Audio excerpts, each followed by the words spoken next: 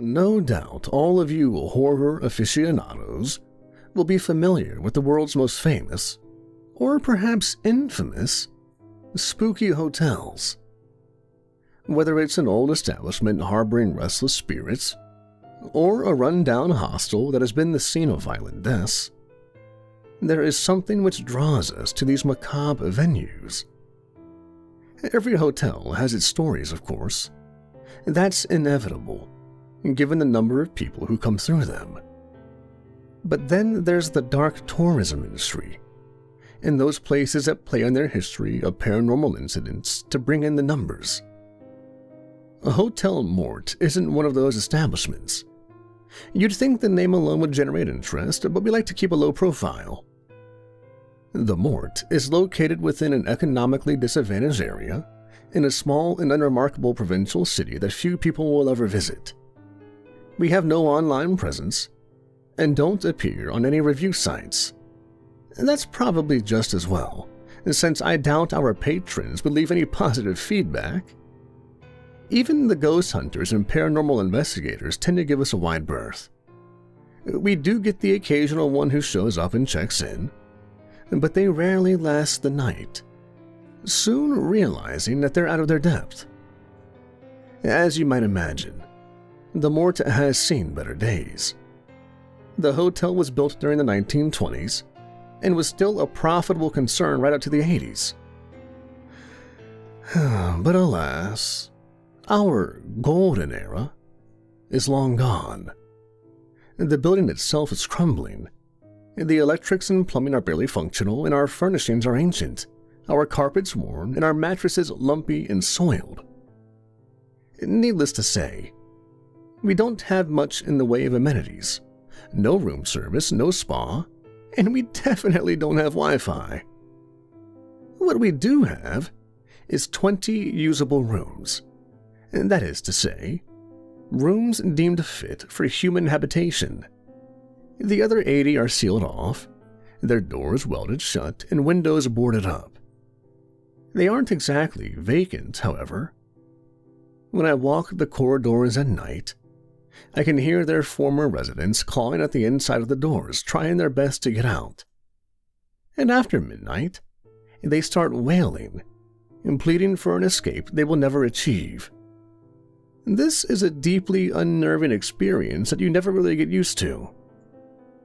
Given the frequent paranormal events which occur inside the Mort, it's no surprise that the few guests we do receive are rather unhinged. We do get our fair share of addicts and drifters who pass through, many of whom also have mental problems. We do our best to look after them, but sadly, the very nature of our hotel doesn't exactly help in their recovery. We do have 3 long-term residents, all of whom are eccentric and rather troubled individuals with tragic pasts. For the sake of preserving their privacy, I shall refer to these 3 by their nicknames. First, there's the Major, a grizzled military veteran who acts the gentleman but is known for his violent outbursts. Then there's the Widow, who appears much like you'd expect, an elderly woman always dressed in black. She spends most of her time in our bar lounge, nursing a glass of sherry, puffing on a cigarette, and occasionally directing sarcastic and biting comments toward the other patrons. Finally, there's the Senorita. She's different from the rest. Young, beautiful, intelligent, but with a darkness inside of her. A terrible sadness which plagues her soul. But I'm not ready to talk about her just yet. And then you have the staff, all of whom incidentally also live in the hotel. First, there's me. I've worked and lived in the Mort for the past 10 years. My job? Well, I suppose you could call me the acting manager, although I also fulfill the roles of front receptionist, concierge, and general handyman. I report directly to the hotel's owner, one Mr. Black. My boss is an odd man and an absentee landlord. I can go years without seeing him face to face. I do speak with Mr. Black on the phone every now and again, usually to ask for advice when I'm facing a particularly tricky situation. Mr. Black is a very intelligent man with vast experience, although I have no idea how he keeps the Mort operational when we've been running at a huge loss for decades. I suspect he may have other reasons for keeping our doors open, but I guess that's above my pay grade. Now, you're probably wondering why I chose to work in this hellhole, let alone why I've stayed here for a decade. I'd like to say that I'm very well compensated for the work I do, but sadly, this isn't the case. I earn a pittance, and the room that comes with the job is barely habitable. And unfortunately, I am not in possession of a set of rules that I can follow that will keep me safe. The Mort is a chaotic, unpredictable, and often dangerous environment, and I rely on my wits and the help of my colleagues to keep me alive. No. The reason I work here is a very personal one. I have an unbreakable connection to the hotel, which means I can never leave. My staff team numbers 2, both of whom also reside in the building. There's Mary, who is our resident maid, and has the unenviable task of trying to maintain a basic level of cleanliness in an old building plagued by dust, cobwebs, and black mold. She's a hard worker and has a particular skill in removing bloodstains from sheets and carpets. Sadly, some of our less agreeable guests keep her busy in this regard. And then there's Owen, our resident chef, who also moonlights as our barkeeper, as unsurprisingly, we don't get many dinner reservations. I would describe Chef Owen as a weird guy with a very dark sense of humor. In addition to cooking and serving drinks, he has another rather unpleasant job, which will become abundantly clear to you once I tell my stories. We make an odd trio, but Mary, Owen, and I have worked and lived together for years and have learned to watch each other's backs. I guess they're the closest thing I have to friends in this world. As I've explained, much of the hotel is now off limits, either because the rooms are out of use or because they're occupied by entities one would rather avoid. In addition to our 20 usable rooms, the main hubs of activity include our lobby and reception area. You'll generally find me behind the desk, waiting on guests who rarely appear and watching a phone that almost never rings. When I'm not engaged in other duties, I'm stuck here, passing the hours by reading paperback novels. Anything but horror. I get that enough in my day job. I stare at the rotating glass doors, reminiscing about better times in the days before I became trapped inside of this hellish place. Mary's domain is the laundry room down in the basement, and Owen rotates between the kitchen and bar lounge, although I often need to remind him to remove his blood-stained apron before he starts serving drinks. The bar/lounge is the closest thing we have to a social hub in the Mort, and is where our handful of guests tend to congregate in the evenings. It was once a rather quaint Art Deco-style bar room, but has long since deteriorated along with the rest of the building, with cracked tiles, dusty old bottles, and tired old furnishings being all that's left of its former glory. The lighting is also poor, but that's the way our guests seem to prefer it. Our restaurant is rarely used but also doubles as our conference room. Believe it or not, we do get the occasional group that wishes to rent it out, and more on that later. Other than these very basic facilities, the Mort has a few other areas of note, but most of them are best avoided for any extended length of time. Our elevator is ancient, creaky, and unreliable, prone to regular breakdowns. I've lost count of how many times I've been stuck in that damned lift, needing to be rescued by Mary or Owen. Often, this is due to simple mechanical failures, but sometimes the lift is paralyzed by one of those malevolent beings that frequently pass through the hotel. It brings an icy chill down my spine every time I find myself trapped in that pitch-black box, listening to the foul cackles of one or more of those devilish fiends. And then there's the dreaded corridors on each floor, They're a frightening space, especially at night. Once I finish my shift, I speed through the hellish labyrinth on the 6th floor, rushing to my room whilst trying to ignore the bone-chilling din and avoid seeing the inexplicable entities who stalk the corners, always trying to draw in the living for their own nefarious purposes. Once I reach my safe haven, I shut the door and lock myself in, putting in my earplugs in an attempt to drown out the inhuman screams which continue until daybreak.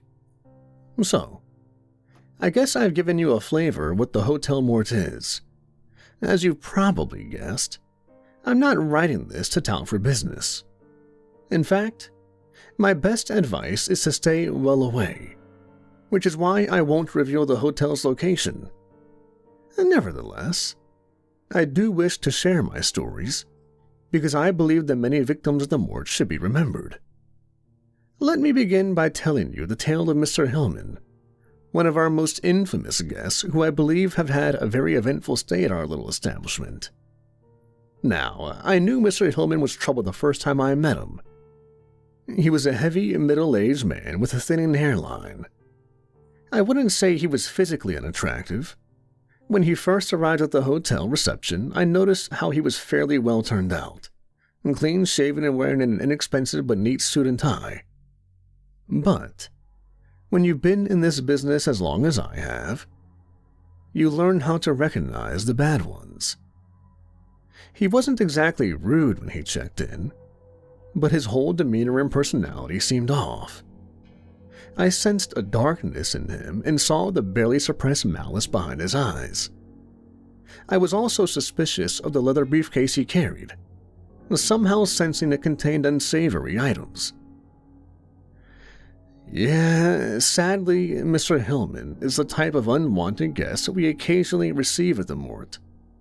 Perhaps drawn in by the darkness and the evil presence which stalks our corridors. I would have liked to refuse him a room, but knew Mr. Black would never allow this. Nevertheless, I knew we'd need to keep a close eye on him, and so we did. It was 10 o'clock on a Friday night when the first altercation occurred. I'd just finished my shift on the front desk and was having a solitary drink whilst working up the courage to face those hellish corridors on the 6th floor. Our bar was about as busy as it gets.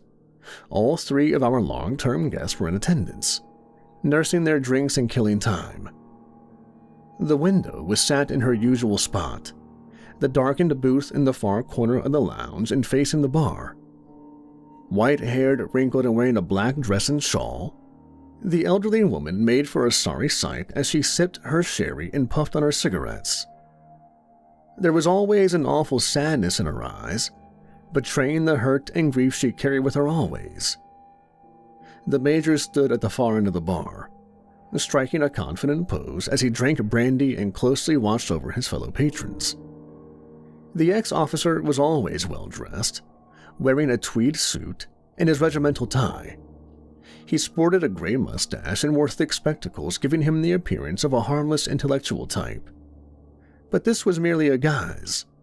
The Major, in fact, was a highly trained killer, and he'd lost none of his edge since retiring from the service. And finally, there was the señorita, who sat in the middle of the bar nursing a glass of white wine. As always, I was struck by the young woman's beauty and elegance, her flowing dark hair, olive skin, soft eyes, and bright floral dress. I wanted so badly to speak with her, but I knew she wouldn't talk to me. It hurt, but I would continue to respect her wishes, for now at least. Owen was working behind the bar, serving our patrons while sporting a wide grin. Our chef is a tall and thin man with a devilish look in his eyes, and a near-permanent smile on his lips that is anything but wholesome. I've worked with Owen for years, but that man still surprises me, and I've never figured out what makes him tick. In one sense, he's my closest friend and confidant, but the man also scares the hell out of me. I know what he does in that kitchen, and it turns my stomach. Mr. Hillman came into the lounge at around 9:30 p.m. He'd already been drinking that evening. This became obvious due to his slurred speech and the smell of alcohol in his breath. Nevertheless, our guest took a stroll and ordered a large whiskey, downing it in one before demanding a second. I became concerned whenever he turned his attentions to the señorita, taking a seat beside her and trying to start a conversation. Frankly, the exchange was painful to watch. Hillman seemed to be trying to chat her up, but she was having none of it, and clearly she was well out of his league. I noted how his body language became more aggressive as the conversation dragged on, and she continued to give him the cold shoulder. I was starting to get worried about her safety, but knew she wouldn't appreciate me trying to intervene. Besides, she could look after herself, as she'd proved many times in the past. I remember the moment when the situation deteriorated. Hillman leaned forwards, trying to touch the girl. She reacted in an instant, jumping off her chair and stepping back whilst glaring him down and shouting, "Don't you dare!" Predictably, Mr. Hillman reacted badly to this firm rejection, standing up from his stool, his face red with fury as he clenched his fists. "You stuck-up bitch!" he spat, his eyes narrowing as he prepared for violence. I could no longer sit and watch, and so made ready to intervene, but this proved unnecessary as the other stepped in first. "You, sir, are a sorry excuse for a man." That was the widow, awakened from her grief as she spoke up in the girl's defense. "If my husband were still alive, he would teach you a damn lesson." Hillman shot her a hateful look, shouting, "Keep out of this, you old bat." The major was the next to speak, and as always, his words hit home. "You've had too much to drink, young man. I suggest you call it a night." His words were typically polite on the surface, but were spoken in a tone which left no doubt as to their meaning. He also shot Hillman a killer glare, holding his gaze after he'd said his piece. I imagine the major had given that look to dozens of men over the years, just before he snapped their necks. I looked on in shocked awe as Mr. Hillman's face turned pale and he quickly backed off, almost stumbling over the bar stool as he retreated. Hillman had been humiliated and clearly wasn't happy about it, and so he ranted angrily whilst leaving the lounge screaming, "To hell with you lot. You're all a bunch of damn freaks. This place is dead anyway, a total dump. I'm gonna find myself a real party."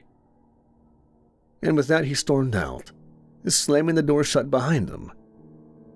I felt a huge relief at seeing him leave and looked over to Owen, who was still standing behind the bar.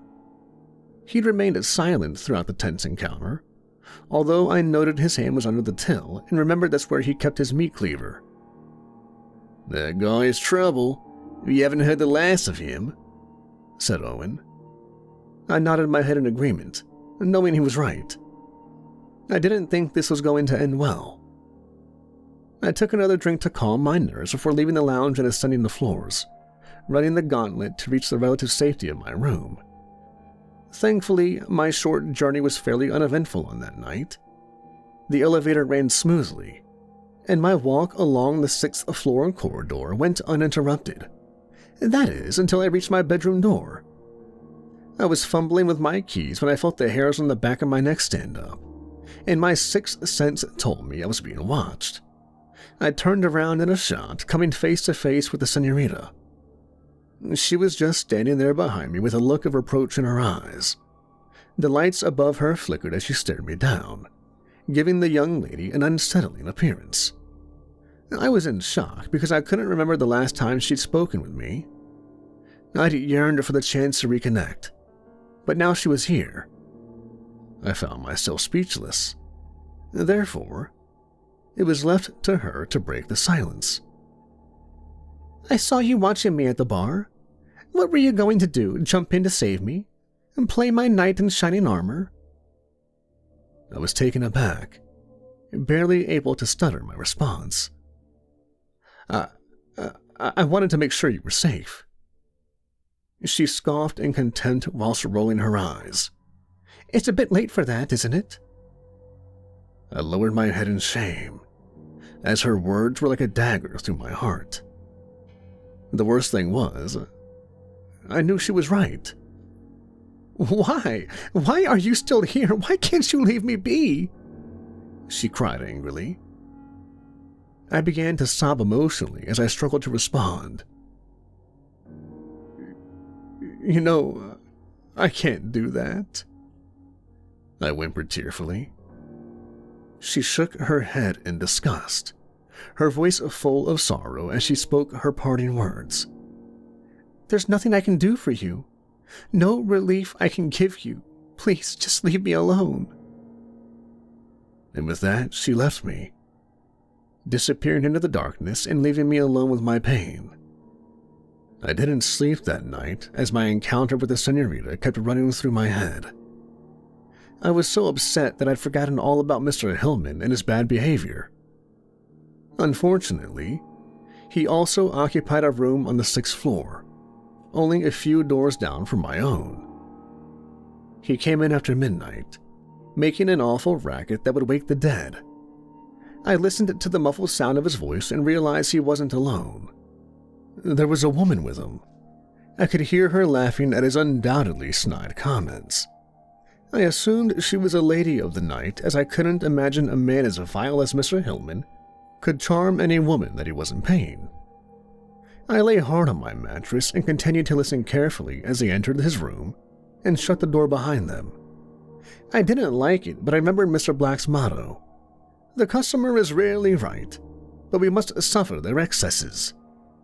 Besides, I was exhausted, both physically and emotionally drained, and so I closed my eyes and fell into a deep slumber. I awoke to the sound of screaming and jumping up from my bed as all my senses came to life.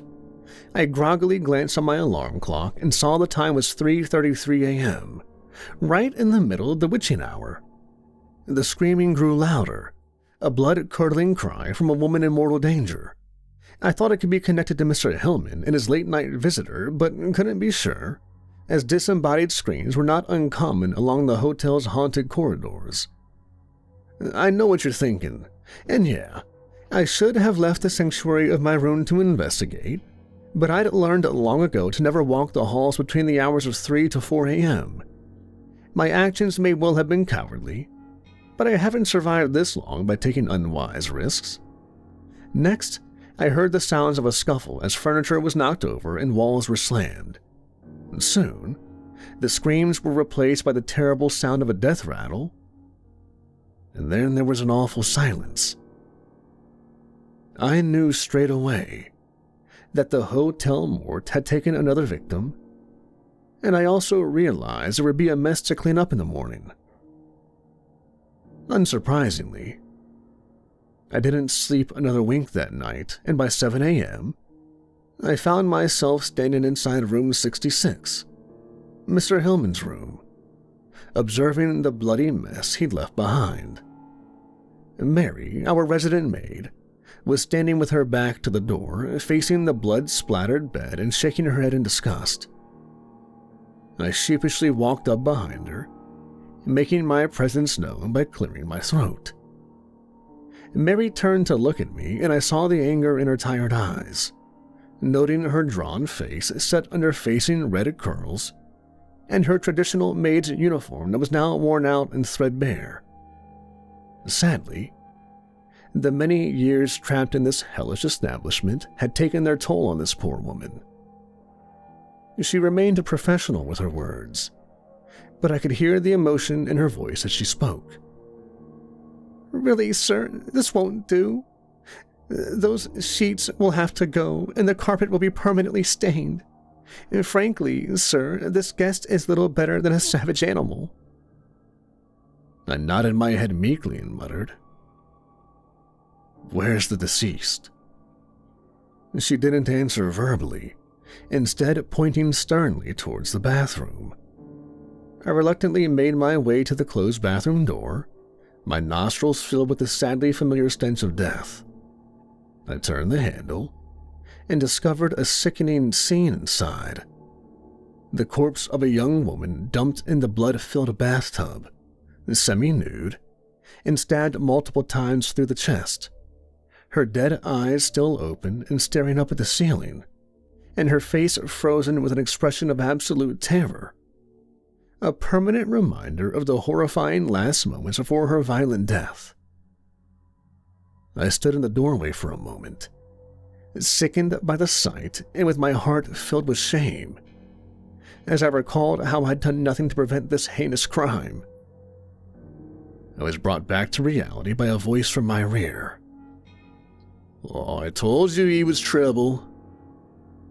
I swung around to see Owen standing beside Mary, his usual grin no longer permanent. "Yeah. Where's Mr. Hillman?" Owen shrugged his shoulders. "I don't know, boss.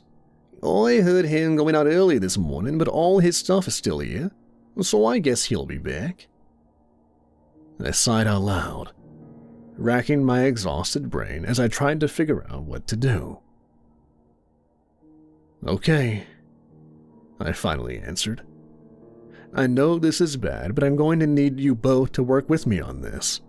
Mary, please do your best to clean up the blood, and Owen, can you take care of the body?"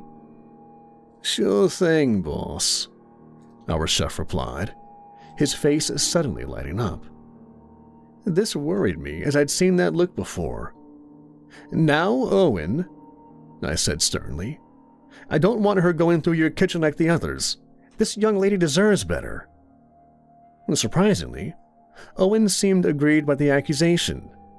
"What do you take me for, boss? I'm no heartless monster.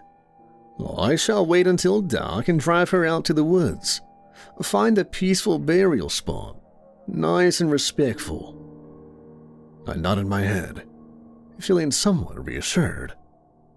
"And what about our guest?" Mary asked sharply. I experienced the stabbing pain of anxiety as I considered her question.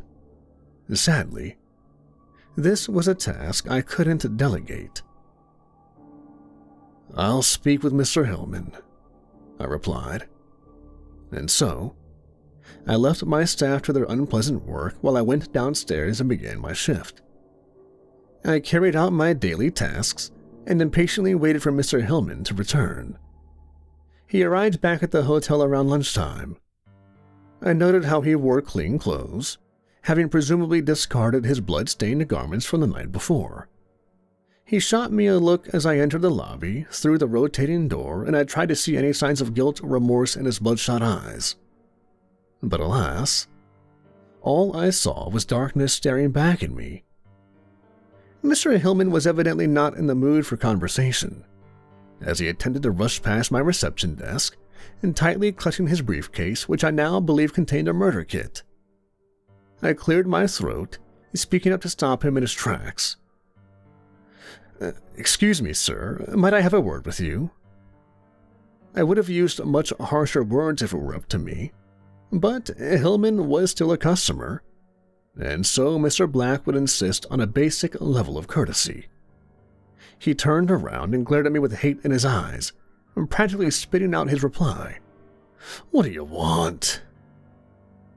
I took a deep breath, meeting his hateful gaze as I spoke my piece. "Sir, I must tell you that the incident in your room last night is considered a severe breach of our residency rules. With all due respect, sir, the condition your room was left in is unacceptable."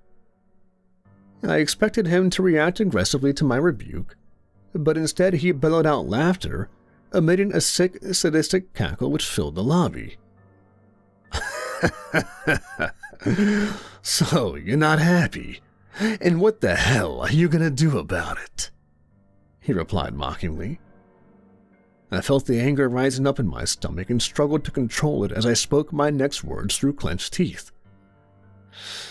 "I'm sorry, sir, but I'm going to have to ask you to pack your bags and leave." He laughed again, louder this time. "I'm not going anywhere, my friend.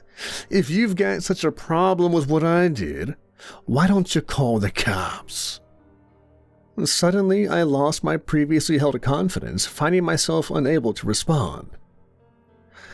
Yeah, I thought not, said Mr. Hillman, as a sickening smirk appeared on his lips.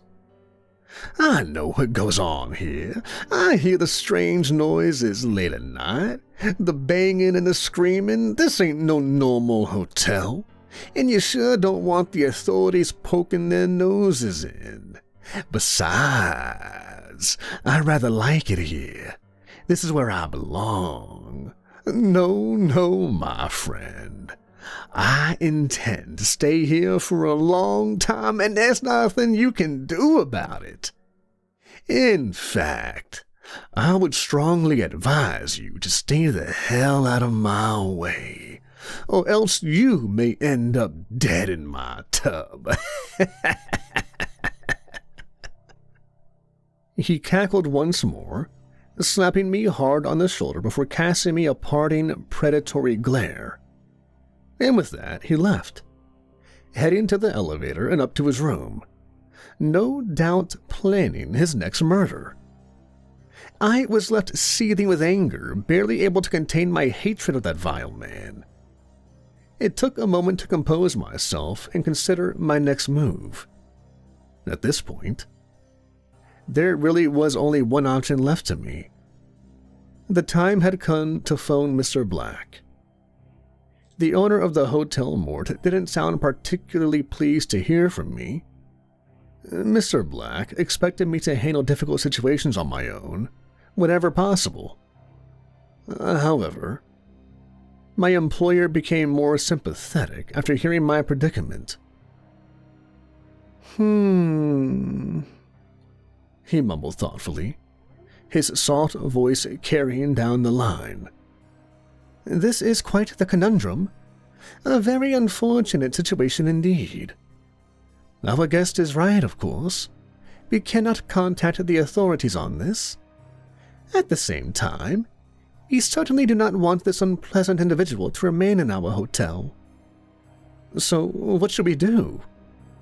I asked impatiently. Mr. Black laughed softly before replying.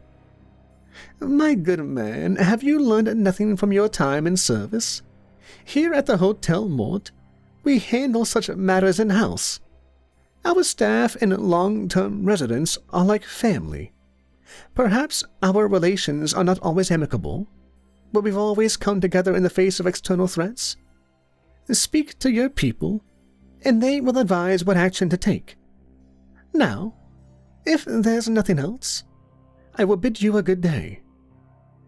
After that, he abruptly ended the call, leaving me listening to an ominous dial tone. I knew this was as much advice as I would get from the enigmatic Mr. Black, and of course he was right. We needed to deal with the Hillman situation ourselves. So, I called a meeting in the lounge that very afternoon, and we made our plans, preparing to put them into motion. That evening, I sat up in my room and stayed alert, ignoring the usual bumps in the night that were all too common in the Mort, waiting for the sound of our unwanted guest returning from his night's exertions. I felt extremely tense, shaking with anxiety and anticipation when I heard his muffled voice and the footsteps along the corridor. A surge of adrenaline kept me going as I opened my bedroom door and stepped out into the danger zone. Mr. Hillman was outside his room, fiddling with his keys in the lock. He turned to face me, and his expression was one of pure rage. There was a lady of the night with him, a girl so young she could have been his daughter. She was pale-skinned, thin, and wore a short cocktail dress and heels. I noted how her pupils were dilated and so guessed she was an addict. Digging deep into my reserves, I spoke up defiantly as I finally confronted the vile man. Now, Mr. Hillman, perhaps I wasn't clear when we spoke this afternoon. We will have no repeat of last night's unpleasantness. Hillman was clearly furious, and he snarled at me through clenched teeth. Get back in your damned room. I took a deep breath and shook my head in the negative. I will not, I replied firmly. You son of a bitch, I'll gut you like a damned fish. Hillman pushed the girl aside and charged at me, reaching into his jacket to withdraw a sharp butcher's knife. I reacted on pure instinct, fighting for my life as I grabbed a hold of his wrist and desperately struggled to disarm him. As we fought, I glanced over his shoulder and saw the young lady, her eyes wide with terror. "Run!" I screamed. Thankfully, she obeyed, sprinting down the corridor in the opposite direction. We'd anticipated the situation, and so Mary and the widow were waiting for the fleeing girl and would get her to safety. But now I was the one in mortal danger. Mr. Hillman was stronger than he looked, and so he soon got the better of me, breaking free from my grasp and throwing me to the ground. I looked up fearfully at my attacker as he advanced on me with pure hatred in his eyes and his knife raised, ready to strike. "You bastard! I warned you not to interfere in my business. Now you're gonna pay." I crawled backwards, praying that the cavalry would arrive in time to save me, and thankfully, my friends didn't let me down. "Now then, sir, this really will not do," said the major. "He's got that right," added Owen. Hillman turned around in shock, suddenly finding himself confronted by two men, both advancing upon him with menacing intent. The major carried a machete and Owen was armed with his trusty meat cleaver. The hardened looks in their eyes confirmed they meant business. Hillman gasped and slowly started to back away. As he did so, the banging started as the entities trapped inside of the vacant rooms slammed their fists against the insides of the doors, hammering in unison to create an ominous and intimidating drumbeat. For the first time, I saw genuine fear in the killer's ghostly pale face, as suddenly the hunter had become the hunted. The major and Owen were blocking his route to the elevator, and so Mr. Hillman fled in the opposite direction while still wielding his knife. He headed for the staircase just as we'd anticipated. I got back up on my feet and joined my armed comrades as we pursued our quarry. In a blind panic, Hillman threw open the door and stepped out onto the staircase.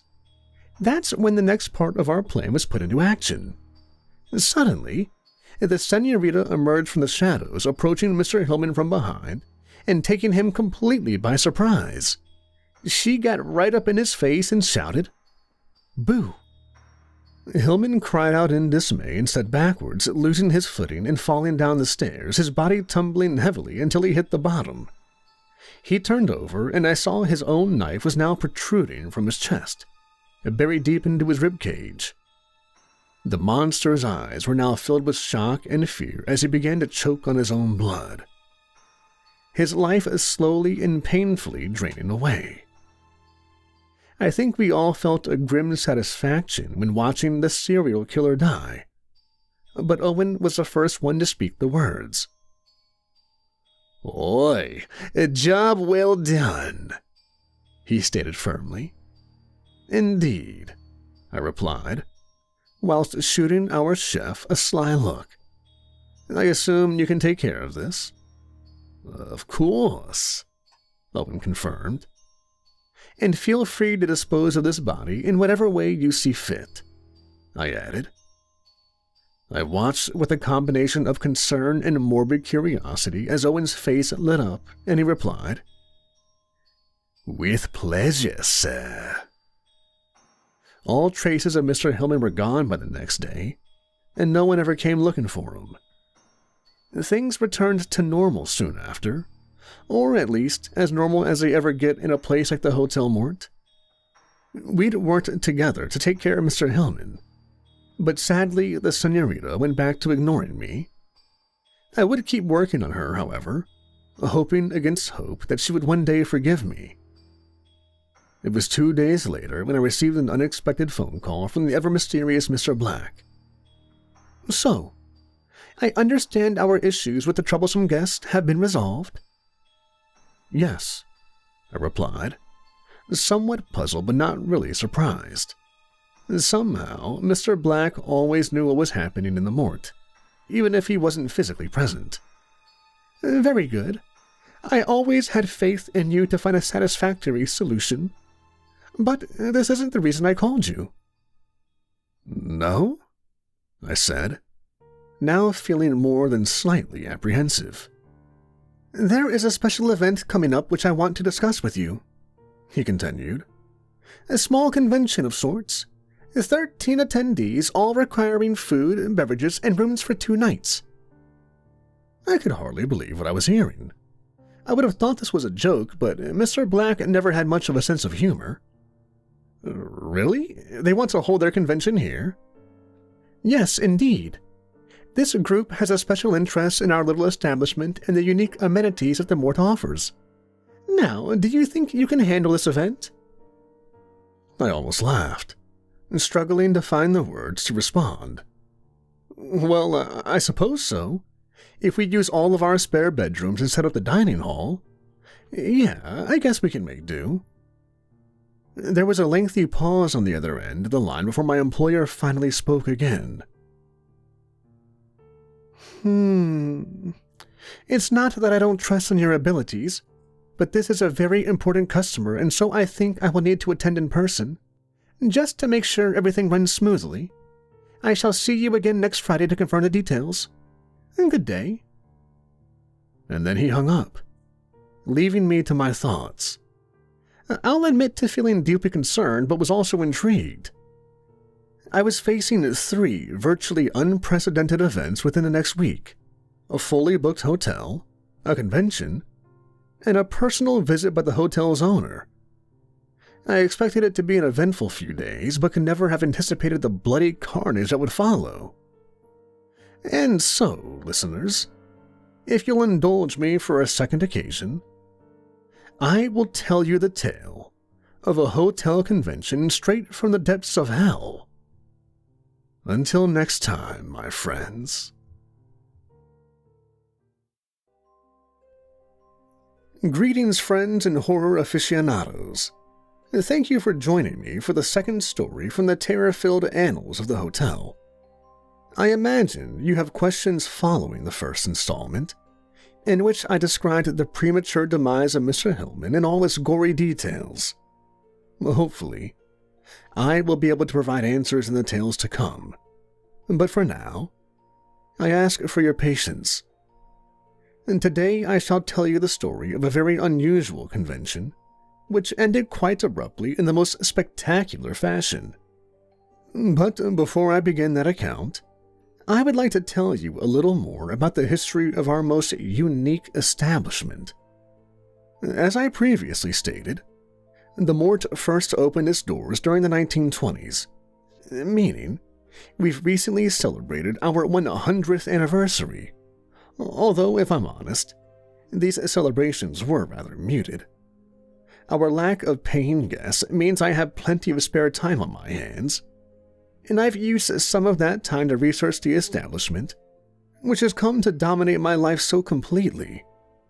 And despite my best efforts, I have discovered little about the location which could explain the hotel's descent into the paranormal realm. It isn't the site of a cliched ancient Indian burial ground, and no massacre ever took place here as far as I can tell. By all accounts, the land the hotel was built upon was simply an empty lot, swallowed up by urban expansion during the boom years of the 20s. The first owner was an eccentric millionaire named Thomas Rain. Mr. Rain may have been able to provide some of the answers I seek, but alas, he died under mysterious circumstances only weeks after the Mort's grand opening. A maid discovered his mangled body inside of the penthouse suite, the door locked from the inside.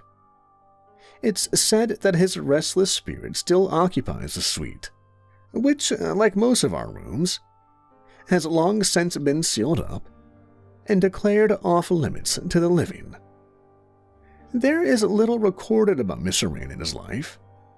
His financial affairs are something of a mystery, although it seems he had links to organized crime, and at least some of his fortune came from illegal bootlegging and gambling.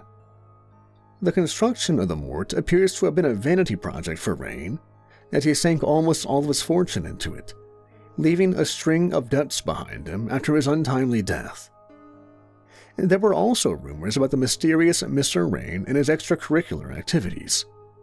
Talk of dark secrets and an unhealthy interest in the occult, One theory is that Rain performed some kind of dark ritual inside the Mort soon after its construction, and that he had inadvertently opened up a portal to the underworld, allowing malevolent entities to pass through. The story goes that Rain bit off more than he could chew, and thus fell victim to one of the monsters he sent loose. I don't know whether any of this is true, but it's interesting to note that the attendees at our convention did believe, but more on that later. In any event, Mr. Rain's violent demise was the first of many deaths to occur at the Mort during its long and bloody history. By my reckoning, 130 individuals have lost their lives at the hotel over the last 100 years. This figure was accurate at the time of writing, but will undoubtedly increase in the future. My research indicates that at least 24 of these deaths were murders, with about twice of that being people taking their own lives. The remainder are officially classified as unexplained deaths or accidents, both of which are all too common at the Mort. There's so much tragedy here, so much grief and pain trapped in our old walls, a terrible dark energy that can drive you insane if you stay here too long. You're probably wondering about the entities which occupy our 80 unusable rooms. Those frightening but unseen beings which bang and scratch the doors in an attempt to escape. The truth is, I don't know exactly what they are, as these rooms were sealed off long before I started working here. My best guess is that they are the spirits of the Mort's victims. Some of those who have died violently on the premises over the years, and for some reason, haven't been able to move on to the next world. If this is the case, it would surely be reasonable to feel sympathy for these trapped souls.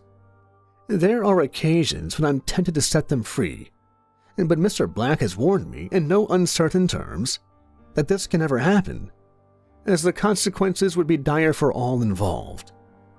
Nevertheless, we do get a degree of cooperation from the spirits, as was proven by the Mr. Hillman incident. They are part of our very unconventional community.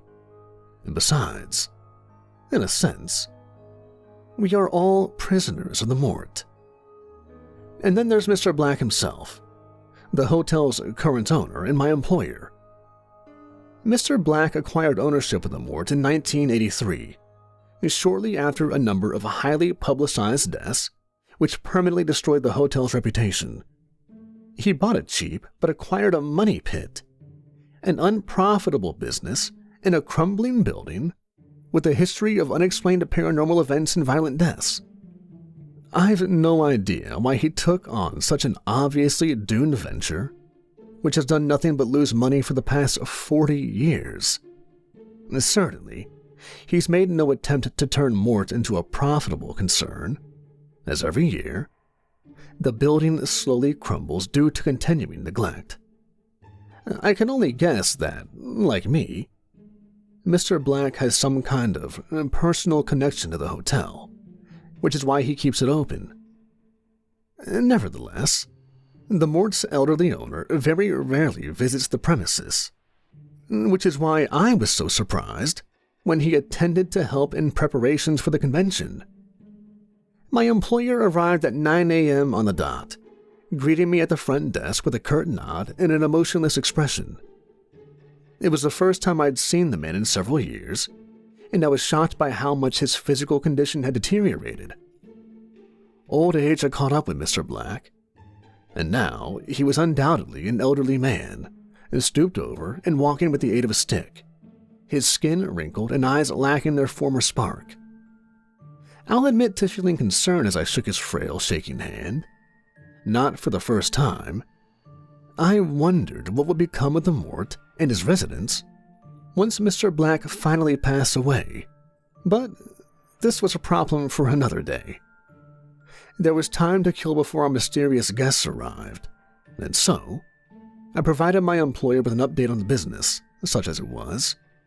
We looked over the books, confirming the grave and ongoing financial issues faced by our failing hotel.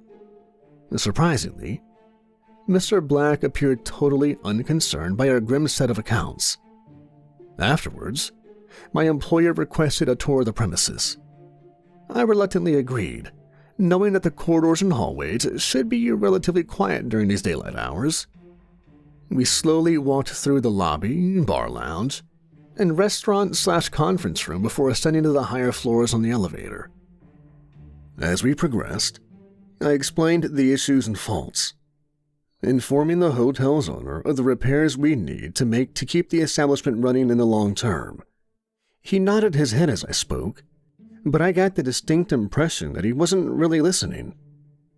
I did notice how uncharacteristically emotional he became as we walked the corridors, a terrible sadness coming over him as he struggled to hold back the tears.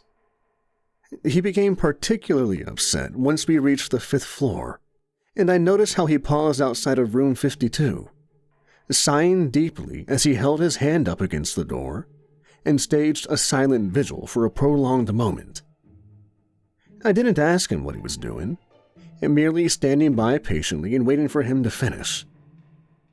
It was only after we'd returned to the front reception that I dared ask him about our mysterious guests. Who are these people? Why do they want to come here? I asked sheepishly. There was a lengthy pause before Mr. Black responded, and I guessed he needed to regain his composure after the trauma of his visit to the 5th floor. Well, sir, I suppose you could describe them as a religious organization of sorts. They are certainly fascinated in the spiritual world, which explains their interest in our establishment and its unique features. Their leader is a man called Kane, an intelligent but rather intense individual, prone to flights of fancy. I suspect our guests will be challenging to attend to, but I'm confident that our team can deliver a satisfactory service for our client. I nodded my head, not really any the wiser, but realizing I was unlikely to get anything further from my ever-elusive employer. Still, his explanation concerned me, as I instantly had images of some kind of freakish cult. As it turned out, my fears were well-founded. Hours passed as Mr. Black met with our other staff, Mary and Owen, briefing them on the upcoming event. Kane and his entourage didn't arrive until close to midnight, sauntering in as if they owned the place. I imagined they would all be clad in dark robes, wearing hoods and necklaces with bizarre and unnerving emblems. But this wasn't the initial impression. The 13 who arrived in our lobby looked surprisingly normal, on the surface at least. They were a diverse enough lot, young and old, male and female, and of various different races. Their clothing was conventional, jeans and shirts, skirts and blouses. Nothing on the surface that would raise concerns. But, as I've said before, I've learned from bitter experience to recognize the troublemakers. I don't remember each and every member of the group. They tend to blend into one another in my memory, as I recall predatory glares and sadistic grins. Their leader was called Kane, a bald-headed and bearded man with a fiery intensity behind his eyes and a dark aura surrounding him. I noticed how the others were all totally subordinate to Kane, and followed his orders without question. Their submissive body language indicated a dangerous mix of devotion and fear. Kane was an intimidating character. That much was obvious. The only one of their number who seemed to command Kane's respect was Lilith, a red-haired young woman with piercing green eyes and a seductive look which would be difficult for any man to resist. Judging by their interactions, I guessed she was Kane's lover, and she also seemed to hold the position of his second-in-command within the small group. It was Kane who spoke with us, however, confirming the details of their reservation in a puzzling conversation with Mr. Black. Mr. Kane, it is our pleasure to welcome you to the Hotel Mort, my boss began. I hope you and your party will enjoy your stay. Kane smiled slyly, exerting a snake-like charm as he shook our hands. When I felt his cold palm against mine, I experienced an icy chill, and when I looked into his eyes, I saw nothing but darkness. Thank you, gentlemen, Kane spoke, his voice deep and raspy. We are grateful for your hospitality. As you know, Mr. Black, this event is of great importance to my organization, and it is essential that all goes smoothly during tomorrow's ceremony. And indeed it shall, Mr. Kane. Our dedicated staff will stop at nothing to ensure our clients' satisfaction. Now, I'm sure your party are tired after your long journey. Maybe escort you to the bedrooms. Kane smirked before replying. Thank you, gentlemen. We shall leave our luggage in the rooms, but my associates and I are night owls. We would like to unwind by enjoying some drinks in your bar. I shook my head in the negative. Regrettably, sir, our bar closes at midnight. Not tonight, Mr. Black interjected. I have spoken with Owen and instructed him that the bar will remain open for the benefit of our new guests. I shot my employer an angry look, wondering why he had blindsided me on this, but he ignored my glare and motioned for me to assist the cultists with their luggage. With no other options open to me, I did as I was told, shifting heavy bags to the waiting elevator. I noticed how two members of the group carried a substantial animal carrier, a cage containing a subdued creature I could not see. They insisted on carrying the box themselves, indicating that the animal inside was of great importance to their organization and whatever they had planned. I guess the poor creature was sedated, as it made barely a sound as they carried the box to the waiting lift. I glanced across at Mr. Black, expressing my disapproval, but he merely shook his head, warning me not to protest. And so I continued as normal, braving the corridors as I escorted our guests to their bedrooms before I descended back downstairs and waited their arrival in our bar lounge. That night, our dilapidated little bar room was about as busy as I'd ever seen it, with all 13 of our new guests in attendance, along with our 3 long-term residents. Given the increased demand for drinks, I joined our chef Owen behind the bar. I had hoped Mr. Black would remain to keep an eye on things, but alas, he'd elected to retire to bed, leaving me to take care of the rabble. The tension inside of the small bar was palpable, as the customers split into 2 groups. Our regulars, the major, the widow, and the señorita, were sat at the far end of the bar, glaring suspiciously at the newcomers who they surely considered as invaders of their home turf. The 13 cultists were at the other end, and congregated around their leader, and hanging on his every word. They were fairly civilized at first, but after a few drinks, the newcomers descended into increasingly vile and offensive conversation. Their talk began with jokes made in poor taste and soon moved on to crude descriptions of past sexual encounters. But that was just for starters. Before long, Kane's followers began boasting of despicable acts of violence, of savage beatings, murders, and massacres they'd committed. These people clearly took a perverse pleasure in recounting these vile assaults, savoring every little detail. The fear, the blood, and the gore. It was sickening to hear, but I felt powerless to intervene, remembering that Mr. Black had instructed me to do everything in my power to accommodate our new guests. Kane was holding court, reciting his own gory tales whilst also vocalizing his crude and nihilistic philosophy. We alone understand the simple truth. The universe is not governed by justice and harmony, but rather by chaos and violence. In the inferno to come, only the strong will survive. My reaction to Kane's hate-filled words was stunned silence, but the señorita surprised us all by laughing aloud in open mockery, fearlessly provoking the cult leader's anger. I listened on in dismay, as Kane snarled his angry words through clenched teeth. "Oh, you have something to say, young lady?" The senorita certainly did. Her forthrightness was one of the things I most admired about the young lady. But once again, I was worried she was putting herself in danger. "And people like you are always the same, full of world-weary cynicism and self-loathing, and thinking you know some great secret that the rest of humanity has missed.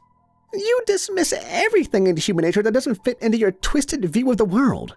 Compassion, love, loyalty, selflessness. And the truth is, you can't feel these emotions because you're weak. You've given in to the worst impulses of your blackened hearts." For a moment, the whole barroom was stunned into silence, and a tension-filled moment followed, as all awaited the response. Lilith, Kane's lover and number 2, broke the silence, screaming in fury as she screwed up her face and clenched her fists. "How dare you speak to our leader this way? I ought to tear your tongue out." There was a terrible dark energy in the air, as all prepared for violence. The 13 formed up like a pair of jackals, ready to pounce on their prey. Meanwhile, the Major jumped up from his bar stool and reached into his jacket pocket, while I saw Owen go for the meat cleaver he kept under the bar. In a panic, I glanced across at the senorita, noting with some pride that she stood her ground. Nevertheless, I felt sure that bloody violence would ensue, with the odds heavily stacked against our side. Therefore, I was astonished when Kane himself acted as peacemaker. "Friends, there's no need for unpleasantness. This young lady is entitled to her opinion. She is completely wrong, of course, but I forgive her for her naivety and loose tongue." The senorita scoffed in disgust, but made no further comment. The next to speak was the widow, who sat in her usual corner, sipping on her sherry and observing the tense confrontation from afar. "And so, what is it that you awful people want? Why have you darkened the doors of our hotel and home?" "A very good question," Kane answered, as a snide grin appeared on his lips. "We have come here to fulfill our destiny. This hotel, as you describe it, is hardly deserving of the title. Nevertheless, this location holds a special importance to our group. You see, this crumbling structure which you inhabit is a portal, an entryway to another dimension, and on the other side dwells our master, the Prince of Darkness and Lord of Chaos. Tomorrow, we shall perform a sacred ceremony to summon our master to this realm. We will pledge our eternal fealty and be rewarded with immortal life and unlimited power." The widow shook her head, not in dismay, but rather in sad resignation. "You must be insane if you think such an outcome is possible," she proclaimed. "We shall find out soon enough. I gladly invite you all to attend our ceremony tomorrow and see for yourselves. In the meantime, why not join us for a drink so we may settle our differences?" Kane's offer seemed genuine, but I noted the devilish look in his eye and guessed he held malicious intent. The Major surely recognized the deceitfulness and spoke to the cult leader in a tone which should have left no doubt. "I think it's time for your party to call it a night," he stated firmly. "I think not," Kane replied, not missing a beat. "We are paying customers and intend to finish our drinks. If you are so offended by our presence, I suggest you leave." Another tense moment followed, as two killers attempted to stare each other down. We'd worked together to bring down Mr. Hillman not so long ago, but he was just one man, and ultimately, he turned out to be a coward. Kane was a much tougher foe, however, and he was backed up by a dozen bloodthirsty fanatics who stood ready to attack on command. The Major broke eye contact with Kane as he spoke to the widow and senorita. "Come on, ladies. Let's leave these people to their libations." And with that, our three regulars left the barroom, still retaining their dignity, even as Kane's vile followers sneered and whistled after them in cruel mockery. I watched with sadness as the trio exited the lounge and disappeared into the shadows. Meanwhile, the hateful Mr. Kane toasted his petty little victory and offered another round of drinks for his twisted subordinates. Thankfully, Kane's party left the lounge soon after, although they ordered more booze to bring up to their rooms. I was relieved to be able to escape from the tense situation and make it to my bedroom before the hotel descended into its usual cycle of nightly chaos. I secretly hoped that one or more of our guests would fall victim to the malicious entities which stalked the corridors and staircases, but I doubted we would be so lucky. Once I reached the relative safety of my room, I lay on my mattress and tried in vain to sleep. The unpleasant encounter down in the bar kept running through my head. I had seen much worse over the years, of course, but what Kane had planned had the potential to be catastrophic. I would need to speak with Mr. Black in the morning, as he would surely know what to do. But despite my apprehension, I also felt just a glimmer of hope. The senorita's words had moved me. She'd been brave to stand up to Kane, although perhaps foolhardily. Still, there was a time when the young lady would have shared much of Kane's deep cynicism and his black worldview. But now she spoke of love, compassion, and loyalty. I felt a renewed hope and started to believe she could be saved. But whatever positivity I felt that night disappeared once we reached the witching hour, and the corridors outside of my room descended into hell. The anarchy commenced at 3 a.m. on the dot. Kane had chosen room 66, recently vacated by the late Mr. Hillman.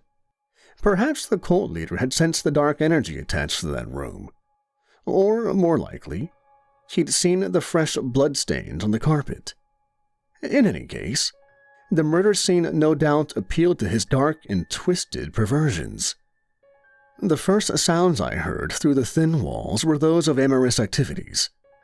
I thought I recognized the voices of Kane and his mistress Lilith, and soon several other members of the cult joined in.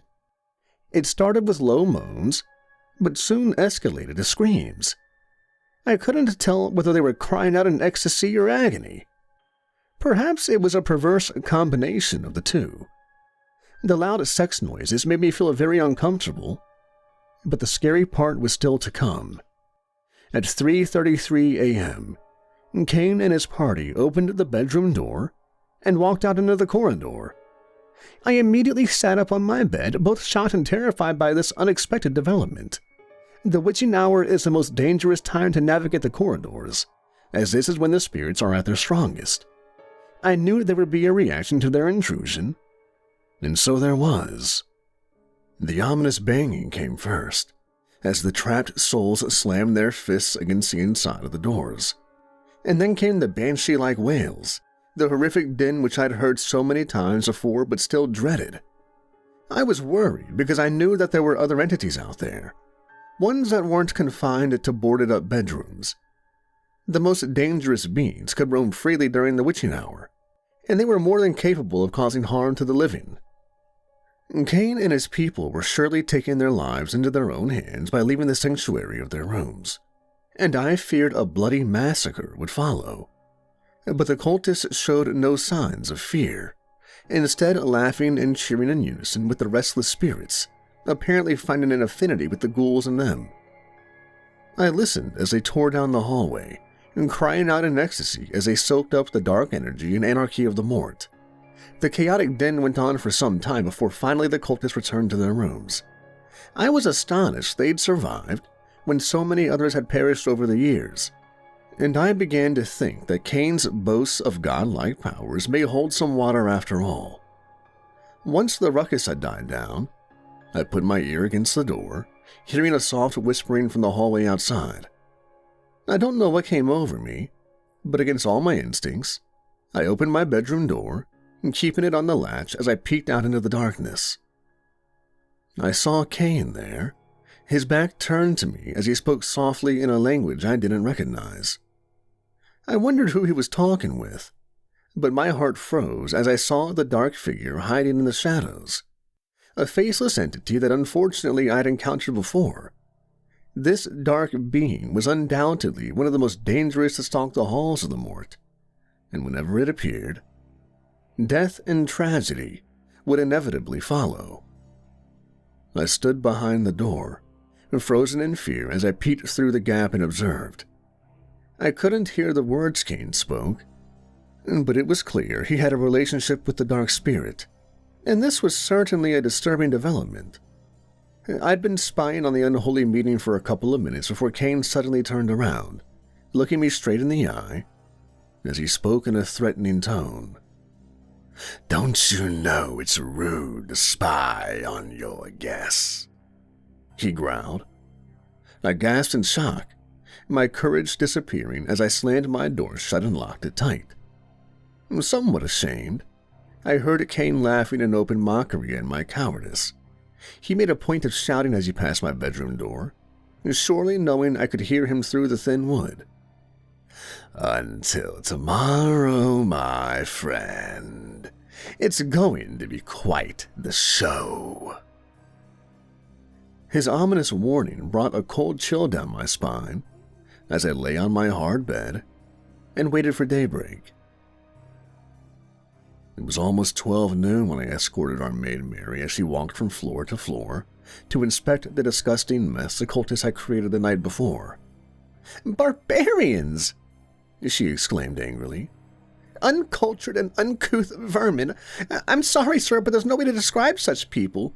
The mess they've made of their rooms, spilt alcohol, blood, and bodily fluids all over the place. Mattresses and furniture torn up and smashed to pieces. There are even animal feces on the carpet in room 33. Room 66 is the worst of all. Honestly, sir, it will take me days to clean up this bloody mess." Her guilt trip worked on me, as it always did. "We'll help you, won't we, Owen?"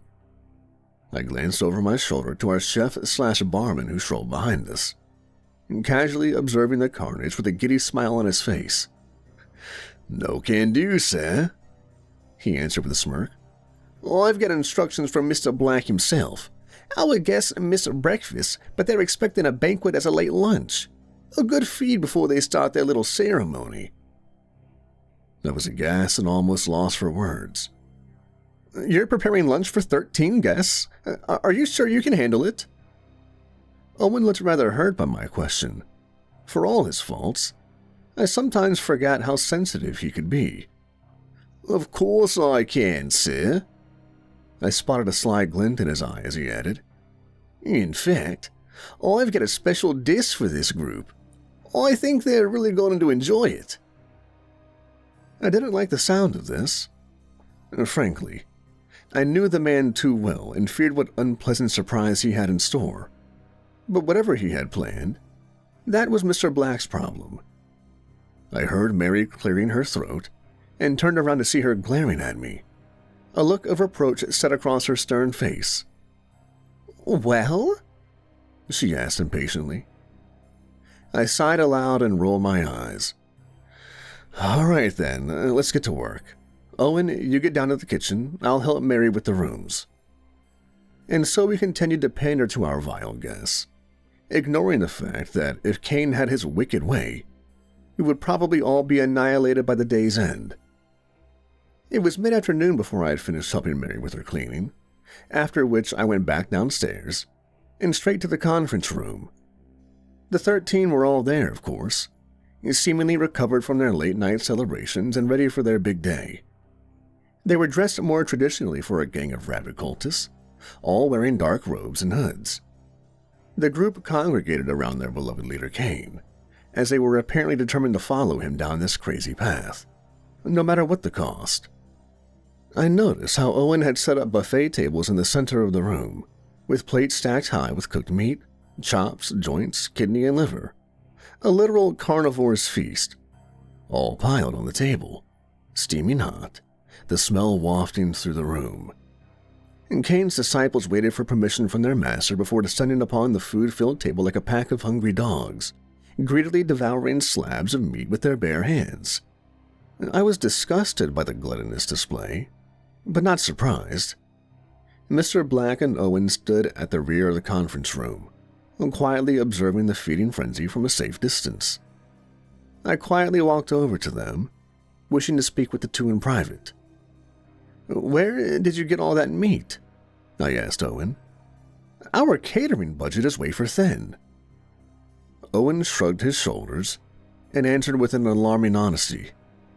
"Well, boss, you said I could do whatever I wanted with Mr. Hillman's body." My jaw dropped and my stomach soured. I looked to Owen, hoping he was joking, but his expression told me he was deadly serious. "Jesus, what if they find out?" I expected Mr. Black to be equally disgusted by Owen's revelation, and was astonished to hear him snicker ever so softly. "Frankly, I doubt they would care," he whispered. "Cannibalism is the least of their sins." I shook my head, hardly believing what I was hearing. "Do you know what they have planned?" I asked in desperation. "We can't let this lunatic go through with it. If he opens that doorway—" "Shh! Keep your voice down," my employer replied sharply. "Don't worry about it. The situation is under control." I opened my mouth to speak again, but was interrupted by a voice from across the room. "You there, my people are thirsty. Fetch us some drinks to wash down our meal." It was Cain, of course, shooting me a look of utter contempt as he took pleasure in ordering me around. My face turned red with anger as I bit my tongue. I looked across at Mr. Black, hoping for some support, but he merely nodded his head, indicating that I should do as I was told. Soon, Cain and his people were downing alcohol, whipping themselves up into a wild frenzy as they prepared for their unholy ceremony. They waited until after dusk to begin, having made meticulous preparations in advance. After the buffet tables and drinks trolley had been removed, a member of the cult painstakingly drew a pentagram-style symbol on the hardwood floor using white chalk, a perfect circle 10 feet in diameter. I frowned whilst observing the worrying artwork and wanted to put a stop to it, but once again, Mr. Black held me back, shaking my head in the negative. I really hoped my boss knew what he was doing. The preparations continued as several cultists carefully placed wax candles around the circumference of the pentagram, lighting them one by one to complete the circle. I reached my limit when they brought the animal into the conference room. A horned goat, still dazed from whatever sedatives they'd fed it. They led it across the room on a lead, and I watched in horror as the group's sadistic excitement reached a fever pitch, and Cain removed a shining dagger from underneath his cloak, grabbing the goat by its horns and holding the knife to its throat. The animal bleated in fear, its eyes widening as it recognized a deadly threat. I cried out without thinking, shouting, "Really, sir, this will not do. And killing livestock on the premises is not permitted. You risk losing your security deposit." Cain glared across at me with rage in his eyes, almost spitting out his rebuttal through clenched teeth. "You object to our ritual? Our ceremony requires the spilling of blood. If not the beast's blood, then yours will do just fine." I saw the killer glint in his eyes and knew he wasn't joking. This psychopath would murder me without a moment's hesitation. Luckily, my employer came to my rescue, albeit by submitting to the vile cultist's wishes once again. "My apologies, Mr. Cain. My manager spoke out of turn. Of course, you may carry out your ritual without interference, Please proceed." Kane grinned sadistically, wasting no time before cutting the poor creature's throat. The goat kicked and struggled as his blood spilled and his life slowly drained away. Kane continued to hold on tightly to the dying beast as Lilith walked over with a gold-plated goblet, catching the animal's blood within it. Once the goblet was filled, Lilith passed it along the line, and all 13 cult members drank from it in turn as they formed a human circle around a candle-lit pentagram, linking arms as they began a chilling chant in a language I could not comprehend. As his minions performed their parts, Kane stepped forward, the goblet in hand, as he walked into the very center of the circle, carefully and meticulously pouring blood downward in a steady stream as he spoke in a booming voice, reciting a prayer-like stanza in English. "Glory to the Prince of Darkness, my lord. We offer this sacrifice in humility and fear. We are your loyal servants, dedicated to the righteous cause of chaos and violence. Come to us, O great master. Show us the true path. Use us as your sword in your war of purification." He finished the ritual, the goblet now empty. We all waited with bated breath for whatever would occur. I found myself frozen in terror, but when I looked to my employer, I saw no fear or emotion in his eyes. For a moment, nothing transpired, and I wondered whether Kane's ritual would turn out to be a humiliating failure. But then everything happened at once. The first event I observed was the blood inside of the pentagram starting to boil, as if the floor itself was burning up. And clearly, Kane had expected this, as he stepped back to the edge of the circle, his face lighting up with a perverse satisfaction as he watched the horror he'd summoned come to life. What happened next is hard to explain and shouldn't have been physically possible. And yet, I swear my account is truthful. In an instant, the floor inside the circle disappeared, inexplicably transforming into a pitch-black opening. It wasn't a hole in the ground exactly. A more accurate description would be a whirlpool-like portal, a dark gateway to a hellish dimension.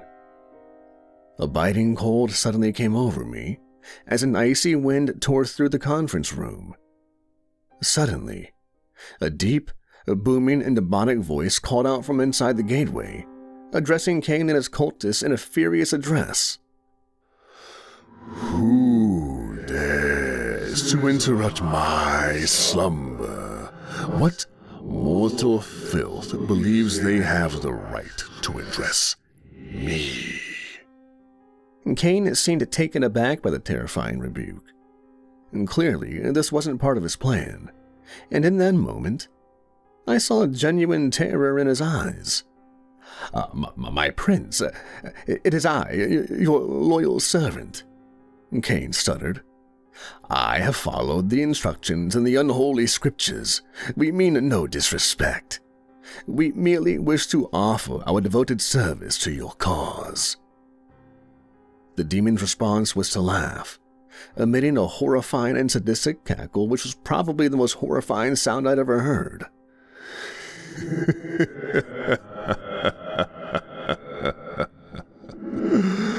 "Oh, you foolish and weak mortals. I have no need of your services. I have only one desire: possession of your immortal souls." What I saw next almost defied belief, as suddenly a huge claw-like hand emerged from inside the portal, rising up and opening its enormous palm.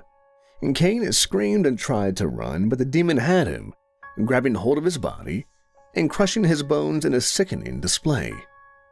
A moment later, and the still screaming Kane was pulled down into the portal, his soul surely condemned to a torturous eternity in hell. After that, the hall descended into pandemonium. Lilith and the other cultists lost their minds and attempted to flee in every direction, But suddenly, a napalm-like stream of fire ascended from the portal, engulfing each and every one of the cultists in a horrific inferno. They all screamed in agony as their flesh burned, and an appalling stench filled the room. In a matter of seconds, all 12 were reduced to charred corpses, but the demon wasn't done with them yet. The remains of the 12 were pulled towards the gaping hole like iron filings attracted to a magnet, all sucked into the pitch-black void. And then, to my immense relief, the hell mouth closed, leaving nothing behind but the chalk circle and a sickening smell of burned flesh. I felt faint, hardly believing the horrific event I just witnessed, and somehow knowing this atrocity would haunt my nightmares for the rest of my life. But to my astonishment, I saw Mr. Black still standing beside me with a look of satisfaction in his eyes and a thin smile on his lips. "Very good," he said softly. "I couldn't have asked for a better outcome." I gasped and shook my head in disbelief, unable to find the words to respond. As usual, it was our chef Owen who broke the tense silence, approaching us from behind and saying, "Well, friends, I think we could all use a stiff drink." And 10 minutes later, and we were all sitting in the lounge, Owen cheerfully pouring drinks as Mr. Black and I sat in quiet contemplation. Our 3 long-term residents stood at the far end of the bar, and toasting the demise of the vile cultists who'd invaded their homes so aggressively. I hadn't seen the Major, Widow, or Senorita in our conference room, but somehow they knew what had happened. I wasn't surprised, as nothing took place in the Mort that these 3 weren't aware of. My hand was still shaking as I lifted my glass and poured the hard liquor down my throat, savoring the rough taste as it went down. I looked to my employer, flabbergasted to see him calmly sipping on his scotch, seemingly without a care in the world. "How can you be so calm after what just happened?" He looked me in the eye before replying in his typically soft voice. "My good man, you really should learn to listen. As I said, the event went exactly to plan. Our client will be most pleased." My jaw dropped in disbelief. Our client? Our client was literally dragged into the depths of hell. Mr. Black laughed while shaking his head. "That foolish Mr. Kane was not our client. He and his moronic followers were always going to meet an unpleasant end. No, my old friend. The entity we serve is far more powerful, and the price he demands is a heavy one. But today we delivered, and now the future of our hotel is secure." A cold chill ran down my spine as I realized the terrifying implications of what my employer was telling me. "I won't be around forever," Mr. Black continued, "and the time will come when I hand over the reins to you. The Mort is my legacy, and I know I'm leaving the old place in good hands." My mind was racing by this point. After so many years of silence, my employer was hitting me with so much information all at once, and I was finding it difficult to cope. "You want me to take over the Mort? Why on earth would I want to do such a thing?" Mr. Black smiled ever so slightly, and a terrible sadness came over him as he broke eye contact. "I know you will stay," he finally replied, "because, like me, you have an unbreakable bond with this old place." I instinctively glanced across the bar to the Senorita. She met my eye for the briefest of moments before turning away. "You know, it's been 4 decades since my beloved perished in that damned room," Mr. Black said, his eyes now welling up with tears. 40 years, but it never gets any easier. I can feel her presence every time I walk the halls, but she never makes herself known to me. I suspect she still blames me for what happened, and perhaps she's right to do so." My employer was sharing with me for the first time in our long professional history, and I couldn't help but feel sympathy for him. No wonder he so rarely visited the hotel. Clearly, his memories were too painful.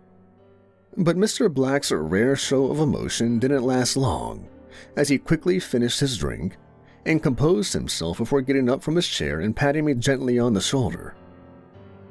"Well, in any case, my work here is done. I expect it will be some time before we see each other again. My lawyer will be in contact regarding the legacy matters. In the meantime, keep doing what you're doing, old friend. It is essential that we keep the Mort's doors open, no matter what the cost." With that, he held out his hand in friendship. We shared a hearty handshake before my elderly employer offered his parting words. "Good luck, sir." I watched him leave the lounge and wondered whether I'd ever see him again. And as it transpired, Mr. Black was right. The Mort's doors will stay open, and I shall stay here until the very end. And so, that is the story of our hellish convention, one which the staff and residents of the Mort will never forget. Kane and his rabble were gone, and the mess they'd left behind was soon cleared away, for the most part at least. But sadly, the vile Mr. Kane did leave a lasting legacy for us to deal with. The shadowy entity which Kane had conversed with the night before his death. This malevolent spirit was already known to us, and its last visit to the Mort had resulted in tragic consequences. This entity had been absent from our hotel for many years, but had apparently taken advantage of the chaos caused by Kane's botched ritual to slip back into our mortal realm. I knew we would need to work together to fight this demon. Otherwise, suffering and loss would surely follow. So, my good listeners, if you choose to join me for a third installment, I shall tell you the story of our battle against the embodiment of death itself. Until next time, my friends.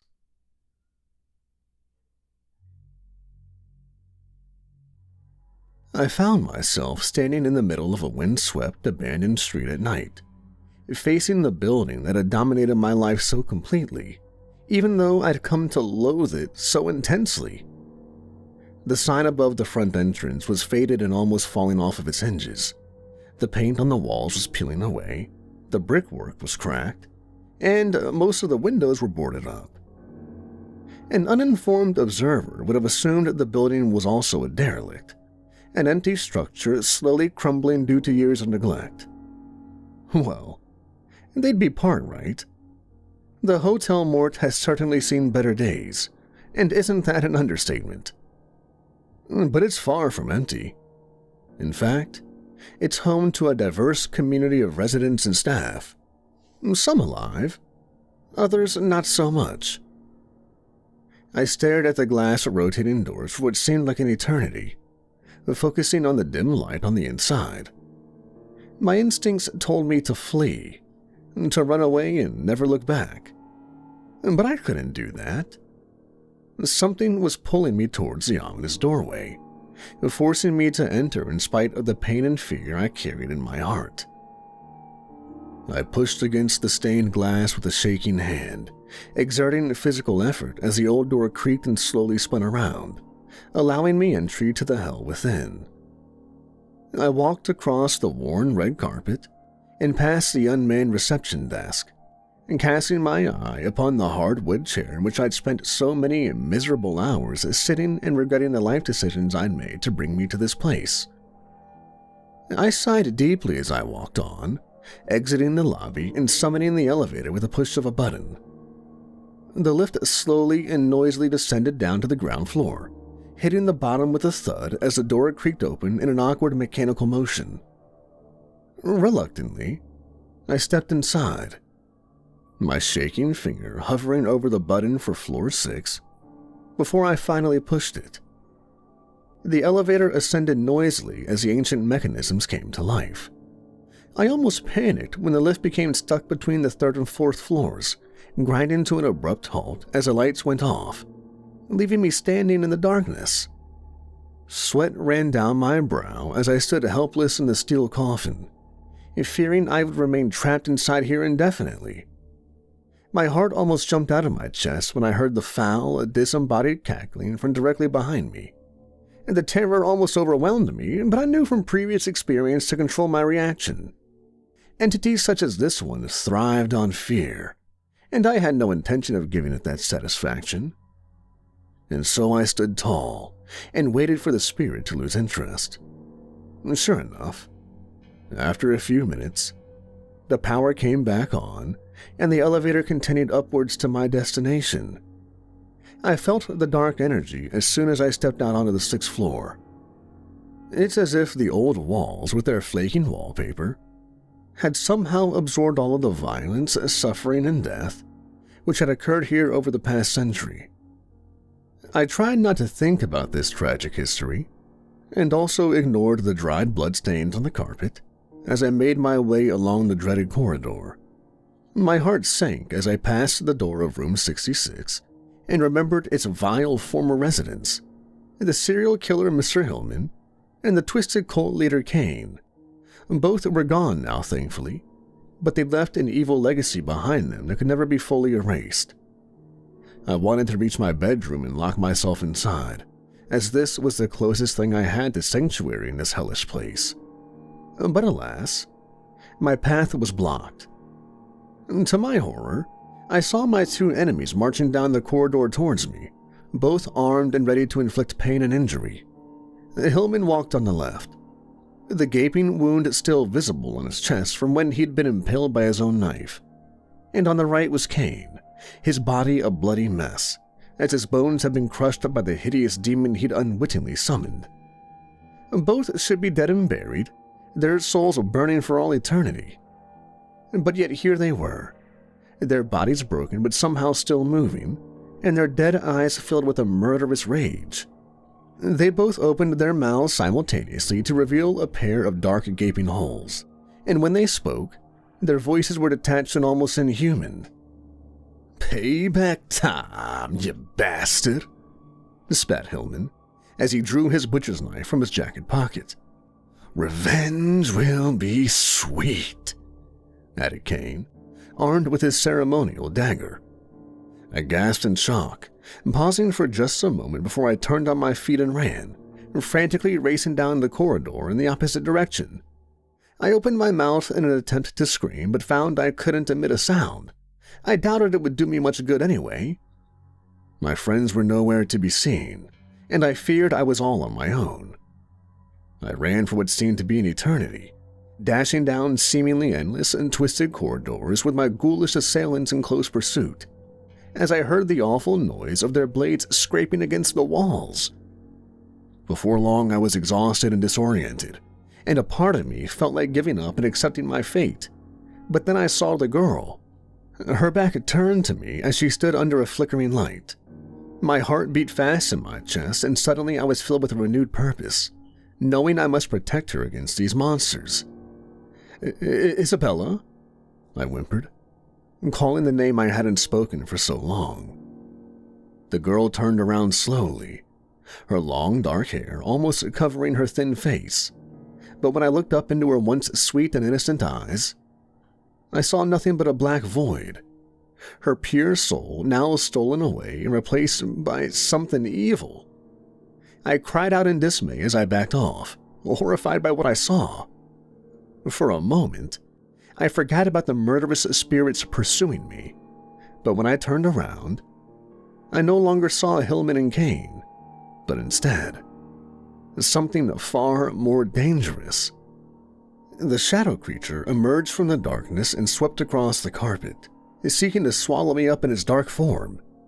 And as it did so, I was suddenly filled with a terrible despair as a lifetime of regret and shame came flooding back into my memory. In that moment, I wanted it all to end and felt myself falling into the void. And suddenly there was an almighty scream, a banshee-like wail which brought me back to reality, I shot up from my bed, drenched in sweat, and realizing what I'd just gone through was only a nightmare. But the scream that had awoken me was all too real. I glanced across at my alarm clock and noted the time. 3:33 a.m. No surprises there. The photograph album was on the floor beside my bed, with pictures of Isabella, the real Isabella, prominently displayed.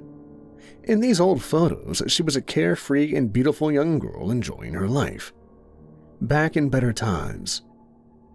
I must have fallen asleep whilst flicking through the album, reminiscing of the good old days before all of this misery.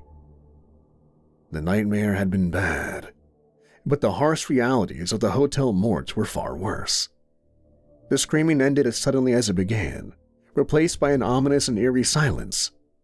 But in my heart, I knew that the Mort had claimed another victim, and I would have yet another body to deal with come daybreak.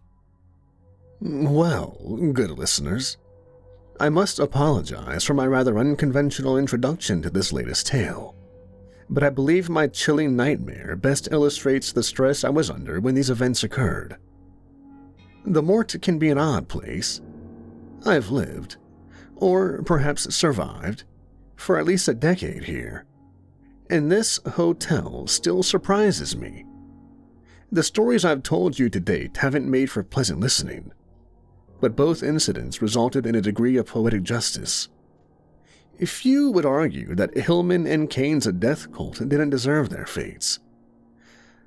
But alas, the account I will tell you today is one of tragedy, pain, and loss, but also of hope and redemption. And at last, I am ready to reveal the hidden secrets of the Mort and the true relationship between our staff and long-term residents. But I digress. My story begins the morning after my vivid nightmare, as I found myself facing a sadly familiar scene of death and devastation. The deceased was hanging from the back of the clothes hook in the bathroom, a belt wrapped tightly around his neck, his face purple and his eyes bulging. The life had been choked out of the middle-aged man, and I guess he'd been dead for about 5 hours, perishing at some point during the infamous witching hour. I looked on at the corpse with a terrible sadness in my heart, as tragic memories came flooding back. My staff members, Chef Owen and Maid Mary, both stood behind me, silently holding vigil over the awful scene from a respectable distance. "Who was he?" asked Mary, breaking the tense silence in the room. "I don't know," I replied without turning around. "He came in yesterday afternoon and booked a room for one night, and paid in cash and gave me what I assume was a fake name. There's nothing amongst his possessions to identify him. No way to contact his family." "Oh, I guess he decided to check out early," said Owen. I shot around angrily, ready to rebuke our chef for his poor taste joke, but I saw his head lowered in shame and so said nothing. "He took his own life then?" Mary asked nervously. I sighed deeply before responding. "I think we all know this wasn't an ordinary suicide." "It was in my dreams last night," Mary interjected, her eyes filled with fear. "Mine too," Owen confirmed. "Yeah," I muttered, breaking eye contact with the pair as I once again looked upon the corpse. "We need to deal with the body. Owen, please bury this man in the forest. He must not go through your kitchen. Understood?" "Of course, boss," our chef solemnly replied. I glanced across to see the room number upon the open door. Number 66. Enough was enough. "Mary, we're going to close up this bedroom like the others, board up the windows and weld the door shut." "Are you sure, sir?" she asked. "Yes," I confirmed sternly. "I should have done this after the Hillman murder, definitely after the Kane fiasco. Room 66 is now off limits for the living." "As you wish, sir," Mary replied. I took one last look at the poor man's dead eyes before Owen cut him down, and a cold chill ran through me as I realized this was only the beginning. Despite my distress from the morning's events, I reported to the front desk for my shift as usual. Room 66 was now sealed off, and so this was one less thing to worry about. But it would make a little practical difference to the shadow creature, which was more than capable of moving freely throughout the hotel, striking at the place and time of its choosing. I felt an almost overwhelming guilt as I sat there in my lonely post, racking my brains as I tried to figure out what to do. Normally, in a difficult situation such as this, I would phone Mr. Black, the Mort's enigmatic but all-knowing owner. But my last conversation with my employer still played on my mind. Mr. Black was getting on in years, and he'd made it clear that the running of the hotel would fall to me when he eventually passed on. Therefore, I couldn't keep going to my elderly boss every time I faced a challenge. I would need to resolve this issue myself. I was still pondering this deadly dilemma that afternoon when an unexpected guest arrived at my front reception. The young man who came through our doors was probably in his late teens or early 20s. Just a kid, really.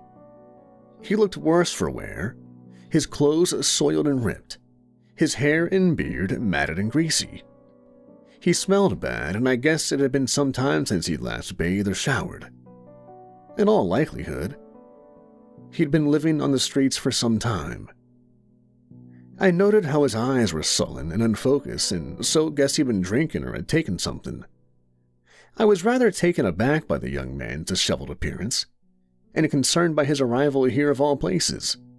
But I composed myself and remained professional. "Good afternoon, sir. How may I help you?" "I need a room. One night, please," he slurred. I gulped, my brain racing as I considered my response. I've seen plenty of folk come and go over the years and like to think I'd become a fairly decent judge of character.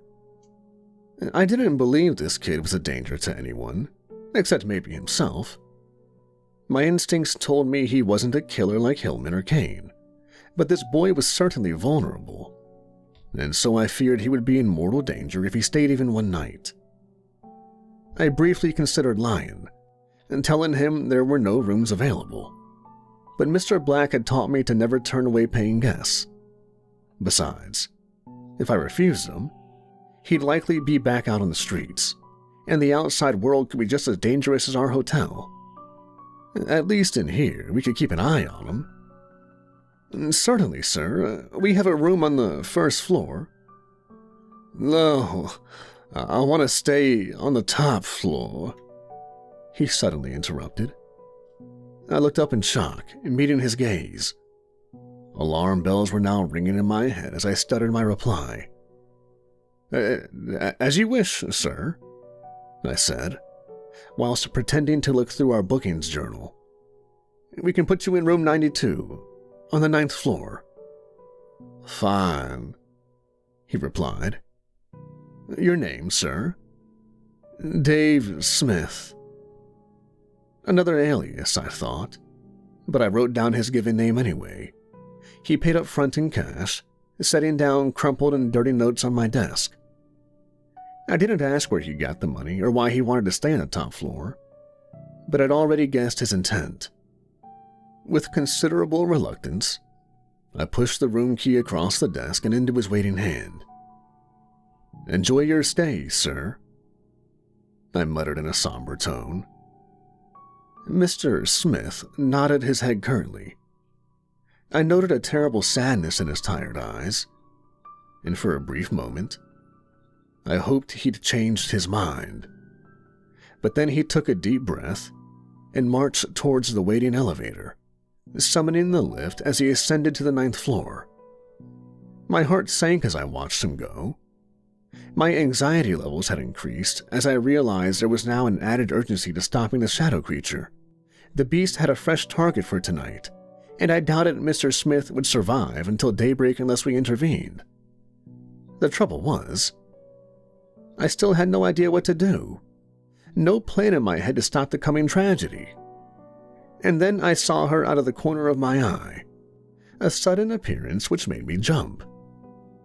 I quickly turned my head and saw her standing there in the dark corner of the lobby, staring at me across the void. Her green eyes weren't filled with their usual reproach, but instead with pity and, perhaps, regret. Those eyes, once so full of youthful hope and wonder, but they'd seen so many horrors over the years, and taken away her innocence. But still, her spirit had not been broken. Not entirely, anyway. Despite everything, the young lady was compassionate and prepared to fight back against the evil which stalked our halls. "It's back. You know that, right?" "Yeah," I replied solemnly. "We need to stop it, to save that kid," she stated firmly. I shook my head, breaking eye contact in shame. "I don't know how." "You do. You're stronger than you think. All you need is some help."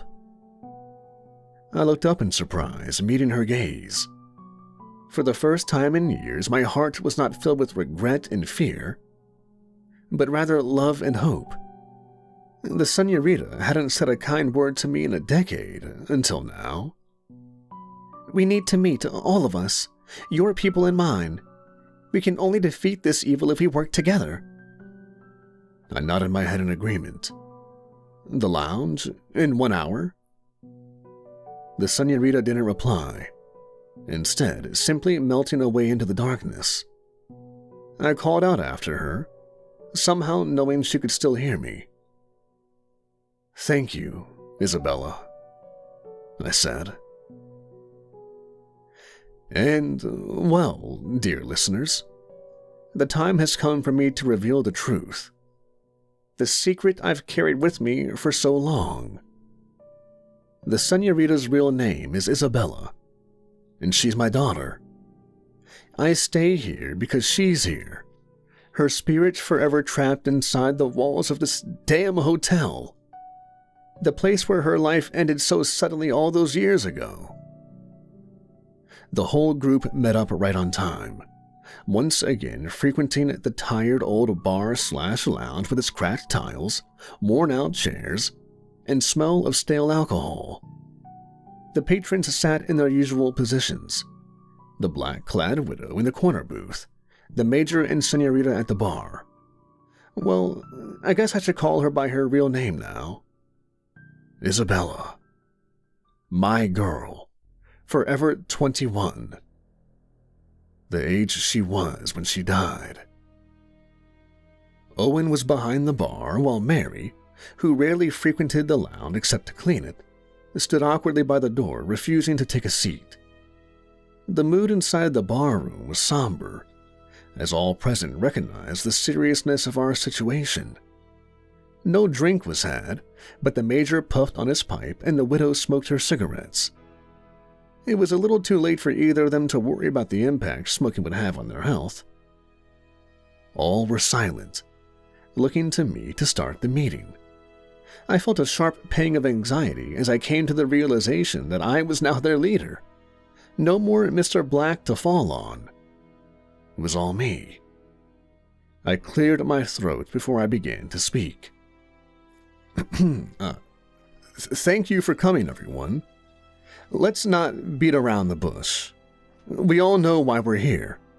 That monster is back, interjected the widow, her voice filled with anger and dread.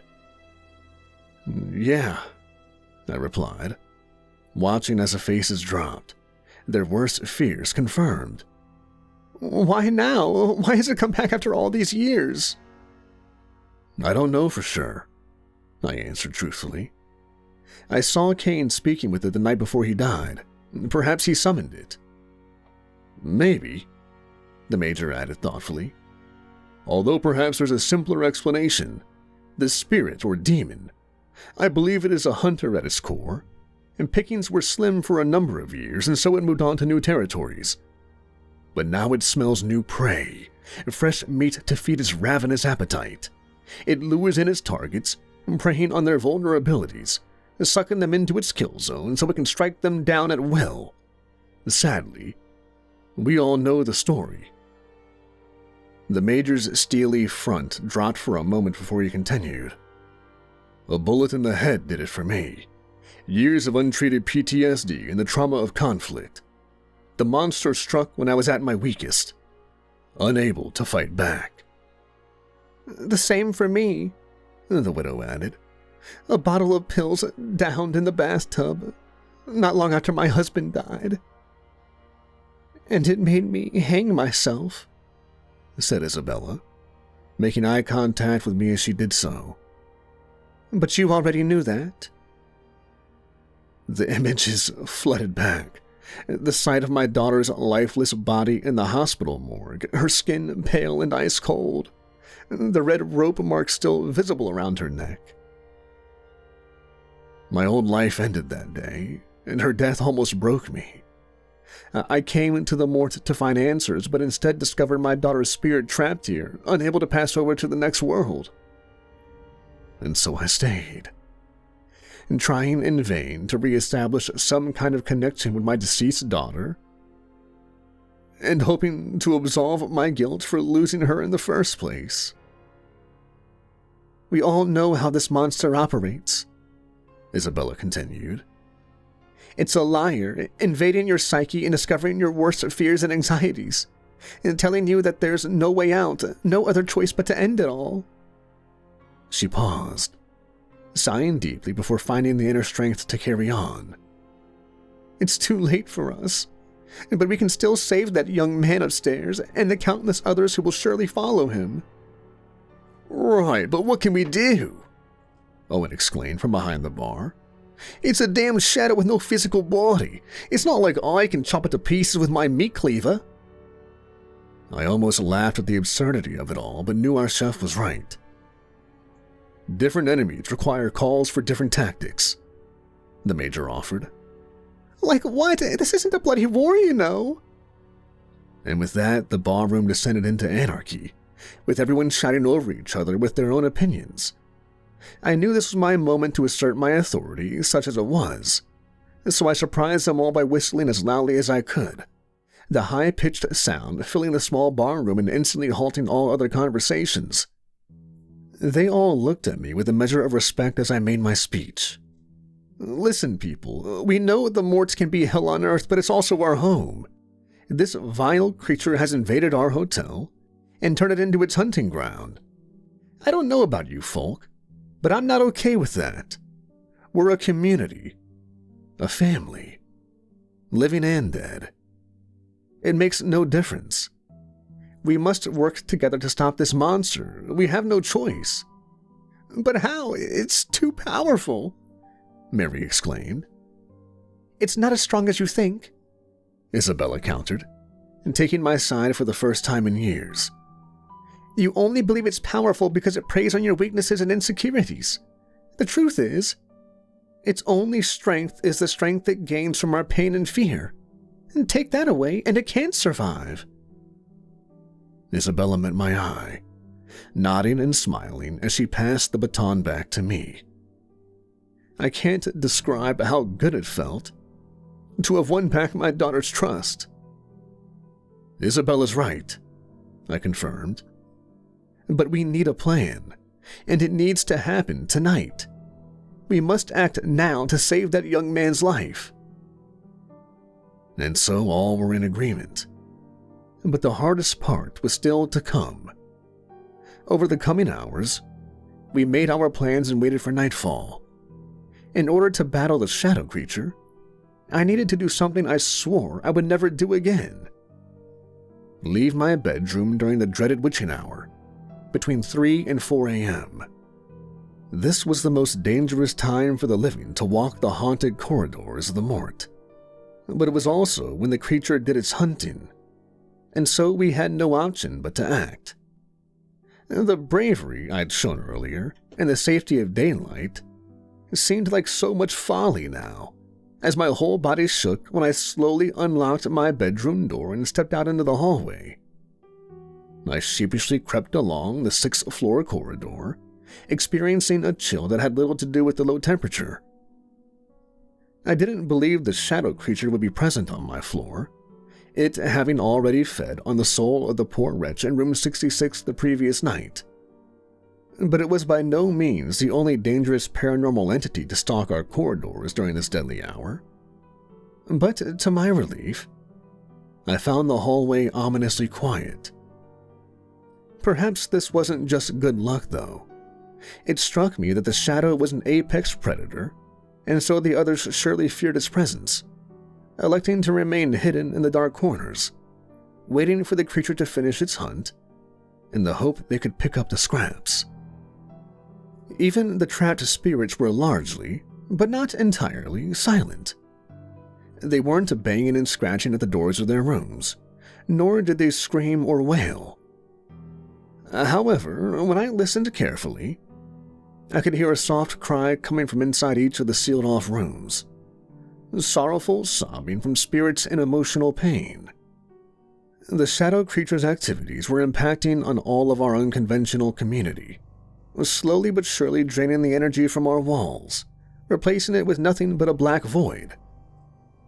I paused momentarily outside of room 66, and painfully recalling the previous victims who died in there, in part due to my negligence.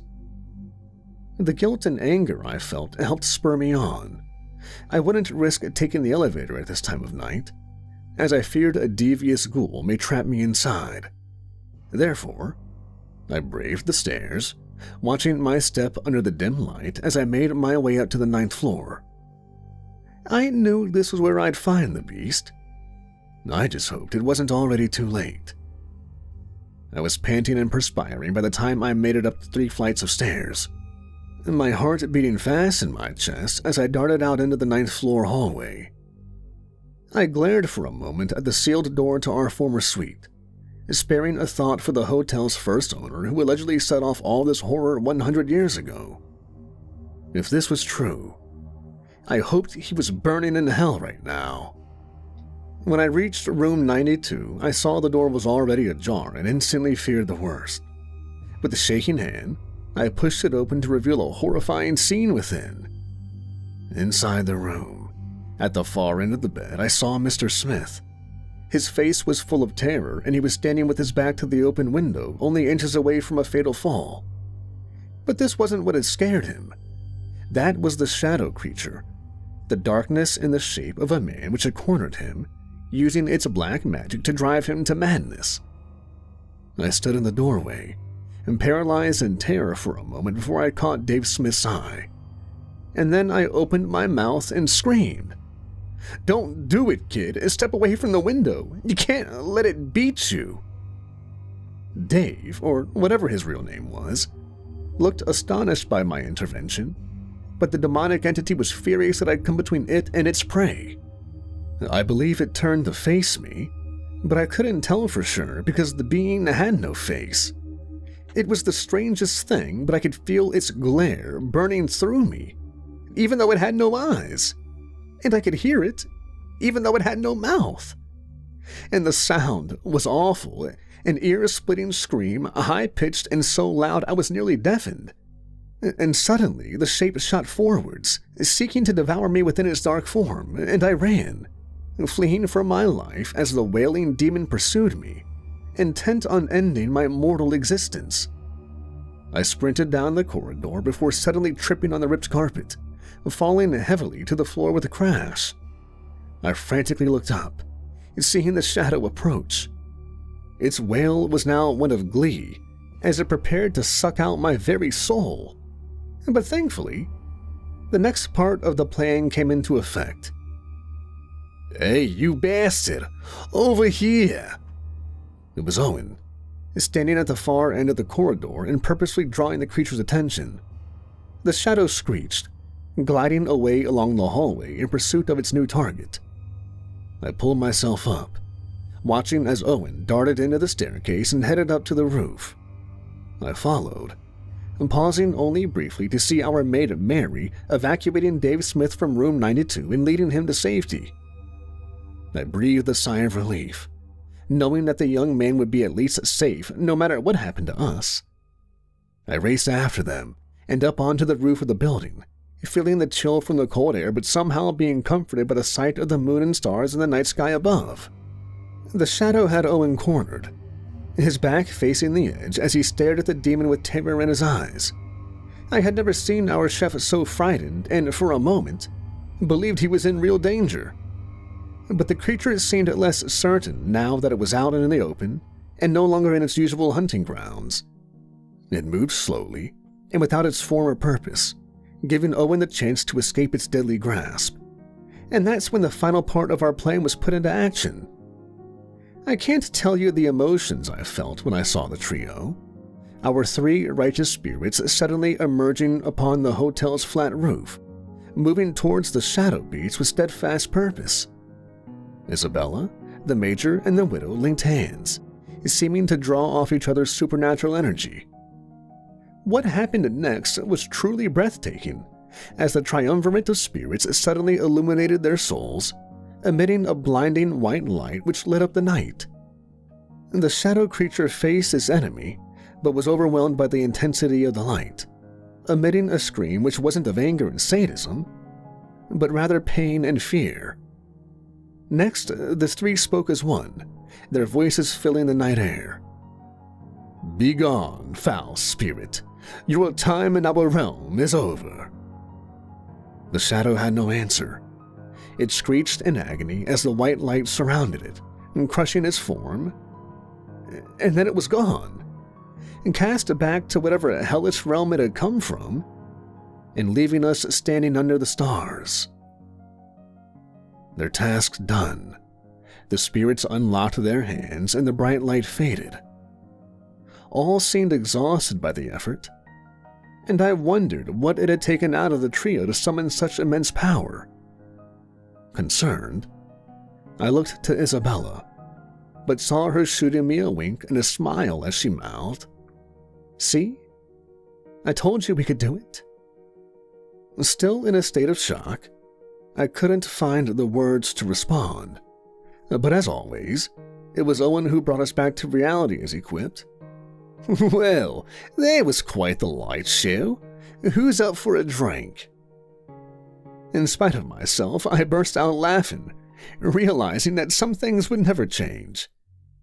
15 minutes later, we were all sitting in the lounge, either calming our nerves or celebrating as we came to terms with all that had happened that night. Owen, Isabella, and the Major sat at the far end of the bar, toasting our victory against the shadow creature. And meanwhile, Mary and the Widow were singing to the young man, Dave Smith, who sat in the corner booth wrapped in a blanket and still in a state of shock. The older woman's maternal instincts kicked in as they talked him down with soothing words, offering him a medicinal drink to calm himself. We aren't doctors or psychiatrists, but would do what we could for the boy before sending him back into the world. As for me, I sat alone, nursing a whiskey and feeling drained by the whole experience. I wasn't a natural leader, and despite the solidarity of my friends, I still felt isolated and lonely at the top. We'd beaten this monster, or had at least banished it from our realm, but more would surely come. And I wondered how long I would have the strength to continue this fight. I vowed to quickly finish my drink and retreat back to my bedroom, but there was one last twist in the tale to come. As I made my way to the door, I found my path blocked by Isabella. She stood in my way, her dark green eyes filled with sympathy, although the expression on her beautiful face was deadly serious. "I think we need to talk," she stated in a matter-of-fact tone. I nodded meekly, letting her guide me over to a side booth hidden away from the rest of the bar. I felt nervous as I had no idea what my daughter would say to me. We sat facing each other, and Isabella maintained eye contact as she spoke. "You did well tonight," she proclaimed. I shook my head in modesty. "I hardly did anything. You're the one who came up with the plan and carried it through. We worked together, and I think we make a pretty good team." I experienced a flood of emotions in that moment. Some good, others bad. There'd been this awful, forced silence between us for many years, and I had so much I wanted to say to my daughter. But now that I had my opportunity, I couldn't find the words. After a lengthy and awkward pause, I spluttered out what I wanted to say the most. "I'm sorry, Isabella. I'm sorry I let you down." Her response surprised me greatly as she said, "You didn't let me down. Not really. We drifted apart. I was a girl who lost her way and got drawn in by the darkness. It wasn't your fault, Daddy." I saw the emotion in her eyes and realized this was just as tough for her as it was for me. But she wasn't finished yet. "The reason I've been cold to you all these years is because I didn't want you trapped here with me. I wanted you to leave this place and live your life." I responded without thinking, stating, "This is where I belong." My daughter smiled before replying in a soft tone. "Yeah, Dad, I understand that now. The Mort is a crazy place, but it's also our home. And we can still do some good here, don't you think?" I broke eye contact with my daughter momentarily, glancing across at young Dave Smith, who was beginning to regain his composure under the care of Mary and the widow.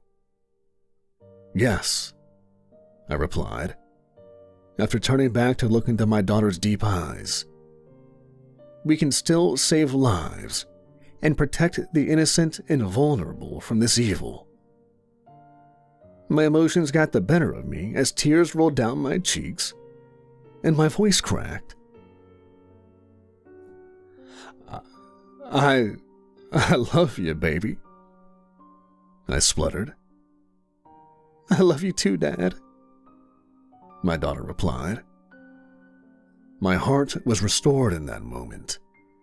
I knew I could never hold my daughter again, but I'd reestablished our loving relationship, and this was all that mattered to me. And so, there you have it, good listeners. After 3 installments, we have finally reached the truth of the Mort and its permanent residence, and the reason why I've stayed here for all of these years. I will never leave the Mort, not only because I can't abandon Isabella's spirit, but also due to my renewed sense of purpose. I run this hotel now, and it's my responsibility to keep our permanent guests content, whilst also catering to the needs of our short-term visitors, who come in all shapes and sizes. This is the end of my accounts, for now at least. But there are many more tales to be told from the twisted annals of the Hotel Mort's long and torturous history.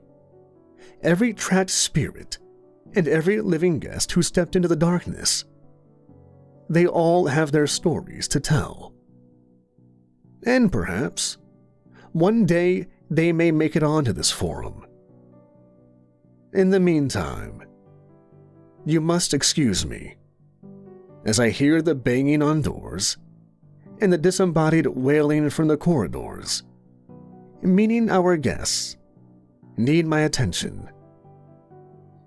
But if by chance you do find your way to the Mort's doors and feel brave enough to enter, come see me at our front reception, and I'll find you a safe, or at least relatively safe, room for the night. And feel free to join us for a nightcap in our bar, where you'll find both types of spirits in abundance. Those with a good heart will always be welcome at the Mort, no matter what you've done to get here. But if you come here with malicious intent, not even God will be able to help you. You have been warned.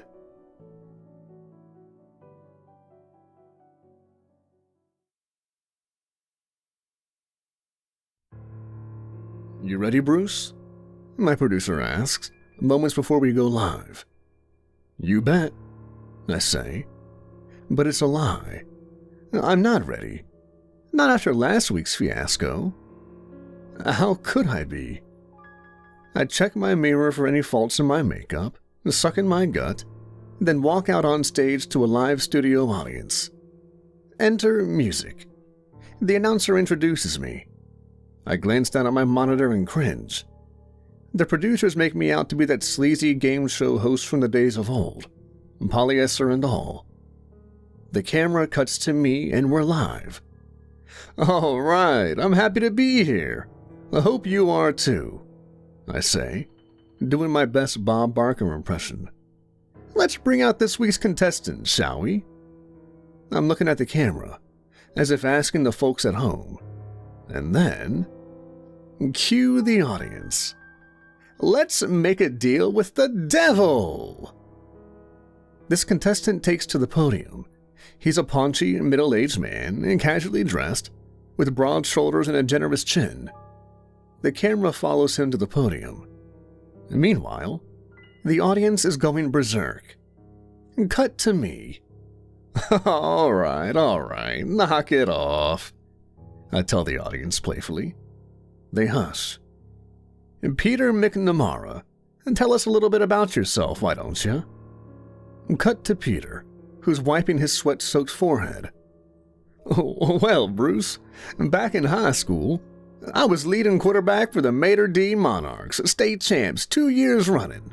These days, I mostly sell insurance. Divorced, no kids. Plus, saving the best for last, I'm a lifelong Chargers fan. The crowd cheers. All right, Peter, are you ready to make a deal with the devil? He was. Great. Then let's bring out Damien, shall we? Cue the creepy music. Damien appears out of nowhere and is standing next to Peter. Tell me, Peter, do you know the rules? I ask. Peter nods nervously, all the while glancing at the extremely tall man who appeared out of nowhere, and is now standing next to him wearing an outlandish devil suit. Great. So, Peter, tell Damien and the rest of us, what is it you most desire? Just remember, cue the audience. The devil's in the details. Peter is shaking like a leaf. His head looks like a well-polished bowling ball. Well, Bruce, I've given this a lot of thought. Cut to camera 3. What I really want is a big old house on the beach, and a big old swimming pool, and a car built like a tank. The crowd agrees. Right away, I see the problem. He didn't stick to the script. What's this built like a tank nonsense? Where did that come from? Before each show, I sit down with the contestant and tell them how this works. I tell them exactly what to say, when to say it, and, more important, what not to say. But the contestants always make a mistake. Every week. One that ultimately costs them their lives, much to the fervor of the audience. Cut to me. My pearly white teeth are plastered across the screen. All right then, let's ask the devil if he's willing to make a deal, shall we? Damien Carey is towering over Peter, grinning like a used car salesman. He looms larger than life, both on and off the screen. Audiences love him. He dresses in a skin-tight red leather suit, pointed red tail, pitchfork, and devil horns. But don't let his ridiculous attire fool you. It's all a distraction. A close-up of Damien smiling devilishly into the camera. Well. What do we have here? And Damien asks in his guttural voice. Peter, isn't it? I don't know. You ask for so much, but then you must ask yourself, how badly do you want these things? Are you willing to give your soul? Peter would. He really would. Excellent. Damien sneers into the camera. Just excellent. And camera shows Peter shaking hands with the devil. I take a cautionary step backward, trying my darndest not to show fear. I don't want to end up like the previous host. Who would? I can't let that happen to me. Not while everyone is watching. Cut to me. Well, that's just fabulous. So, cue the audience.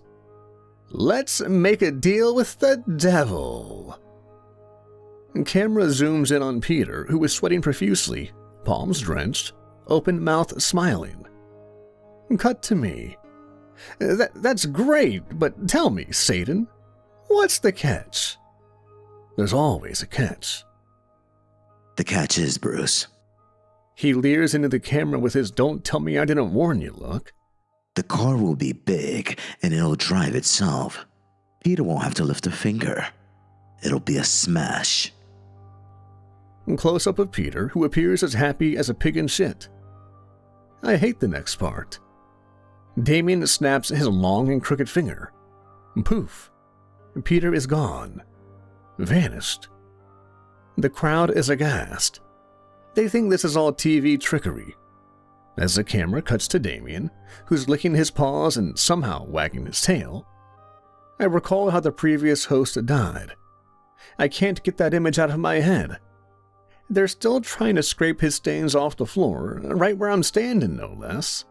But hey, the ratings speak for themselves. Give the people what they want. Damien is doing his devil shtick, and the audience is applauding him. Millions of viewers are watching, waiting for the inevitable carnage that will soon unfold. Meanwhile, the knots in my stomach are multiplying. My left leg is shaking, and I'm stone cold terrified. Cut to a beach house, where a group of partiers appear on the screen, showing off their California tans, sipping exotic drinks from colorful straws, while they lounge around a large swimming pool in skimpy outfits. Cut to Peter, who's got a drink in each hand and a shit-eating grin stamped across his face. Peter has become the embodiment of the American dream right before our eyes. The audience rages on. I shudder. My stomach fills with butterflies. I know it's coming. If I screw up this next part, I'll see my career in hell. Camera cuts to me. So, Peter, tell the audience at home, how does it feel to finally have your dream home on the beach? Cut to Peter. The girls in the background are whooping and hollering and splashing about. I'll tell you what, Bruce, he says, sipping his drink, enjoying the view. It feels great. What comes next will haunt me at night, when the lights are off and the cameras put away. Some things in life are impossible to forget, even for Hollywood heartless vampire types like myself. Cut to Damien, standing next to me, too close for comfort. Well, Peter. His voice sardonic and cruel. I can see you like the swimming pool. You do like the swimming pool, don't you? The screen shows Peter grinning from ear to ear. Good, well then, Damien says, licking his moist red lips. Let's cut to the chase. It's time to bring out the new car. Damien snaps his finger and a shiny new Hummer appears in the driveway. He's standing next to it, dangling a golden set of keys. I have no clue how he does this, or where those cameras come from. I'm not allowed to ask, which is fine by me. Some things are best unknown. Zoom in on Peter, who's running arms out to the driveway carrying his fruit-filled drinks. The audience oohs and ahs. Wide shot of Damien and Peter standing toe-to-toe in front of the Hummer. The Hummer glistens under the warm California sun. You asked for a big car, am I right? Damien asks in a bombastic voice. Yes, Damien, I did.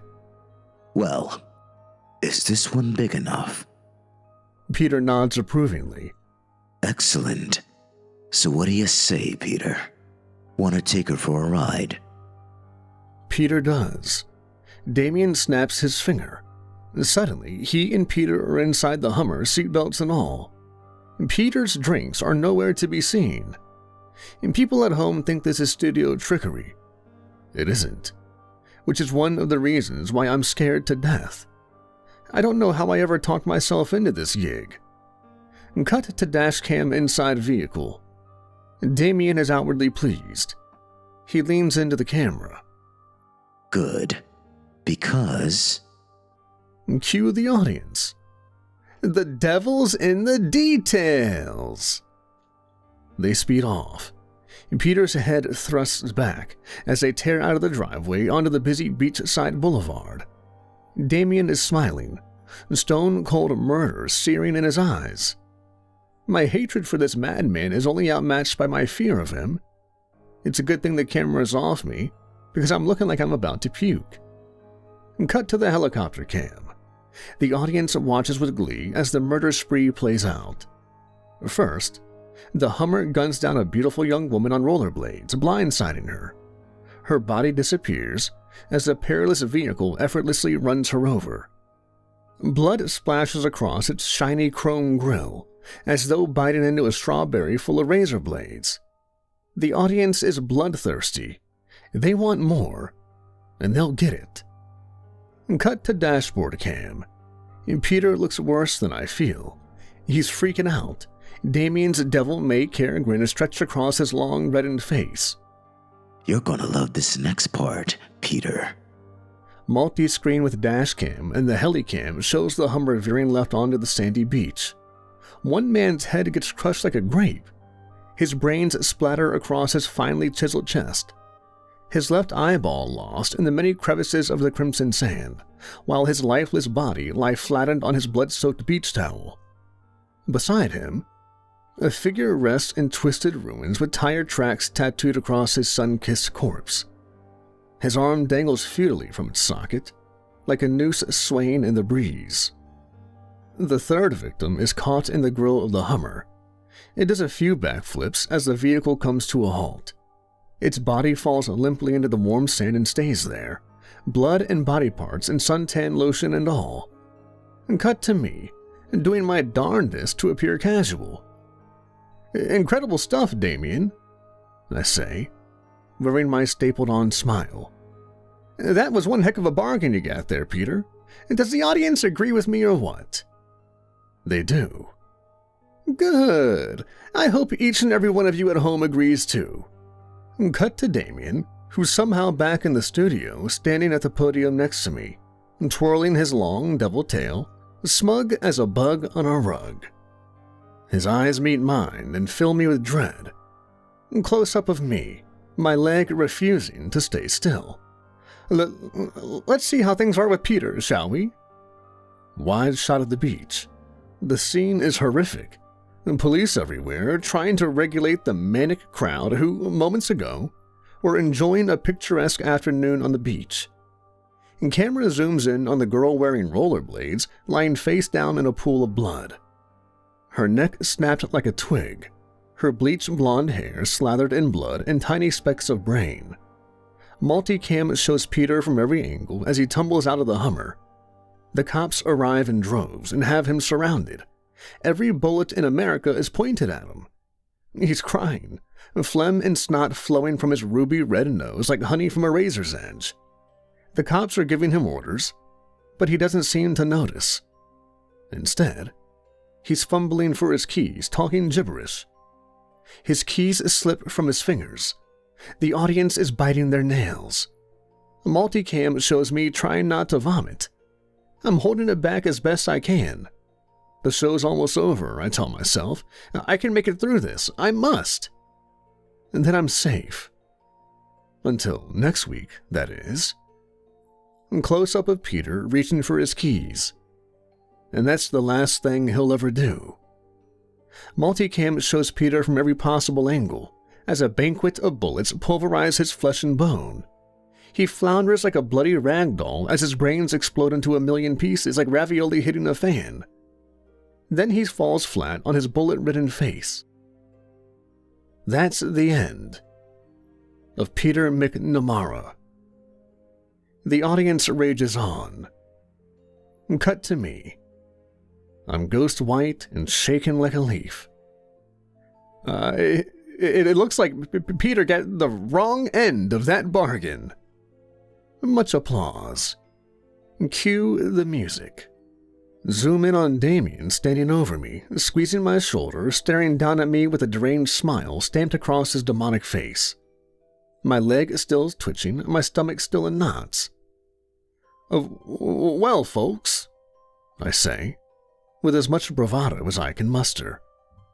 But be sure to tune in next week, and try and have yourself a good night. I look forward to seeing you again next week on... Cue the audience. Let's make a deal with the devil. You ready, Bruce? Ready as I'll ever be. Except I'm not ready. How can I be? I barely survived season 1, and the season finale was a disaster. The poor contestant was burned to a crisp. It smelled like barbecue chicken and rotten eggs. Quiet on the set. I suck in my gut. Going live in 5, 4, 3, 2... Cue the creepy music. Cut to camera 1. I get the nod. Hello out there, wherever you are. Welcome to season 2 of... Cue the audience. Let's make a deal with the devil. Cut to camera 3. I tease the audience.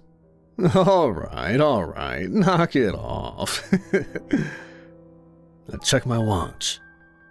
My name is Bruce Davey, and I'm terrified, happy to be here. All right, now that the formalities are over, let's bring out today's contestants, shall we? Audience applauds. Cut to camera 4. A generous woman wearing yoga pants and a loose-fitting Leonard Skinner t-shirt appears on screen. She fist pumps across the stage. I roll my eyes. Where do they find these people? Split screen. And tell us a bit about yourself, starting with who you are and where you're from. I look directly into the camera, raising an eyebrow. But please make it brief. We wouldn't want to keep the devil waiting, would we? The audience oohs and ahs. The heavily tattooed woman shakes her head. Good to be here, Bruce. I just love... She flaps her meaty arms in the air. Cue the audience. Let's make a deal with the devil. I shake my head, then immediately straighten up. Mustn't stray from the script.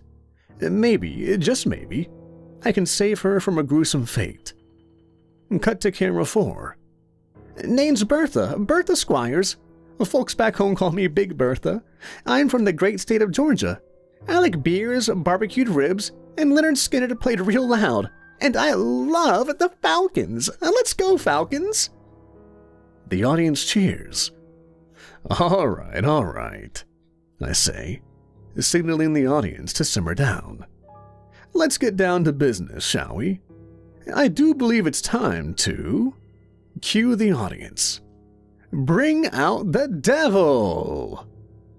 Cue the creepy music. The lights flicker. Minty fog stretches across the studio. An illuminated pentagram flashes above the audience, much to their delight. My stomach sinks into my toes. I hate this part. Damien doesn't take part in the rehearsals. He appears only when the cameras are rolling, although on occasion, his deep, guttural voice wafts from the producer's office, Like today, when I overheard them discussing the future of the show. My name wasn't mentioned. Fire flashes across the stage. Damien suddenly appears. The audience gasps. Close-up of Damien wearing his elaborate skin-tight red devil suit. His leather tail swings confidently to the delight of our viewers. Apparently, Hell Beings get 1 hour of leisure time a week, and they love this show. How they get this small-scale show in the first place is beyond me, and maybe Hell has good Wi-Fi. Damien tilts his black fedora, then extends an arm, hushing the audience. Good evening. The audience applauds. Damien smiles slyly, showcasing his gold-toothed display. So, Bertha? He exaggerates her name. Let's cut to the chase. Tell me. No, tell the viewers. What is it you most desire? Split screen. The devil sneers. Bertha puffs out her chest. Well, Damien, I want what every American wants. The audience leans in. Mo money! The audience jumps to their feet, cheering. Cut to camera 1. I see myself in the monitors. I seem so small and insignificant. All right, I say shakily. I'm sure Damien can manage that. After all, he is the devil. The devil's grin sends chills coursing down my spine. Excellent, he says, fiddling his fingers. I can certainly arrange that. Cut to camera 4. Bertha starts fist-pumping to the audience's delight. But first, he sneers into the camera. You must sign a contract, then it's official. He snaps his fingers. The sound ricochets across the studio like a thunderclap. Suddenly, he's holding an ancient-looking contract made of human skin. I'll be damned if the words aren't written in blood. I shudder. Damien hands her the contract. The contestant places the parchment onto the pedestal. A pool of sweat glistens from her gleaming forehead. Damien's eyes sparkle like oceans of evil. She winces as he touches her arm. The devil turns to the audience. What you think? His voice sounds like an ashtray. Should Bertha be America's next billionaire? Hell yeah! Bertha fist pumps, then raises her arms upwards. Lord, let the money rain over me. The audience agrees. I shrink into my shoes. Could this get any worse? Cut to camera 4. Excellent. Damien snaps his spidery fingers, and suddenly he's holding a quilted pen. Signed here, and... He's making a mockery of this. Initial here. Cautiously, Bertha takes the pen. But read through it carefully, because... Cue the audience. The devil's in the details. Bertha's round face turns scarlet. Her beady eyes show a mixture of terror and greed. Split screen. The devil licks his lips. The audience holds its breath. The contract trembles in the contestant's hands. Yawning, Damien taps his Rolex, then gives the camera his $1 million grin. Hurry it up, would ya? We're on live television. The audience chants, Sign it, sign it, sign it. Close up of the contestant leaning over, about to sign. Uh-huh. Damien snaps his fingers and a bottle of ink appears. The contestant dips the pen into the jar of red ink. The audience rises to its feet. The contestant signs the contract. Cut to camera 1. My game show host's smile is stapled to my face. Well done, Bertha. You've just made a deal with the devil. The audience goes ballistic. The camera pans out. Grinning grotesquely, Damien flies above the audience, whose necks are stretched like cranes. Close-up of the devil. I The one known as Lucifer, the truly wicked one, proclaims, His arms stretch across the entire studio. "Let it rain cold, hard cash." The audience is delirious. The thunder crashes. Shots ring out. Everyone screams, including me. This wasn't part of the script. But then again, when does Damien follow the script? The devil snaps his finger. The studio dissolves into dust. And suddenly, instead of being inside a cheap Hollywood studio, we're packed inside a football stadium. The smell of stale beer and popcorn prevails. I stumble as my heart threatens to explode. I clutch my chest, fearing the worst. My face turns red, then green, then settles on a pale white. Damien gives me his do-as-I-say look, then points up. Looking up, my stomach fills with dread. A lone greenback cascades from the sky, landing on the contestant's head. She snatches it and stuffs it between her breasts. More money falls, and within seconds, the studio fills with cash. Bertha gets down to business. Damien flies across the stadium singing, "Let it rain, let it rain, let it rain." His dreadful voice comes through the stadium speakers. And pandemonium ensues. Cut to overhead camera. Like a plague of locusts, money plummets into the stadium. The sky darkens. The audience is on their feet, seizing the cash. Kicking and clawing, biting and scratching, they line their pockets. The devil snaps his finger. Almost immediately, the downpour turns torrential. A never-ending flow of cash is dropped into the stadium. The air becomes difficult to breathe, and people panic. And cut to camera 2. My game show host's smile is slipping. With all my might, I finally speak. I've heard of it raining cats and dogs, but this is ridiculous. Meanwhile, my legs are trapped under 3 feet of cash. I'm losing my equilibrium. Damien hovers over the contestant, who's waist-deep in cash, and offers her money bags. "Fill 'em up," he shouts. Bertha snatches the money bags and starts filling them. Audience members, the lucky ones seated at the top, are chanting, "Fill them up, fill them up." Contestant appears on the jumbo screen. She's desperate, unable to keep up with the rising tides. The storm shows no sign of letting up, and she's getting the worst of it. Cut to the overhead camera. The storm turns into an avalanche.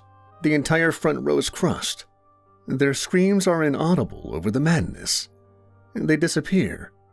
To my left, a middle-aged man is choking on an Andrew Jackson. His arms and legs are buried. I watch him get trampled as a crowd of money grabbers knock him aside. Damien's eyes are dancing as he removes his fedora and fills it with cash. Bertha is up to her breasts in cash, her big body buried under a mountain of green. Her eyes meet mine. "Bruce, make it stop. No more money, please." Her words scatter like paper in the breeze. I shrug. Looks like Bertha got a bad deal. I'm surprised at how calm I sound. In truth, I'm petrified. She's not the only one being buried alive. One wrong move and I'm a goner. Damien soars across the stadium. The scoreboard lights up. Bertha's name flashes across the screen. Apparently, she's up by 7. Cut to camera 3. Bertha is choking on cash, tears leaking from her frantic eyes. Split screen. The devil, delighted in her discomfort, applauds. "Oh, you're rich, Bertha." His laughter fills the stadium, plus millions of homes in hell with dread. Bertha cusses. Damien waves her finger, giving her a no-no gesture. The audience is in a frenzy. A family of 4 are holding hands, saying prayers. They're drowning. Quickly, the children disappear. The mother shrieks. The father frantically cries, "Someone do something!" The devil zooms across the field and lands next to them. Cut to camera 5. "Here to help." he says. Then he flicks his finger and punts the parents across the field for a pair of field goals. 6 points, I proclaim.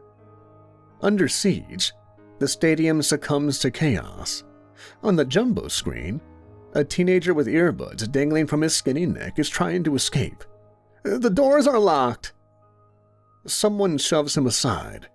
He goes sprawling down a flight of stairs face first. He lands with a thud. A blonde woman wearing golden earrings steps on his back, while her partner scratches the teen's wallet. As they turn away, an avalanche buries them alive. Cut to camera 4. The contestant is trying to speak, but her mouth is stuffed with cash. She's choking. Her eyes pop as a realization hits her. She's going to die. Close-up of contestant. Her eyes disappear. Only her head remains. Then, she's gone. Cut to camera 1. I point and shrug. Bertha forgot to read the fine print. I hate the sound of my voice. Overhead camera. Damien races towards me, his pitchforked tail blowing in the breeze. As he approaches, a haggard-looking man waist-deep in money swipes his ankle. Damien hoofs him into the end zone. It's good, I say automatically, surprising myself. The home team leads by 2. Split screen. The audience is frantic. Audience members are jumping over railings trying to escape. The entire field is buried. Money falls like furious snow. I wiggle my toes to make sure they still work. I straighten up. There's no sign of Bertha. She's buried. A brick of bills smashes the side of my face.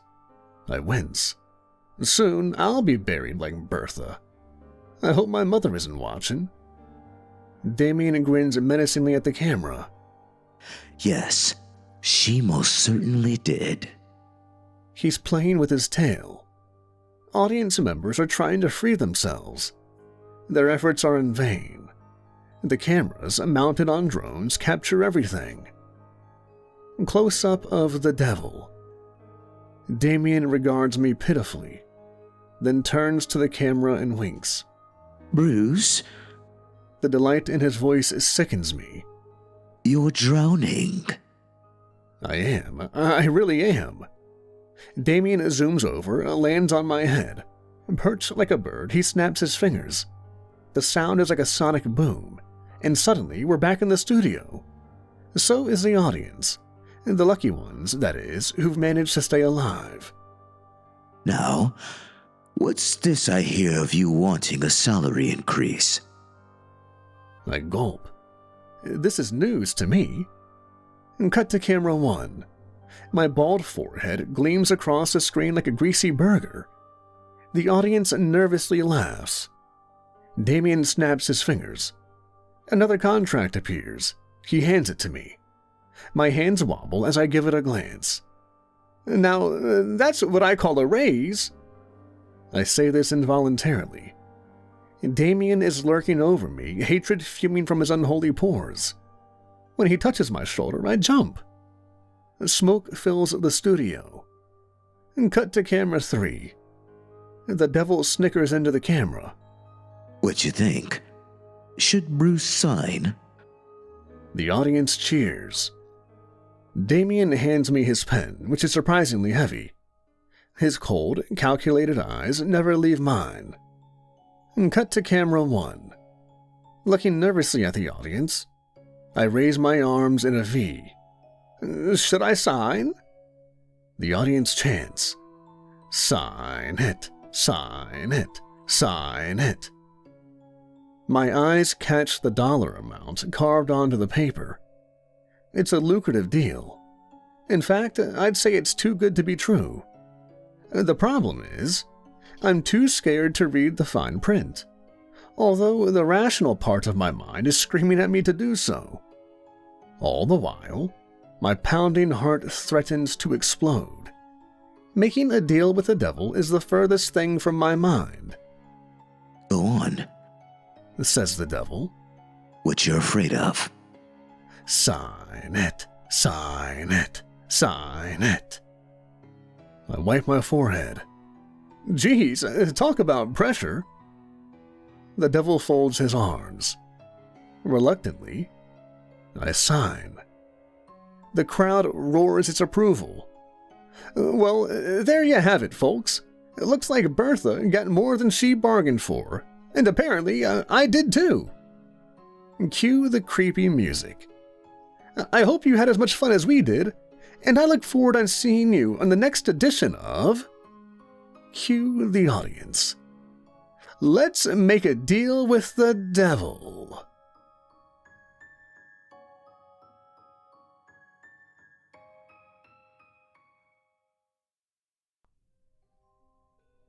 You look worried, Bruce, my producer jokes, moments before going live. Even for you. This gets a chuckle from the crew. Quiet on the set. I'm already shaking in my shoes. Not a good sign. Working for the devil is extremely stressful and dangerous, and certainly not for the faint of heart. Why I took this gig is beyond me. Cue the creepy music. Going live in 5, 4, 3. I get the nod. Cut to camera 1. Greetings, Hell Beans and Hell Raisers. Welcome to the Season 2 finale of... Cue the audience. Let's make a deal with the devil. I wave my arms in the air. The audience jumps to their feet. Someone heckles. All right, knock it off. I serve up my best game show host grin. It looks as fake as this cheap Hollywood studio. As you probably know, my name is Bruce Davey, and I'm the host of... Cue the audience. Let's make a deal with the devil. There's a disturbance in the audience. A crew member forcefully removes someone. The commotion settles, and I get the go-ahead. Whew, a feisty crowd tonight. My painted-on smile takes up the entire screen. So does my gleaming bald head. Now, I know what you're thinking. What's the devil got in store for us this evening? The audience rumbles. I shrug. Honestly, I wish I knew. This is true. But I'm sure it has something to do with me spending an eternity in hell. It's right there in my contract, which runs out after this episode. Cut to camera 2. So, without further ado, let's bring out tonight's contestants, shall we? The audience roars. And yes, you heard me correctly. Tonight, for the first time ever in this show's defamatory history, we've got 2 contestants. Audience is on their feet, whooping and hollering. Cut to camera 3. Cue the music. A middle-aged couple walks towards the podium. They're dressed like cowboys and walk with a sense of purpose. Split screen. Welcome, both of you. More like, welcome to your funeral. Tell us a wee bit about yourselves, why don't you? Cut to camera 4. The woman speaks first. Her hair is amber, her complexion as pale as light beer. Well, Bruce, my name is Tammy. I'm a stay-at-home mom. This here's my partner, Tex. He owns his own gun shop. We live here in Austin, Texas, with 3 beautiful kids who are with us here tonight. She points. Cut to overhead camera. 2 tall boys and a young girl, each dressed head to toe in denim, stand and bow. The audience applauds. Split screen. The other contestant approaches a microphone. He's as tall as an ivory tower with a voice like a banjo. Howdy, Bruce. Good to be here. He tilts his cowboy hat. His square jaw and rugged good looks give Chuck Norris a run for his money. I salute them. Cut to camera 2. Well then, now that we're finished with the formalities, I do believe it's time to... Cue the audience. Bring out the devil! Cue the creepy music. Cue the pyrotechnics. The stage fills with fire and brimstone, Pentagrams slice through the air. The devil appears suddenly, dressed in a shiny new devil suit, tailored specifically for tonight's show. It's jet black, and leaves little to the imagination. His pitchforked tail follows closely behind him as he approaches the podium. Cut to camera 5. The devil wraps his arms around the two contestants, kisses them both on the cheek. Tex, clearly perturbed, winces, then grudgingly wipes his cheek. The devil snarls, then looks him up and down. Looks like everything isn't bigger in Texas. The devil teases, and suddenly he's grown over 8 feet tall and is looming over the tall Texan. Cut to camera 3. The bright lights and furious makeup make me look like a cartoon. What an exciting night this promises to be. Tammy steps forward. You bet it is, Bruce. We've watched every episode. We just love Let's Make a Deal with the Devil. Of course. Damien boasts. This is hell's most popular show, and for a good reason. He slaps the woman's backside with his tail, then raises his eyebrows mockingly. The cowboy puffs out his chest, fists clenched, daring him to touch his wife again. Whoa, easy there, partner. Damien nudges Tex. Tammy is flushed. Don't mind Tex, he's the jealous kind. Oh, really? Damien's tail is now shaped like a lasso. With it, he snags Tammy and pulls her close. Her face turns tomato red. The cowboy grunts, pulling the tail off in one strong swoop. The audience boos. The devil snickers.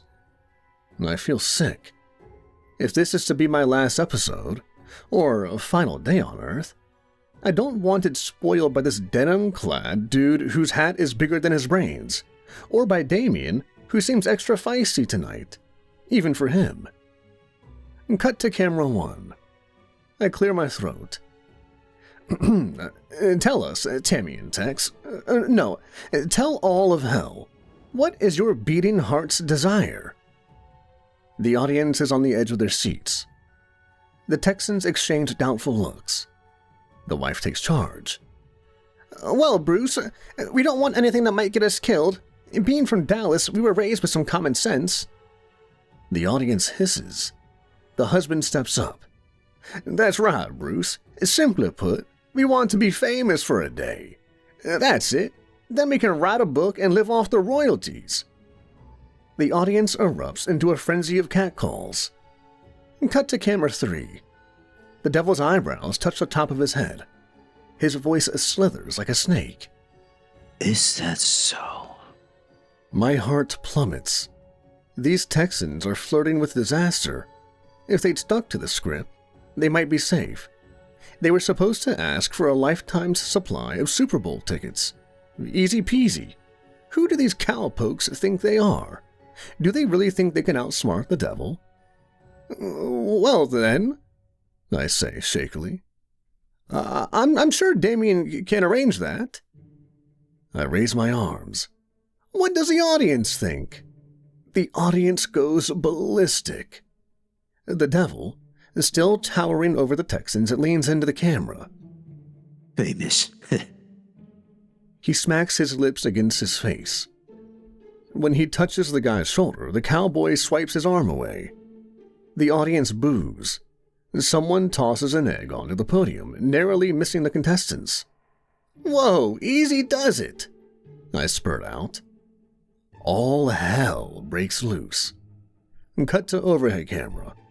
The crew gets busy, disposing of both the egg and the agitator. I wipe my sweaty forehead. A tough crowd. The audience hoots. The devil sneers. Silence. Flames flash across the room, and people shriek, including me. Close up of Damien. The devil, boasting his gambler's grin, turns to the contestants. Yes, yes, you will be famous, but just for one day. The audience roars their approval. I shudder. Never in all my years have I felt so much animosity from an audience. I'll be lucky to make it out alive. Sounds like the devil has a plan. I try to sound cheerful, but cheerfulness is the opposite of how I feel. Cut to camera 1. Tell us, Damien, and all of hell, what you've got cooked up. The audience leans in. The devil winks at Tammy. Well, I do believe it's time for those 2 cowpokes to become famous. Am I correct? The audience jumps to their feet, chanting, "Famous, famous, famous." Tammy looks pleased. Her partner, on the other hand, is showing concern.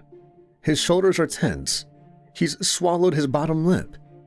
Damien dazzles the audience. Famous y'all shall be. He snaps his fingers. Bam! The studio goes dark. Someone in the audience screams. And Tammy gasps. Tex grunts. Cut to camera 1. I shrug. Is this Damien's latest trick? Or did they finally cut the power? We give the impression that this show is hugely popular, but in truth, outside of hell, this show is a dud. Cable and internet companies avoid us like the plague. Cut to overhead camera. The contestants vanish under a cloud of fog. Well, isn't that just dandy? The devil points to the large screen behind the audience. Mr. and Mrs. Cowpoke are about to jump the falls. Damien snaps his fingers. Then he disappears. My legs go weak. My heart is beating irregularly again. I still don't know how he does it, how any of this works.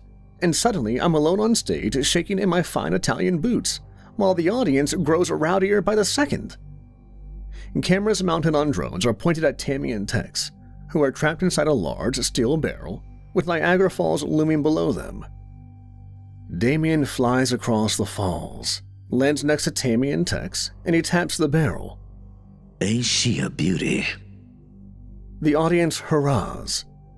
The barrel is unlike anything I've ever seen. Although it's huge and probably weighs a ton, it barely contains the 2 Texans, who are kicking and screaming and cursing up a storm. Get me the hell out of here! And Tammy's voice rips through the noise of the falls. Now! Damien frowns. You wanted to be famous. Am I right? The audience chants, "Famous, famous, famous." And Tex pokes his head out of the barrel, cowboy hats and all. Now wait 1 minute, Damien. That's unfair. We wanted fame, not death. The devil chuckles. These 2 are synonymous. Am I right? The audience agrees. Damien checks his watch. Well then. He slams the lid shut. That's the end of the Texans, as far as I'm concerned. Close-up of Damien. What you think? Should they jump the falls? The audience shouts, "Jump! Jump! Jump!" And cut to camera 2. My insides are melting. I'm petrified. You'd think working with the devil would get easier over time, and you'd be dead wrong. Looks like the people have spoken, I hear myself say. The audience continues their chant. Cut to overhead camera. Excellent, Damien says, fiddling his fingers. He looks over the cliff and makes a sour face. Wowzers, that's a long way down. Jump, jump, jump. And cut to camera 1. My worried, sick face appears on the screen. I straighten up. Once they jump, Tim and Tex will surely be famous. Except, of course, they won't be famous. Not in this world, anyways. They've been duped. Why these people sign up to die is beyond me. Perhaps we've reached a spectacular level of stupidity in human evolution. Cut to the overhead camera. Damien's lips stretch across his reddened face. His arms flex like a weightlifter. I'll give them a helping hand. He rolls the giant barrel over to the very edge of the cliff. ignoring the banging and hollering coming from within the steel coffin. Tammy, Tex. His lips stretch into a snarl. Prepare for fame. The audience is on their feet. Damien shoves the barrel over the edge. Split screen. The barrel tumbles down the falls, disappearing into the fast-moving water. The audience holds its breath. Cut to the spy camera. Inside the barrel, the Texans are shrieking. Their heads and arms and legs collide. Chunks of puke pour across Tammy's sickening face, who's calling Tex every name in the book, and it's a big book. Meanwhile, Tex is like a frog in a blender. His face is green, his nose is broken, and blood is leaking from every orifice. There's a loud crash as the barrel plunders underwater. Cut to the overhead camera. The barrel resurfaces, traveling dangerously downstream. The audience is back on their feet, fist pumping. What troubles me is how the pedestrians and tourists crowding the streets remain oblivious. To them, this is nothing out of the ordinary. Nobody watches or even takes a pic. I'm starting to suspect foul play. Somehow, Damien is controlling this. He's using dark magic, a spell. Maybe none of this is real. Except, of course, it is real. Cut to camera 1. I'm trembling. What a jump! My voice ricochets off the studio walls. They'll be famous in no time. The audience chants, famous, famous, famous. Close-up of the devil. Yes, an excellent jump, I must say. He peeks over the edge. Looks like they can use some help. Cut to the overhead camera. Damien flies towards the barrel, which is bouncing off rocks and debris. Back to the spy camera. Blood. So much blood in such a tight space. And Tammy's hair is in disarray. Her face is beyond repair. And Tex swallowed his hat. One of his eyeballs is bouncing like a super ball. His left arm is flapping nonsensically. It isn't even attached. Cut to camera 4. The devil scoops up the barrel, then flies to shore. When his feet touch the ground, he shakes off the water cat-like, then glares at the camera. What a jump! He cranks open the lid. The split screen. And Tammy spills out. So does Tex's left arm. The audience gasps. Damien applauds. Such valor and swagger. Cut to camera 5. Tammy is flopping fish-like, barely clinging to life. Her mouth is full of blood and brains. The devil puts his foot on her head. Say cheese. From out of nowhere, a photographer appears. Snap. Damien, looking pleased with himself, is suddenly holding a newspaper. Close-up of the newspaper. The headline splashes across the screen. Idiots jump the falls. Cut to camera 4. Damien shoves the newspaper in front of her face. Looks like Tammy and Tex are famous. And Tammy's eyes twitch. Clearly, she's in need of medical assistance. I'm surprised she's still alive. Her husband's brains are splattered across the inside of the barrel. The very sight of this makes me gag. And Tammy tries to speak, but fails. Her eyes are filled with rage. Damien tosses the leftover arm into the water, then shrugs. Sorry about your hubby. Cut to camera 2. With wobbly knees, I face the audience. It looks like the barrel got the best of Tex.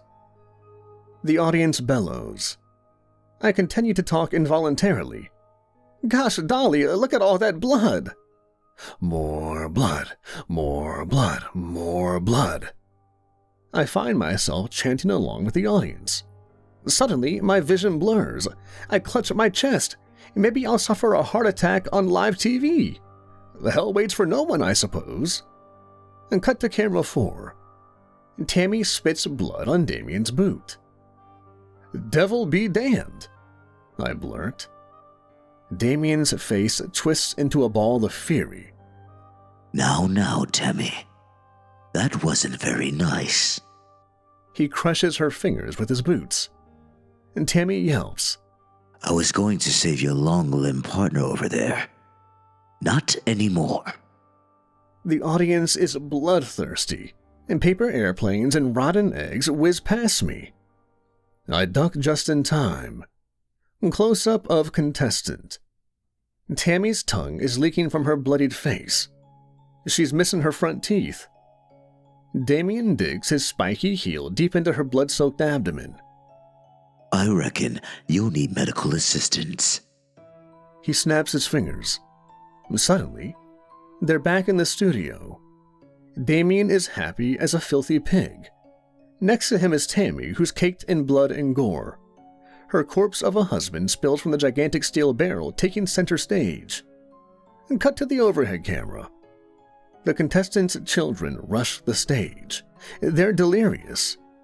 The crew hurry out and drag them aside, along with Tammy, who's rushed to the hospital where she will certainly die. Now, that's what I call a speedy service. My voice appalls me. So does this job. If only I'd listened to my mother and got into politics. Damien snaps his finger, then disappears under a plume of dusty smoke. Cut to camera 1. Well, there you have it, folks. That's the last you'll see of Tammy and Tex. But fret not. They had their moment of fame. In hell. The audience is tossing trash onto the stage. I narrowly dodge a projectile. Hope you've enjoyed Season 2 as much as I did. I hated it. And unless the devil strikes me down, and he very well might, I hope to see you this fall for Season 3 of... Cue the audience. Let's make a deal with the devil. I can't believe it worked. Those nuts from the Silver City were right. Even a broken clock is right twice a day. For now, that doesn't matter. I'm free. Oh, how I miss the fresh air. Although things up here aren't exactly as I remembered. I still feel a strange weight in my heart. I can sense it. If I died now, I'd go straight back to that place. I have to do everything to prevent that from happening, which means clearing the weight from my soul. I'm not exactly in a situation where I can help others. Hell, I can barely help myself. For now, I'm living in a homeless shelter while trying to find a job, which is kind of a hard thing to do when you don't have documents, or a history, or any kind of record.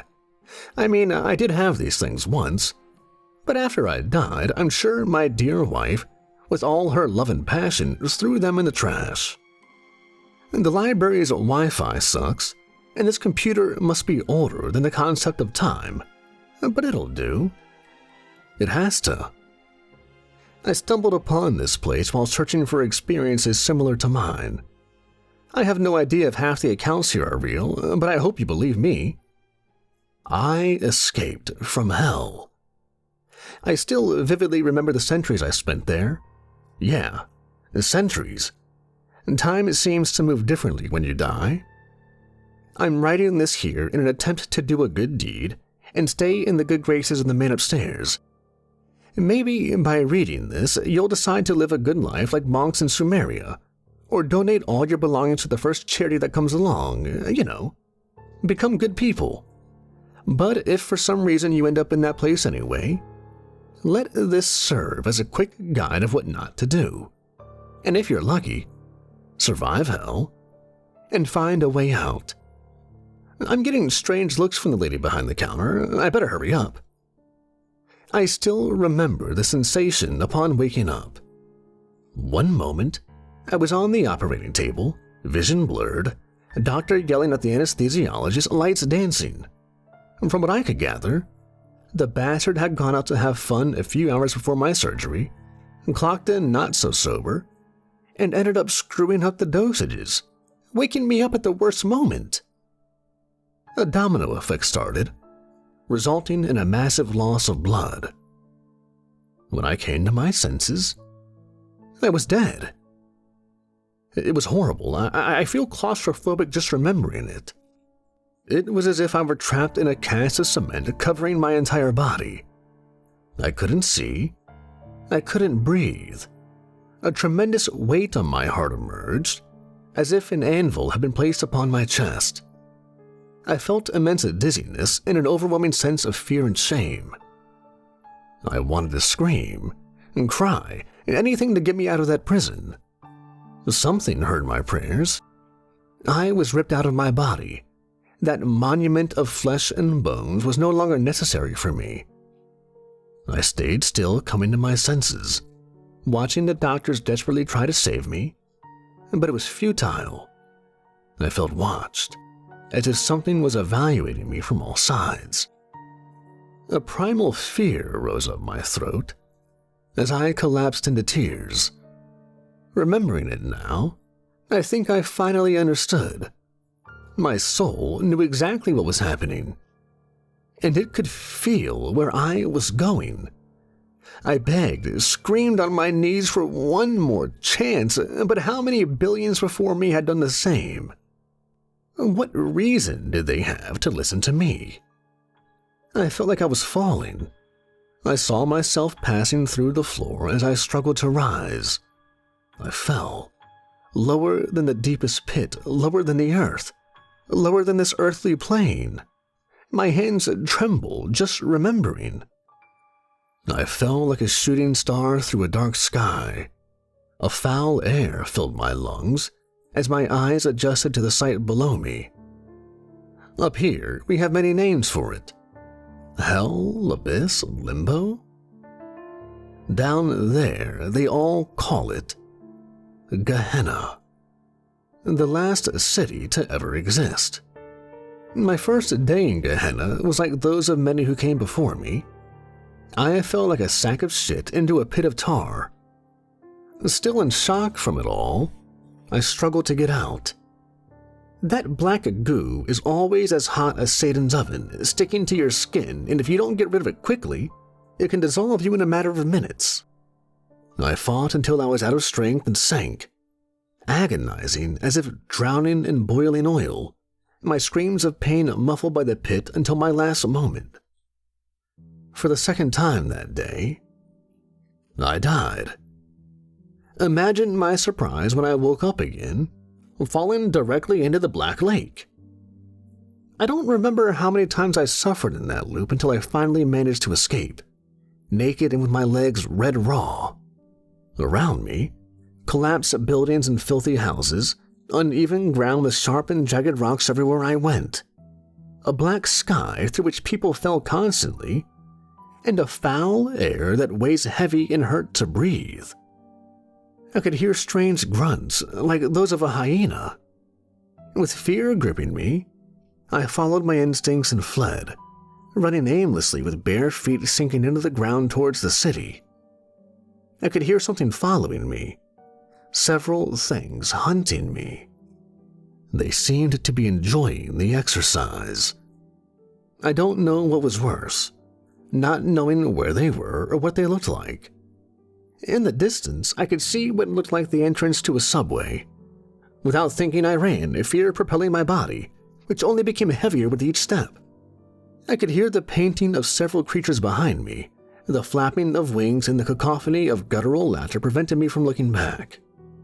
The exhaustion was overwhelming, the pain indescribable. I stayed focused only on the subway, and maybe I could lose them down there. With one last effort, I threw myself down the stairs and was embraced by darkness. I crouched behind a bench and covered my mouth, trying to control my breathing. And with my eyes fixed on the stairs, I could clearly see the figure of the monster descending them. At first glance, its appearance reminded me of a skinless lion, but it was much larger than the king of the jungle. Its two pairs of eyes resembled those of a reptile, jaw opened wide, displaying 2 rows of uneven, sharp teeth, wings like those of a raven. Its 4 legs proudly displayed huge claws still stained with blood from its last hunt. and its tail was almost as large as its body, coated with a carapace and ending in a sharp point, reminiscent of a scorpion stinger. I was too scared and tired to do anything other than be quiet and wait, hoping it would miss me. Too tired to realize that with its physique, catching a wounded prey shouldn't be difficult, and too tired to notice the dozens of others lurking in the darkness. Too tired to realize I had been led to its lair. As I was massacred by the pack, I could tell they were doing everything possible to keep me alive until the last moment. Cruelty was ingrained in their nature. As I fell once again towards the pitch pit, I finally noticed that every piece, every being in this place was made solely to agonize and torture, to cause pain and lamentation. As I died for the 3rd time in the same day, I came to understand the true nature of hell. Eventually, I managed to escape from the pit and the pack of hunters, fleeing far from the city, away from the buildings, and collapsed at the entrance of a cave. Guess this is a good stopping point for now. It's almost time for my job interview. A former convict chef gave me a chance to work at his burger joint. It's not the best, but I can't afford to be picky right now. Hell holds many dangers. If you find yourself there upon death, go as far away as possible from the tar pits. It's the favorite hunting ground for the scavengers. All right, here we are, back in the same dusty corner of the library. I'm starting to think I'm the only one who uses this computer. Better this way. I don't want to rush anything. I've lived decades with my senses on edge without being able to rest. I think I deserve some peace after all I've been through. Good news. I got the job. Frying burgers is as fun as it sounds, but hey, it pays for the room I'm staying in and leaves me with some change to eat. For now, I have nothing to complain about. My first week at work was easy compared to my first week in hell. I don't like suspense, so I'll cut to the chase. I had no clue what I was doing. When I woke up, I was thirsty and famished. I would eat those creatures if they weren't so terrifying. I've always liked to feel in control, and having backup plans for my backup plans. That's how it was in my company. That's how I was in my life. I've always been this way since school. It was what caught the attention of my now ex-wife. She said I had strong leadership traits, and that I was destined to lead people or some crap like that. I don't remember exactly, it's been centuries after all. The point is, for the first time in my life, well, now afterlife, I was completely lost. Naked, distressed, and injured, the full mortal package. Before wandering aimlessly, I needed to at least sort out the chaos that had taken over my mind. At this point, I had it right. If any of you end up in that place, just accept that you're screwed and try to make the best of it. Denial won't get you anywhere. I was dead. I was in hell. And for some reason, I could still die, but always came back to the same place. Those things. I definitely didn't want to see them again. So, in the end, I decided that the city was a horrible place. But where to go next? I needed clothes, food, and shelter.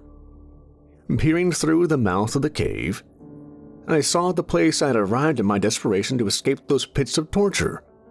A gray plain with dead, twisted trees. They were as tall as pine trees, but all bore a hauntingly human shape in their trunks. I felt watched as I looked around. In the distance, the city still stood out among the throng of people descending upon its skyscrapers. At that moment, I wished so much to have escaped with someone. I've never been a very needy guy, but when the fear of the unknown embraces you, your primal instincts tell you to seek salvation in numbers. In truth, I was lucky not to have bumped into one of those psychos so soon. I just didn't know it yet. Without much choice, I slowly emerged from the cave and ventured deeper into the depths of the forest. Hell is strange. Its flora, fauna, and biomes have been meticulously engineered to cause stress and confusion in humans. Yet amidst it all, its inhabitants have found a way to adapt. As I walked through the corrupted forest, I could hear strange wails echoing through the wind. Sometimes they seemed to draw near, but there was never anything when I turned around. My throat longed for water. I was so tired, but I had to continue. Something was off with that place. I feared that if I fell asleep, I would turn into one of those weird trees and be stuck there until the end of times. So I kept walking. Even when the trees grew mouths that whispered promises of an eternal and blissful dream, even when their branches became hands so gentle and charitable, only seeking companionship, they were so lonely, seeming to have waited millennia for me. Even when the earth became green and vibrant before my eyes, a small part of me resisted. I knew what it meant to accept all that beautiful lie. Somehow, I managed to make it through the forest in one piece. I know, what a lucky bastard. I found myself staring at the edge of a long, bubbling red river, its bank adorned with wooden stakes. To this day, I have no idea who made all that. The river flowed to the horizon, where I glimpsed the spire for the first time. Look, Dante's Inferno is nothing but a damned fanfic writer who inserted himself into his work and somehow echoed through history. But he got one thing right in that book. Hell is divided into levels. The spire is a colossal marble column that traverses the circles of hell, the only way to ascend or descend. Its silhouette is unmistakable, with protrusions resembling spikes jutting out from the sides, each with hundreds of feet in length, making it imposing no matter from which angle you see it. I had no idea at the time, but I was wandering through the welcome hall of the abyss, the second circle of hell. Lust. My first instinct was to pull one of the stakes from the ground and use it for my protection. I clung to that with all my sanity and felt lighter seeing that I had no means of defense. I continued walking along the bank in search of something and anything that could help me survive. From time to time, I would see the shadow of something large passing through the clouds and would throw myself to the ground, trying to blend into the dead grass and not be seen. The hunger was unbearable. I felt weak. Easy prey. I needed to eat. Nothing ever comes easy in hell. I was about to learn this the hard way.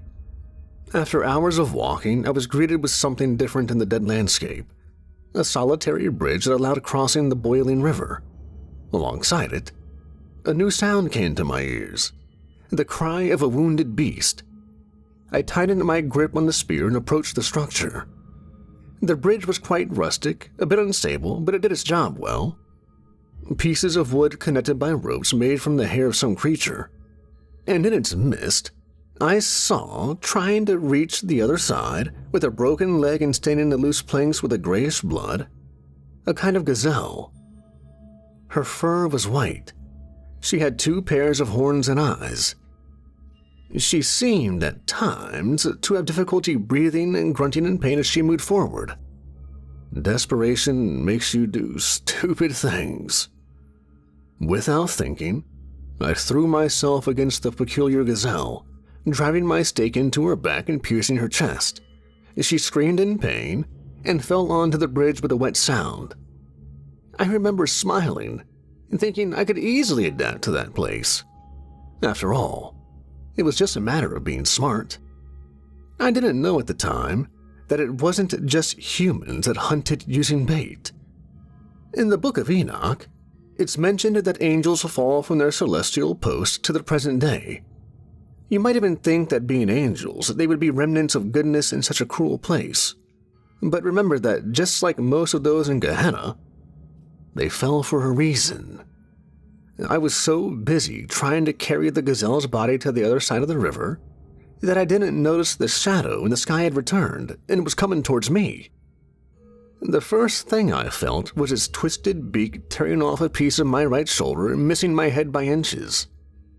Screaming in pain, I turned to face my attacker and my heart nearly stopped. It was beautiful. Terrifyingly beautiful.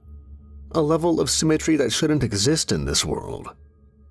Its main body resembled that of a white horse, covered in hundreds of constantly moving eyes. Where its eyes would normally be, a golden ring sat, encircling its head and reflecting my horrified expression.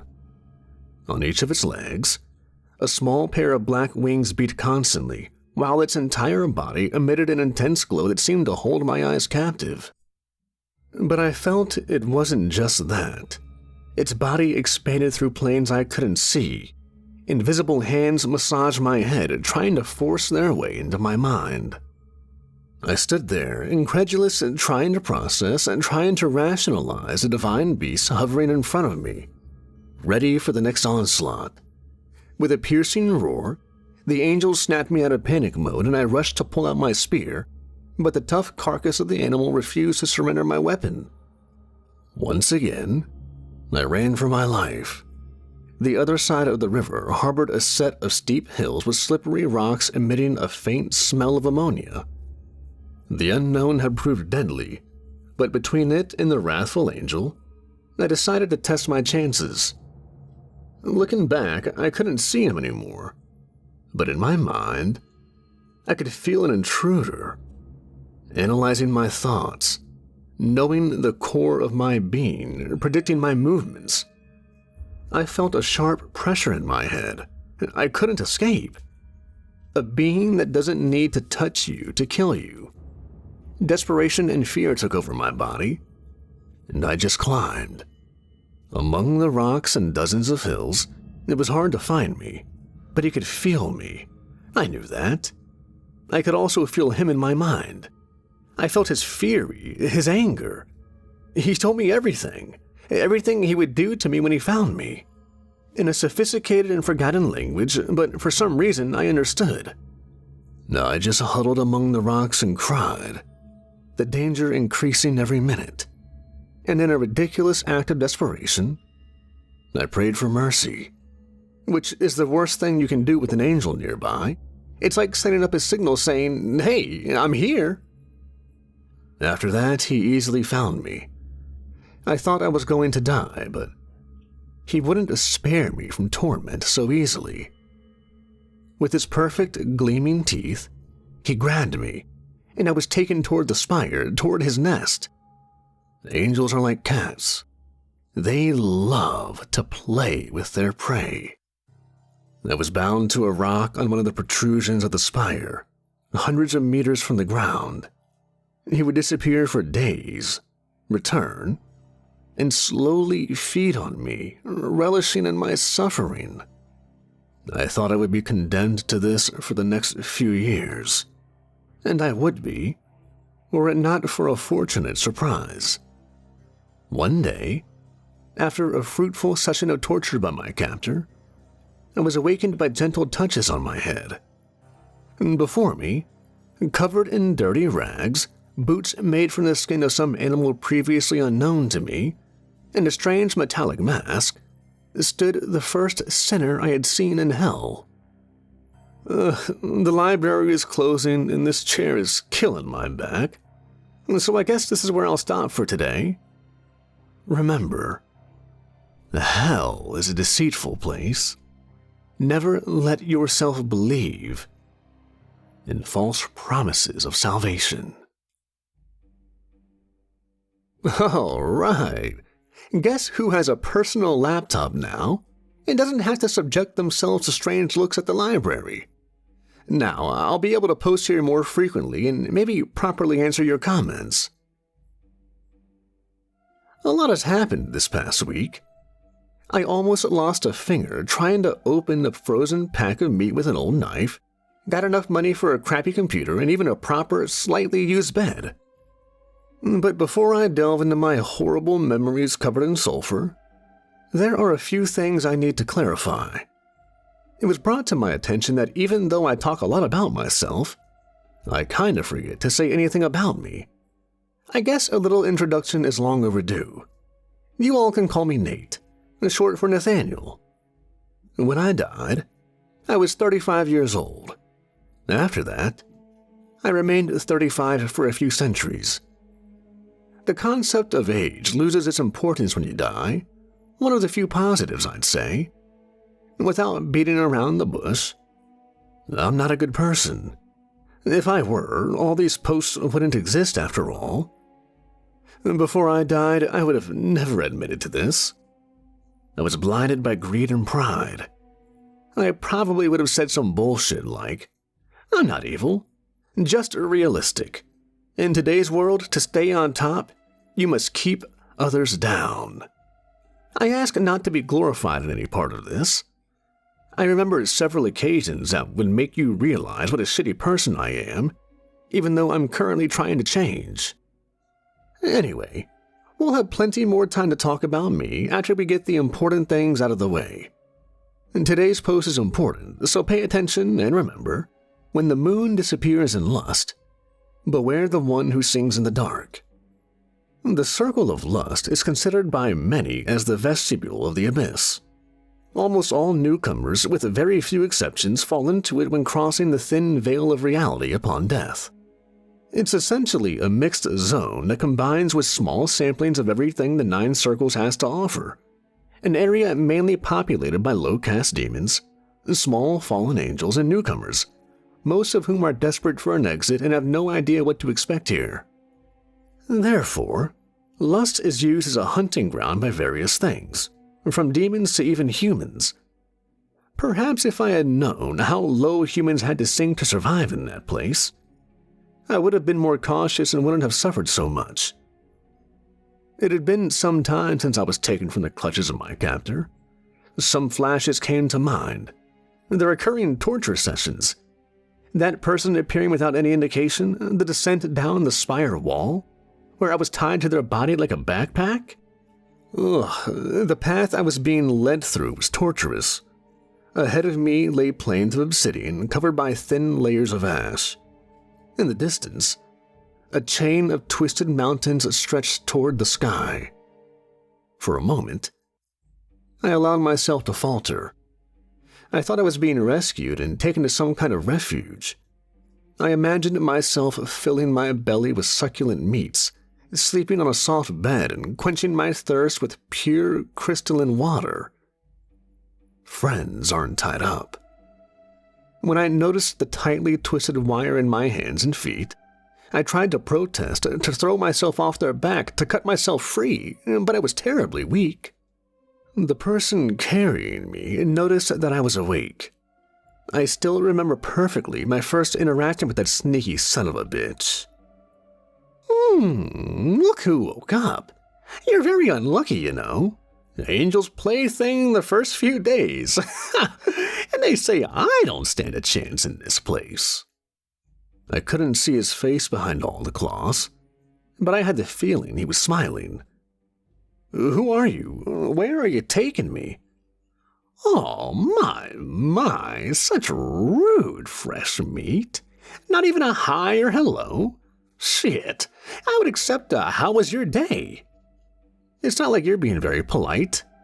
Hey, I'm a veteran, so I get a pass. Do you want to tell me where the hell you're taking me already? I'm not playing games with you, man. Oh, neither am I, young fella. You, my friend, are Jack's property now. You were on his turf, you know, so now he gets to do whatever he wants with you. Turf? I was being eaten alive by some horse monster creepy hybrid bird all the way up that giant thing. How does that constitute as his turf? Please, I just want to go home and see my wife. The dirty rat let out a laugh, interrupted by a horrible dry cough.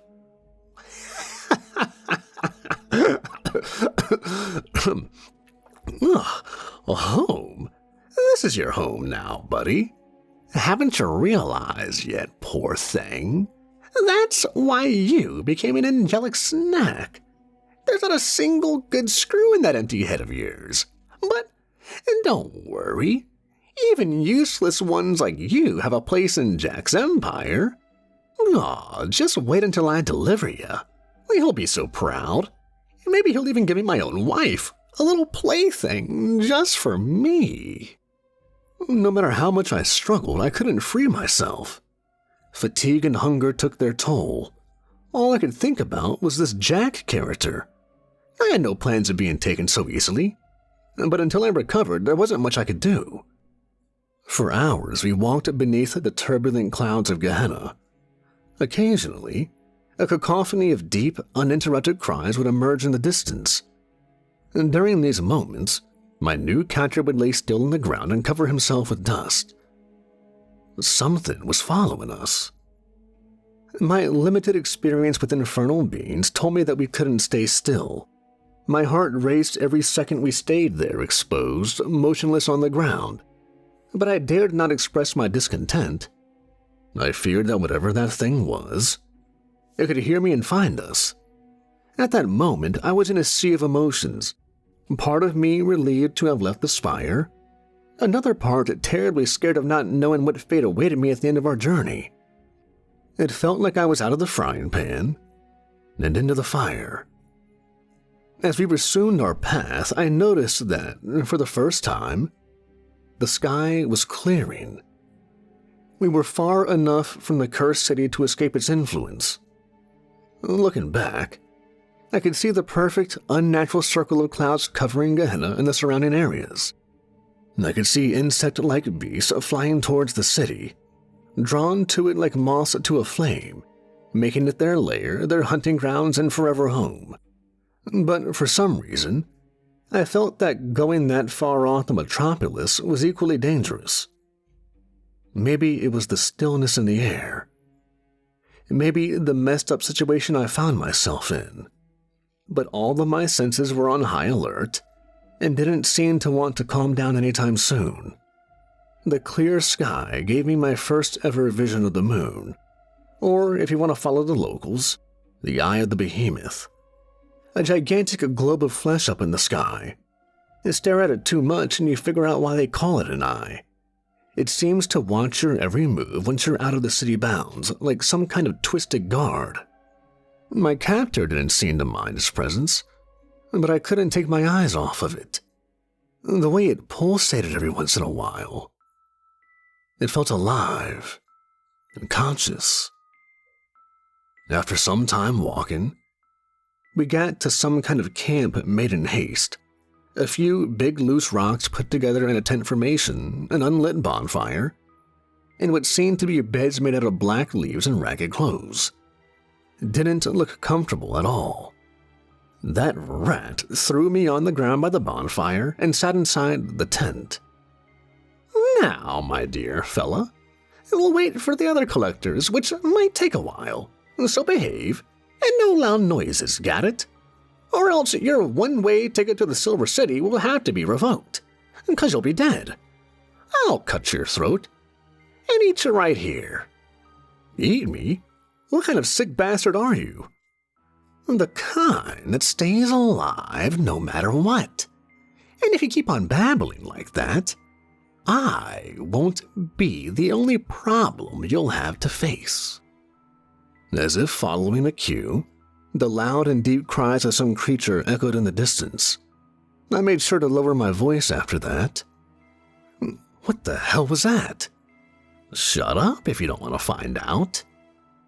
I wanted to ask about Jack, the Silver City, the collectors, but my fear spoke louder than my curiosity.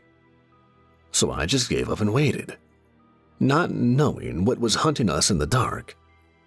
The eye was growing ever so slightly by the minute, its vision a constant reminder that safety was but an illusion, bound to break any time soon. As if confirming my fears, the eye once again began to change, this time growing darker and darker, as if its flesh was spoiling before my very eyes. Oh shit, not now! In that moment, I knew we were in some deep shit.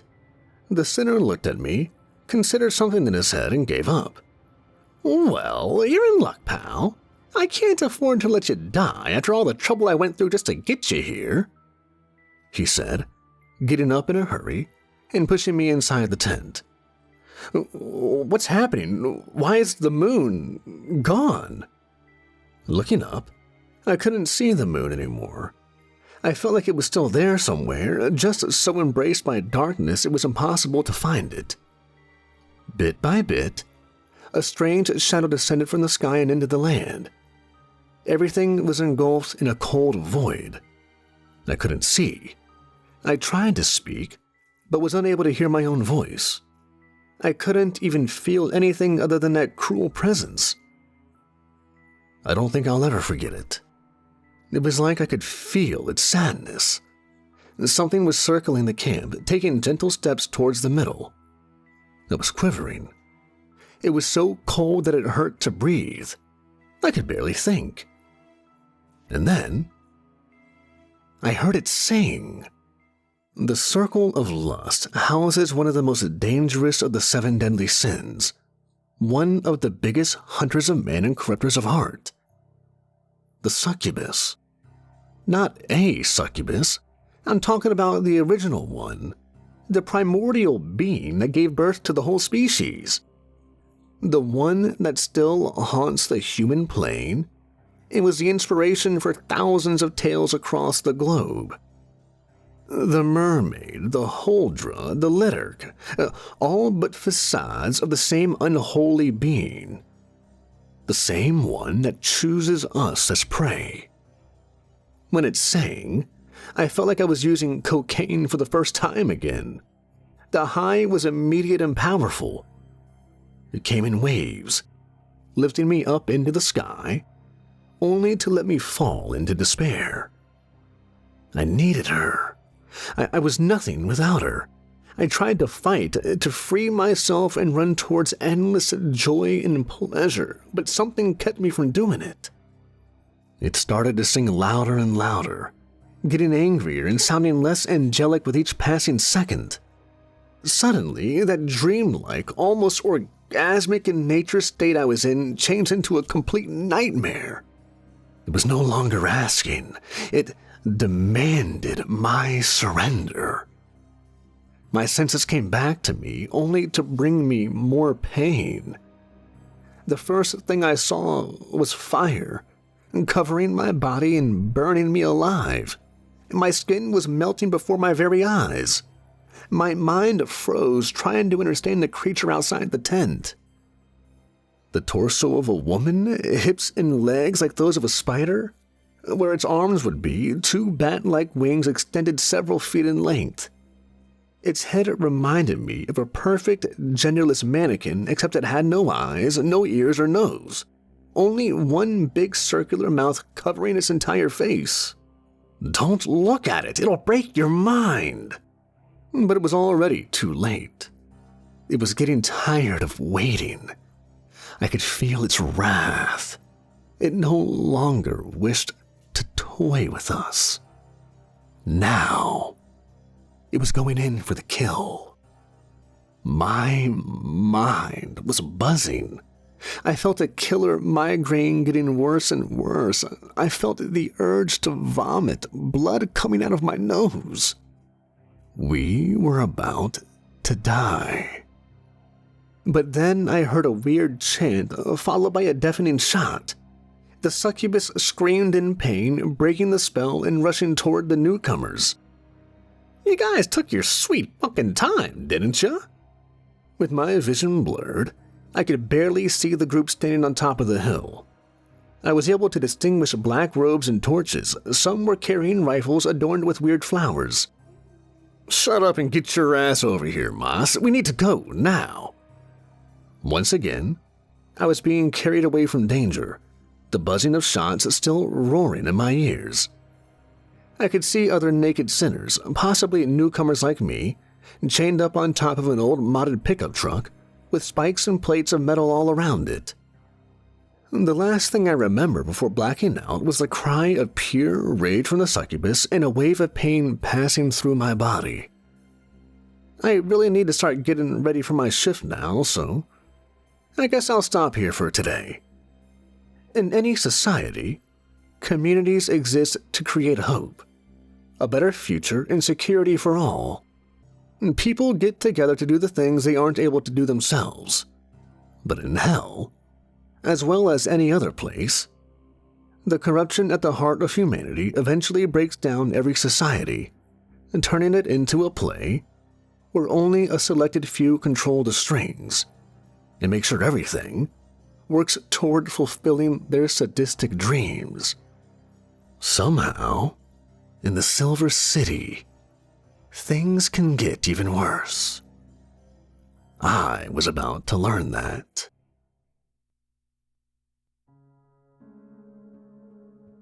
There's something up here with me.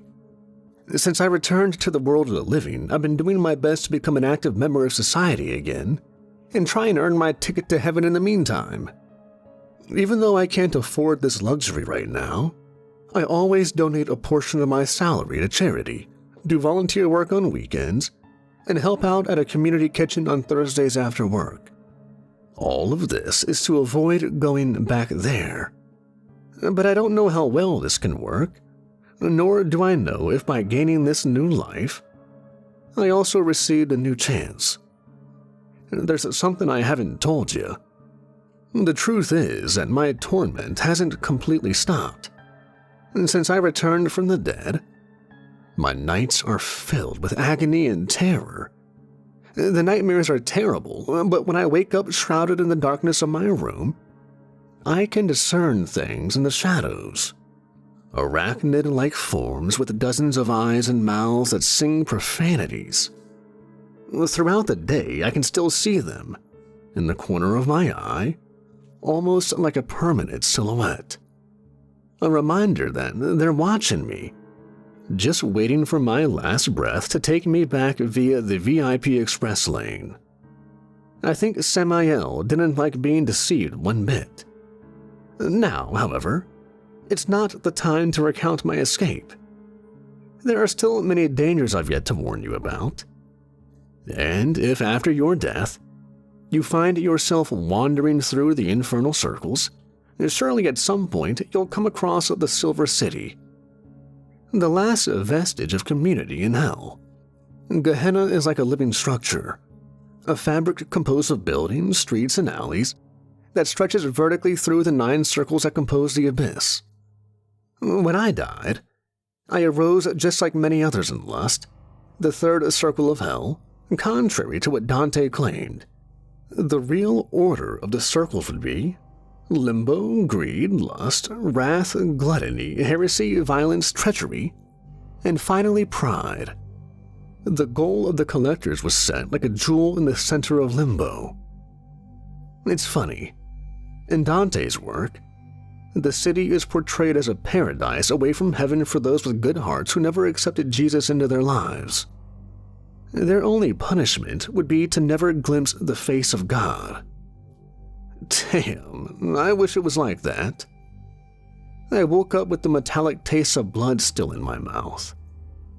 A gentle voice was saying something, but with my ears ringing, I couldn't make out anything. I could tell there was something in front of me. The smell was good. My stomach reminded me I was yet to eat anything. Without much choice, I accepted the charity and ate. The taste was surprisingly good. If I were to describe it, it's something close to pork. I spent some time just eating and recovering. I was even given a canteen of warm water. It tasted weird, but it's not like I was going to complain. As my senses returned, I could understand what the young man in front of me was saying.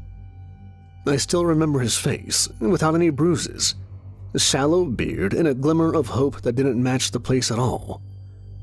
Feeling better now? I guess. Where are we now? Is that thing still here? I tried sitting up, but a sharp pain in my chest stopped me from moving. Hey, take it easy now. You're so skinny you look like a twig. When was the last time you ate? About 10 seconds ago. He smiled a bit. Well, at least you're good enough to enjoy the ride. With that, I felt prompted to look around and finally noticed that we were on the back of a strange pickup truck. Not only that, some sort of locomotive seemed to form around us. In total, there were 4 vehicles. Our pickup stood at the center, with metal plaques around its frame and sharp grates on the ends confining us. On our left, an old Mustang suffered to keep itself close traveling on such uneven terrain. On our right, I could see Mice on top of an old motorcycle giggling to himself. I silently wish he crashed. Leading the group ahead, I could see the rear of a black van, and finally, following behind, I saw what appeared to be a Honda with smashed windows and covered in dents. Where had they taken us? I have no idea, but anything must be better than these fields. Recalling Mice's delusions, I wasn't so sure about that. Who are you? Are you with them too? I think we're in the same boat, buddy. The last guy who called me buddy tied me up and dragged me into the clutches of a monster. I don't like them one bit, but from what I saw when we arrived, he was trying to protect you. So you really are one of them. I already said we're in the same shithole. I got caught by the masked one while trying to hunt dinner, he said, pointing out the window towards the driver of the pickup, a tall, muscular man wearing a strange wooden mask. Sorry the past few days have been so...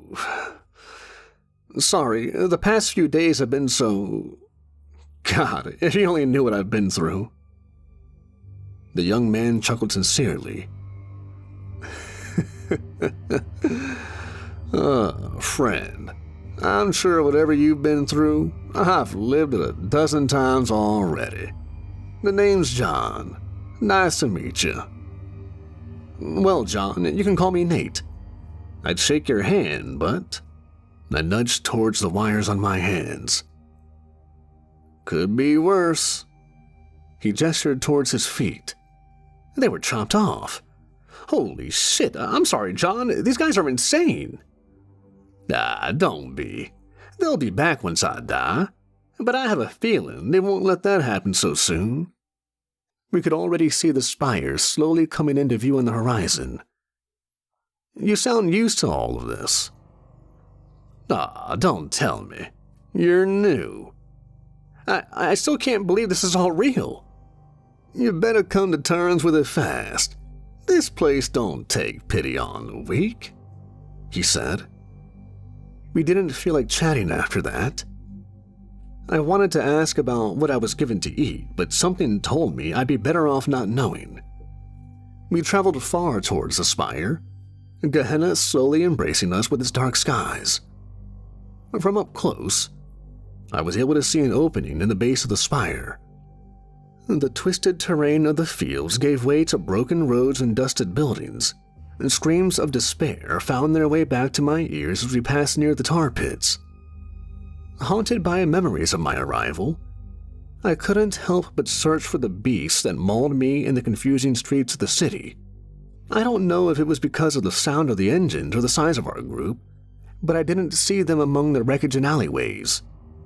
As we approached the spire, a strange icy breeze embraced us. The shock was so intense that I lost my breath, trembling as I noticed a thin layer of ice forming rapidly on the pickup truck. Try to control your breathing, it'll pass soon. What is this now? Specters. As we finally reached the center of lust, I realized we weren't alone. The base of the spire held an immense arched opening from which a dark interior was barely visible. Above the entrance, crucified on the wall, I saw a man. The slight movement of his head and his blue eyes made my stomach churn. The culprits for the sudden cold gathered below the man in desperation.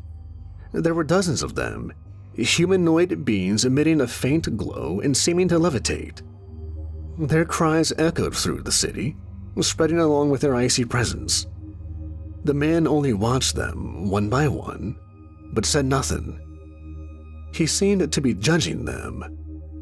The engine shut off, and one by one, the collectors descended from the vehicles.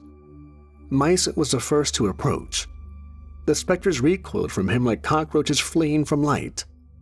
He then looked the man in the eyes, bowed, and said, "Oh, Aeacus, king of Aegina.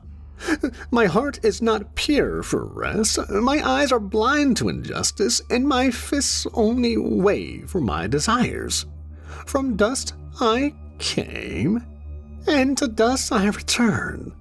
My soul judged to forever burn, so I beg you to open the doors to my torment." The man's eyes locked onto Mice for a moment. Then his lips whispered something in an elaborate tongue, and the darkness of the entrance turned into a scarlet mass. I didn't know about the kings back then. Aeacus is the easiest to convince. He oversees the higher circles. They say if you're under Minos's gaze, however. I hope you enjoy the lower circles because he's unlikely to grant you passage. And if you're a special kind of unlucky, I suggest you don't even try to approach Radamanthus unless you want a one-way ticket to Pride. The collectors then pulled us out of the cars, displaying us like trophies in an organized line. I had to support John on my shoulders, otherwise, they would have made him crawl the rest of the way. From the other cars, a few more people emerged, other unfortunate souls with the same destination as mine. I saw a beautiful woman with short red hair and brown eyes.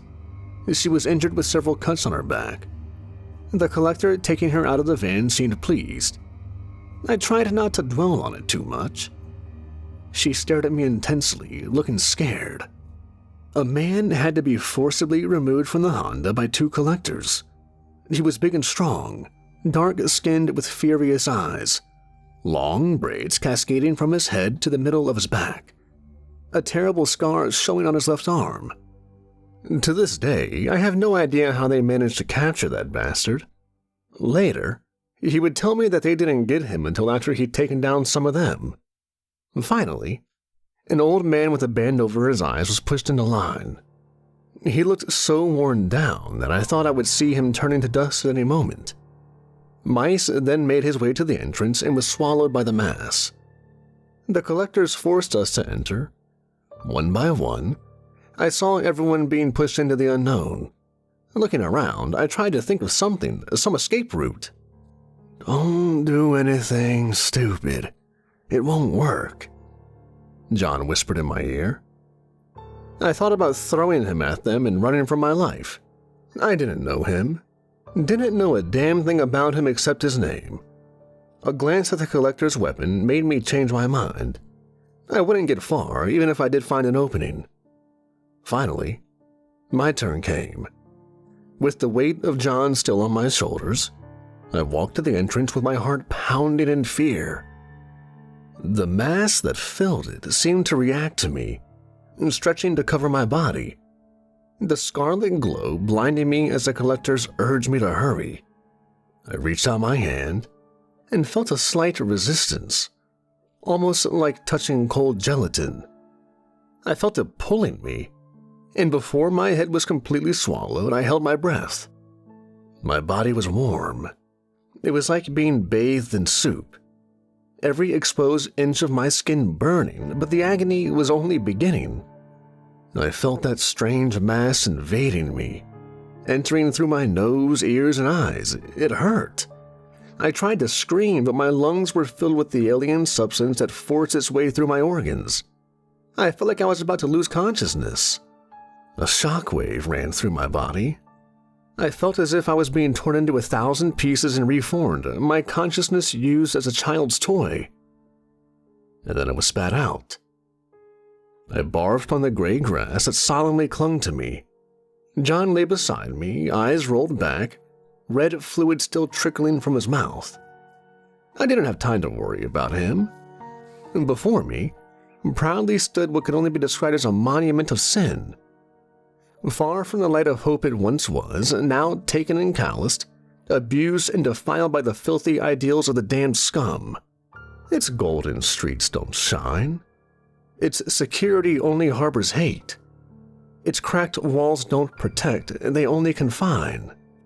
Even though I didn't know much about hell, didn't know its history or care about its purpose, I could see in that moment that I was looking at the greatest disrespect to the sacred that could exist. An empire built with blood and erected by desire. The Silver City opened its gates to me, with the intention of never letting me go again. The other collectors arrived, and one by one, we were introduced to the next 40 years of our lives. The memories of this city are painful. I tried to ditch this shit given the purpose of it all, but a drag is necessary if I'm really going to recall the decades I spent under that tyrant's rule. Passing through the rusty gates, the lower city is the first thing you see. Jack leaves this region of the Silver City for his merchants to sell their findings in the lower circles, where everywhere you look, prostitutes and slaves accompany the more fortunate. Jack's personal guard takes advantage of his authority to get everything they want without spending a penny, of course. Linked to the lower city by a rudimentary elevator, the pleasure zone casts its glow over those below. A neighborhood where the best drinks, drugs, and alterations can easily be found. The hunters and collectors usually walk around there, spending their earnings to calm their vices and complaining about their king's insane demands. But by far, the most striking sight is a castle covered in soot, built at the highest level of the city, where only Jack's personal circle can tread without being summoned. That's exactly where we were being taken. John was still unconscious, being carried by our captors. As we walked under the guns, naked and defenseless, the malicious glares of the vendors assessed us as new merchandise. My feet ached. Full of blisters, I couldn't feel my hands anymore. Looking at a toothless man being pulled by a chain around his neck, I wondered if that would be my fate.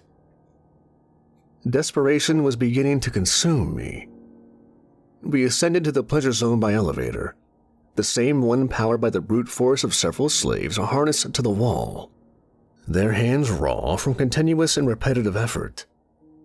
The hallucinogenic fumes from the laboratories filled the street of the neighborhood. I felt my heart race, my skin tingle, and a sweet smell invading my mind.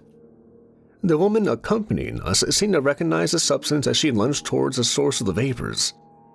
Mice kicked her in the stomach, making her kneel, grabbed her by the hair, and laughed. "You addict, you've used this shit before, haven't you? Look at the way you're trembling. If they don't send you to the brothel, I might have an idea what to do with you." She didn't seem to understand or care, drooling from her mouth and experiencing small spasms as the drug filled her lungs. Wish I could say I avoided it, but this shit is strong. Within a few minutes, I was almost as high as when the succubus attacked. We then walked through the alleyways towards a staircase carved in marble. A sinner was overdosing against the steps. Mice shot him in the head and threw him aside. One moment he was alive, and the next, the remnants of his brain adorned the ground. I gasped for air, my vision darkening. I meant nothing to them. They could dispose of me whenever they wanted. I felt like I was going to die. I felt like I was going back to the tar pits, seeing myself suffering and being devoured for ages, running only to be captured, no rest, no warning. What kind of being would create such a rotten place? Why did he have the right to read my soul and throw me towards this flaming lake? It's not fair. It's sick. As I climbed the stairs, stepping on the remnants of the sinner's mind, I wondered if God was watching me at that moment. Maybe he was having fun. The biblical hell holds a king. It shelters demons and powerful beings born from darkness itself. And, as you already know, beings made by the Creator's own hand. It wouldn't be at that moment that I would meet Samael, but alongside the self-proclaimed human king, I met his right-hand beast. When the doors of the castle opened, I fell to my knees on the ground. An angelic figure with the aura of pure evil. A feminine body, dressed in white adorned with jade. 3 pairs of long and golden wings kept her hovering a few meters above the ground. On her face, a twisted helmet with an eternal black flame at its peak, portraying what was, what is, and what will come. The base of her helmet completely covers her eyes, squeezing them with such force that blood constantly drips to the ground. Her face constantly changes. A slender young woman, a frightened child, an irritated elder, a black goat, a hungry tarantula, an unnamed beast, an indescribable void. In her hands, a chain hangs a clock, which moves constantly. It tries to guess the hour that only he knows. Constantly wrong, corrects itself, recoils, recalculates, wrong, corrects itself, recoils, recalculates, wrong. Such a beautiful creature fell alongside the morning star with 1/3 of the stars to forever hate us, to extinguish everything and everyone. Who was I compared to such perfection? Who was I compared to such obscenity? I felt broken. I felt complete. Terrified. Emancipated. 1,000 mouths saying in 1,000 languages in my mind, all equally correct, all equally wrong. The duality that leads to madness. In my heart, he introduced himself. Astaroth, the Grand Duke of Hell. With a flick of his hand, he disappeared, but I still felt him watching us, assessing us. Seated on a broken throne, there was the face of control. Almost as tall and robust as my captured companion, a short, defined beard adorned a ruthless face marked by battles. Gray hair and a leather cloak, a silver medallion around his neck, and a shining red ring on his left hand, eating grapes like a Greek emperor. Jack graced us with his presence. Mice once again took the initiative. "Oh, my lord, we have found a fresh meat of the highest quality to expand your empire, mostly young and strong, and the old one is wise and knows the ancient rituals." Jack looked at us as if we were worms, evaluating us like a spoiled child receiving gifts at Christmas. "You bring me trash and expect gratitude. If this is what you consider good quality, perhaps it's time to revoke your position." Jack's ring began to glow, and I felt Astaroth's strong presence growing. Mice quickly knelt and spoke once again. "Oh, my king! One of them appears to be marked." Mice then looked at me with a malicious smile, sending a shiver down my spine. Jack observed me, the disdain in his eyes palpable. He seemed to notice something at that moment, scratched his beard, and smiled. "Oh, mice, I can always count on you to keep me entertained. Take him to the pit. Send the others to the dungeon. There may be something useful in this batch after all." Before I could protest, I was struck on the head with the butt of a gun, and I lost consciousness. "Sorry, I need a moment." Just remembering the terrible nights I spent in that place makes me feel sick. Man, I hope smoking doesn't count as too big of a sin. When I woke up, I was chained to a wooden pillar by the neck, with several other sinners chained around me. The place was poorly lit, and I could smell feces and urine. They didn't even release us to go to the bathroom. In front of me, Jack stood with 2 guards. Good morning, Sleeping Beauty. I'm sorry to disturb your rest, but I have some questions, and if you cooperate, you may find yourself involved in something much bigger and more important than your miserable afterlife. Screw you. I've seen things your people do. You're all crazy. I don't want anything to do with you. Jack's ring began to glow, and Astaroth's silhouette became visible even in the deep darkness. For your own good, I hope you learn to have good manners. Now tell me, where is he? What? The ring glowed, and Astaroth entered my mind. The concept of emptiness is terrifying. Non-existence. It's dreadful. Emptiness occupied existence before everything existed. In the beginning, there was nothing. And then, there was God. My consciousness faded away. I felt the void corrupting my flesh prison. It's not a lack of senses. It's nothing.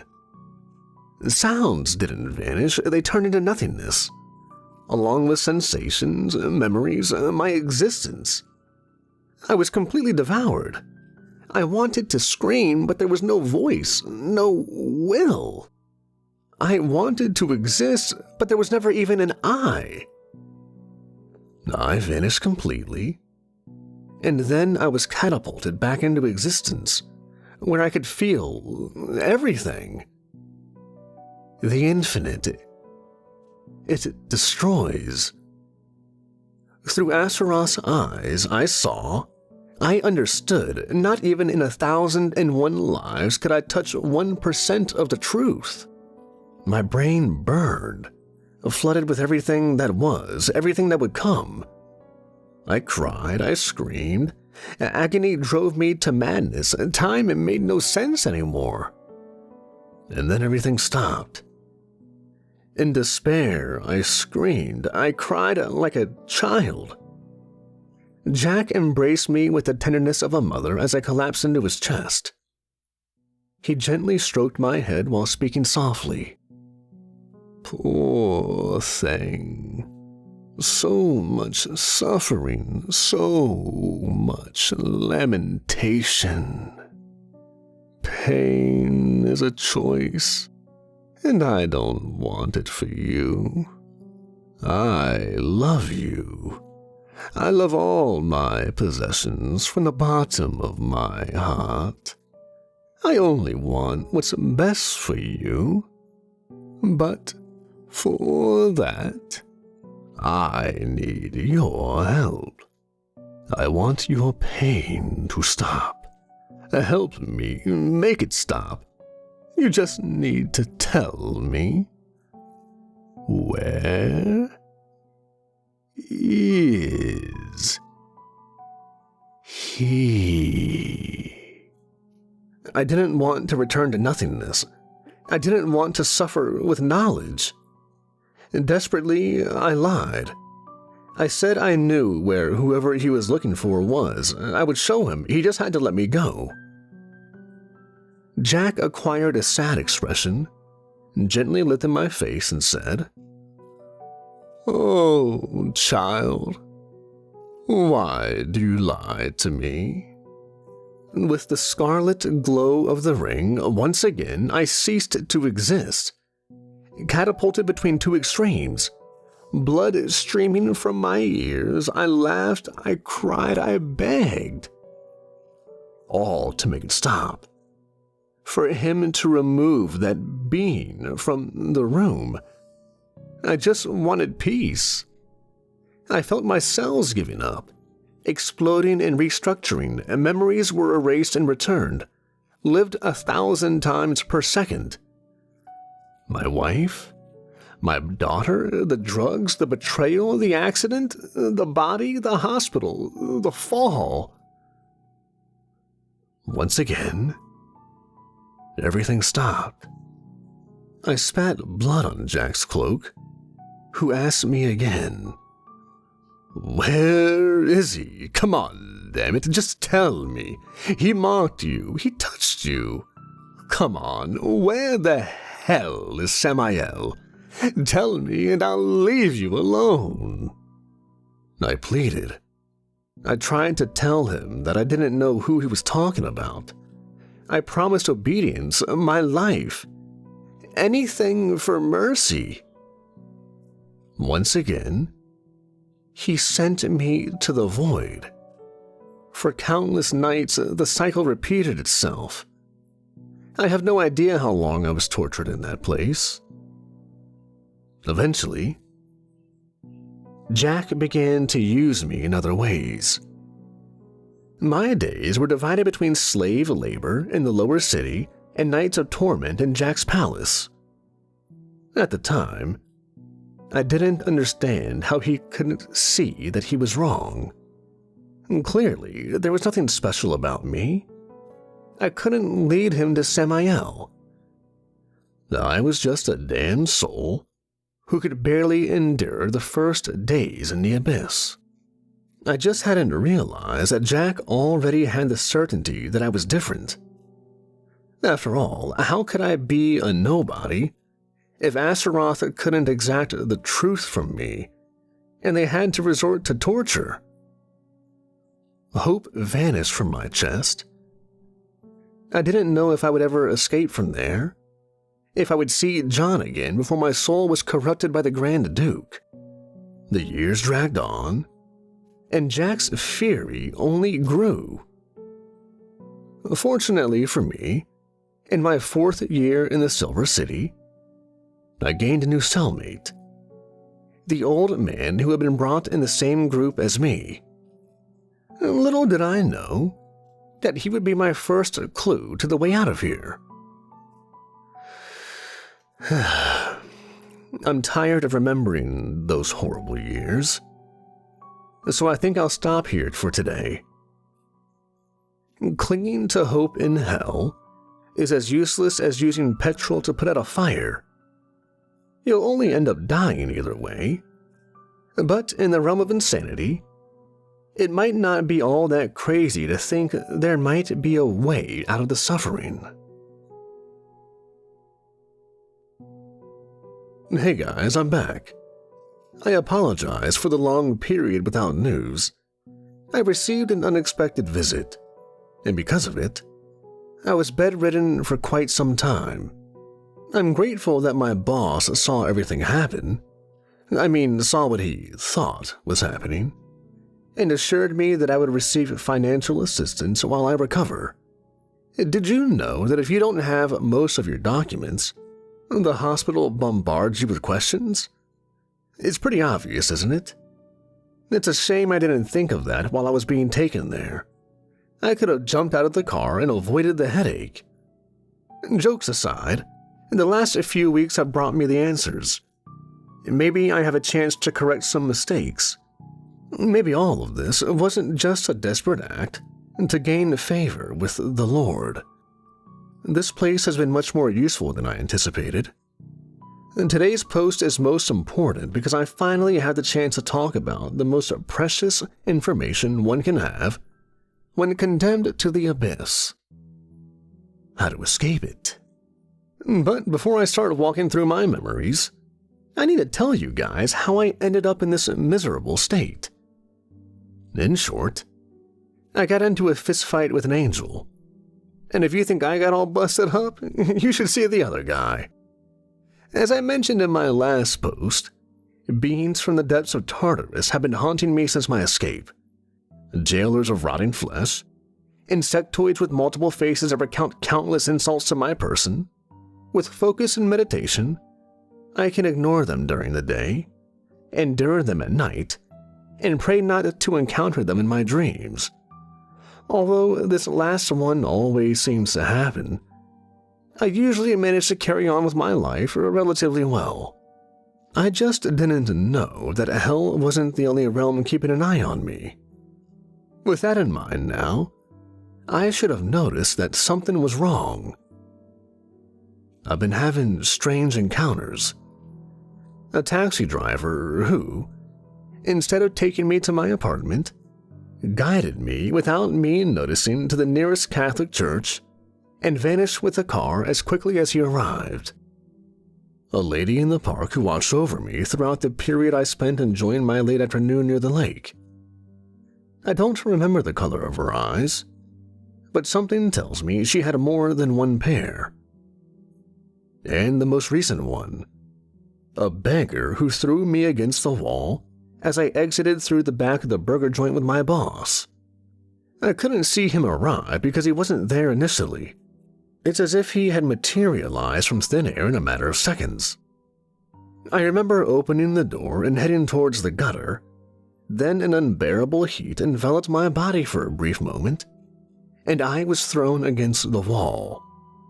At first, I thought it was just a random bum trying to rob me, but the spectral glow in his eyes, the way reality slightly warped around his body, and his voice that echoed in my mind like the roar of a beast told me otherwise. I panicked. You see, I'm doing everything I can to avoid setting foot in Gehenna again. Until that attack, I clung to the comforting fact that I'm out of that prison and that they can't hurt me anymore. So, when one of the soldiers from the celestial ranks pushed me against the wall, wrapping his heavy hands around my neck, a primordial fear crumbled my will. I could barely struggle as he roared in my mind. To dust thou returned, and cannot stay here. Thy soul, stained by the ashes of hell, is marked by the blood of the star. In thee he sees a way out. In thee the holy sees a mistake. In his eyes, I could recognize pity and hatred. He saw me as something so small and fragile, something to be protected from the claws of sin. One of the Creator's toys that had been so rudely broken and was now fighting against the rules that guide existence. In his own words, a mistake. One that needed to be fixed. Even with such a fragile appearance, his strength was tremendous. He squeezed my throat while whispering apologies in my mind.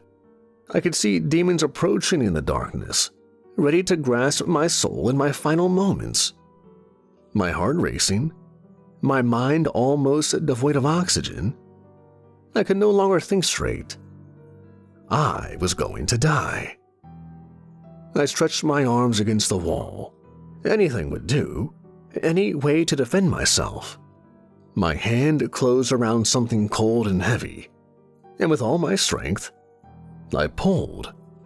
Adrenaline is a powerful drug. I managed to wrench one of the rusty bars from the window and hit him with all I had. The blow sent him into the street, where a van ran over him shortly after. My boss insists that I had a panic attack and that in my altered state, I ended up throwing a loose iron rod at a school van, scaring some poor kid shitless, before fainting on the ground. This brings me many questions. Now, more than ever, I feel paranoid, watched, and knowing that people wouldn't even know if I were being attacked terrifies me. I feel like my time is running out, and something horrible is about to happen. So, without further ado, I must fulfill my purpose, and at least help you while we still walk in the same plane. Hell is a place of torture and punishment.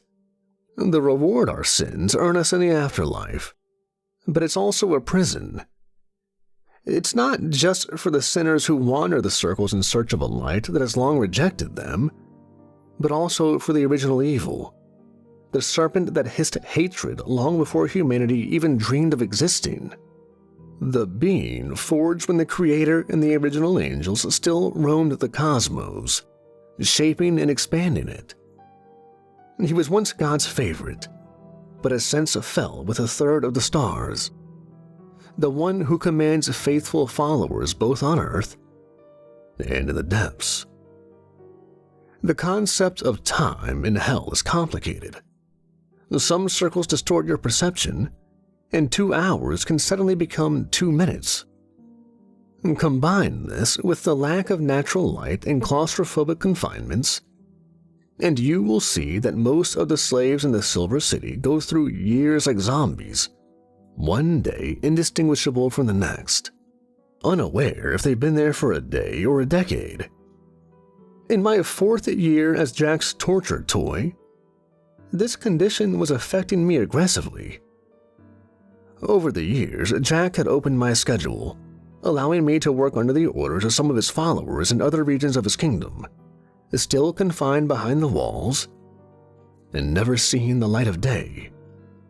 My schedule was cruel and irregular, so much so that even today, I must admit that I am not confident in stating that only 4 years have passed.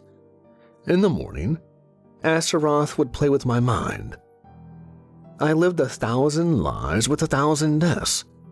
The profane void and the painful light of the vastness, my mind reduced to ashes, and then expanded beyond the confines of my skull. Immediately after, I was blindfolded and taken to the pleasure zone, where I was forced to synthesize drugs and beverages from the blood of beasts and fungi. In the floor directly below one of the main sales points of the Scarlet Maiden, the most purchased drug in the city, I worked for hours grinding and heating, accumulating in terrible blisters and burns while my mind was numbed by the aroma and visions. In a hot and cramped room, I was joined by 5 other slaves, and there we spent most of the day. Deaths from overdose were common. Some fell from excessive work, others were killed for pure pleasure. Our guards were always incredibly high and enjoyed mistreating us to maintain their sense of power. Pawns so low in the hierarchy of the Infernal King, probably venting years of spite in our daily sessions. From time to time, the owner of the operation would come down to check the quality of the product, which was never refined enough, and would punish us for it.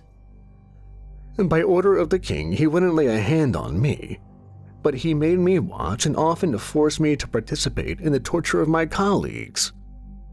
Fingers cut off, teeth pulled out, hot iron spikes on the backs of those who spilled even a gram of his precious product. The things I was forced to do still keep me awake. And always accompanying him, I saw her. Unfortunately for mice, the girl brought with me did not meet her end in his perverted arms, but in the hands of one of Jack's captains. Always with a distant look, drugged beyond her limit, following her master like an obedient dog. Occasionally, she would watch me with a hint of sanity in her eyes. While her master punished us, she often tried to approach me, but always without success. When the work was done, I was put to sleep with gas and woke up again imprisoned in the palace catacombs, ready to endure another session of agony before sleep. Day after day, this insanity continued. My long diminished hope was exhausted.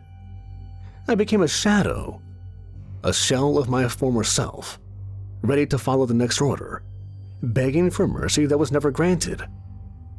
This cycle continued until one particular night, when I woke up again below the castle, chained to the wall, with a decrepit old man beside me. For some reason, Astaroth had let me rest that night. I should have suspected something was wrong. In the darkness, his face was hard to discern, I remember terrible dark circles, short and damaged gray hair.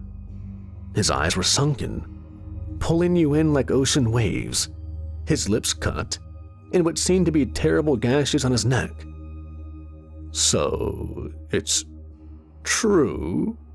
the old man murmured, breaking the silence. "What are you talking about?" "I've heard that madman's ravings many times, but this sounds different. There's some ground that supports the theory this time." "I don't have time for the ramblings of a senile old man." "Do you really have the mark of the beast?" I stared into his eyes, recalling the same claim coming from my captor's mouth. That mark! Up until then, I thought it was just an excuse that bastard Mice used to save his own neck. One that had cost me 4 years of confinement. But there was a fearful weight in the old man's voice. His words carried a sense of truth. "What is this damn mark? Ever since I set foot in this city, I've been treated like merchandise. My mind is scourged night after night because of this shit. You're all mistaken. You're wasting your time. Leave me alone." "Haven't you noticed anything strange, young man? With just a bunch of damned souls in hell? But don't you feel that your stay has been particularly difficult? As if the very grounds fight to keep you here?" I've listened to the ramblings of the collector who found you. You were captured by an angel, weren't you? That doesn't usually happen. Something attracted it, just like the succubus, just like the beast. I'm just a wretched soul. There's nothing more to it. I'm only getting what I deserve. I should have been patient. Holly didn't deserve that, but she was going to tell everything. She was going to show the photos, and I was going to lose my job, my damn family, my house. I saw no other way, and now I'm paying for it. Nothing more, nothing less." "Oh, do you really think that's all there is to it? So many here with souls far more rotten than yours, yet still surrounded by pleasure and power. If hell worked as you think, why would Jack have what he has? Why would sinners be able to raise such a heresy as this metropolis?" "I don't know, damn it. I just want all of this to end. I just want to go home." In the moments that followed, the old man pondered something in his mind, looking avidly into the darkness, fearing we were being watched. And then he said calmly, "I know a way out."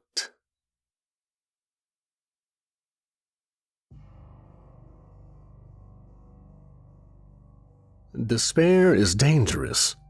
The lack of a path, of a light, brings out the worst in humanity. Surrounded by the eternal dark, I was presented with a way out of torment, and it was as if a weight had been lifted from my shoulders. Don't say anything. Just listen to me. If what I've heard about you is true, there's a chance. But I'll only tell you everything if you promise to take me with you. I'll withhold details as we travel to make sure you don't betray me. You'll do everything I say, how I say it, and when I say it. Well, the deal is off. Wait, travel? To where? The ninth circle of hell, of course, where the one who marked you is eagerly waiting. There, he holds a passage to a higher plane, where perhaps one can attain a new body. A shock ran through my heart. A new body? A way out of here? Even if all of this is true, how do you suppose we escape from here? It's not like Jack will suddenly repent of his sins and set us free overnight. That part I'll leave to you. Think of it as a test of your abilities. If you can get us out of here, it will serve proof that you can handle the journey to the depths of the abyss. If we get caught, I'll know I was wrong about you. We didn't talk for the rest of the night. I couldn't sleep either. How could I? My mind was restless with the possibility of salvation, an escape route from all the pain, a new chance at life. I just needed to get us out of there, but how? Trapped in the catacombs without even the grace of seeing the city? I had no idea what things were like on the surface. I couldn't formulate a plan. At least, not alone. And patiently I waited, the days passing by, torturous and merciless.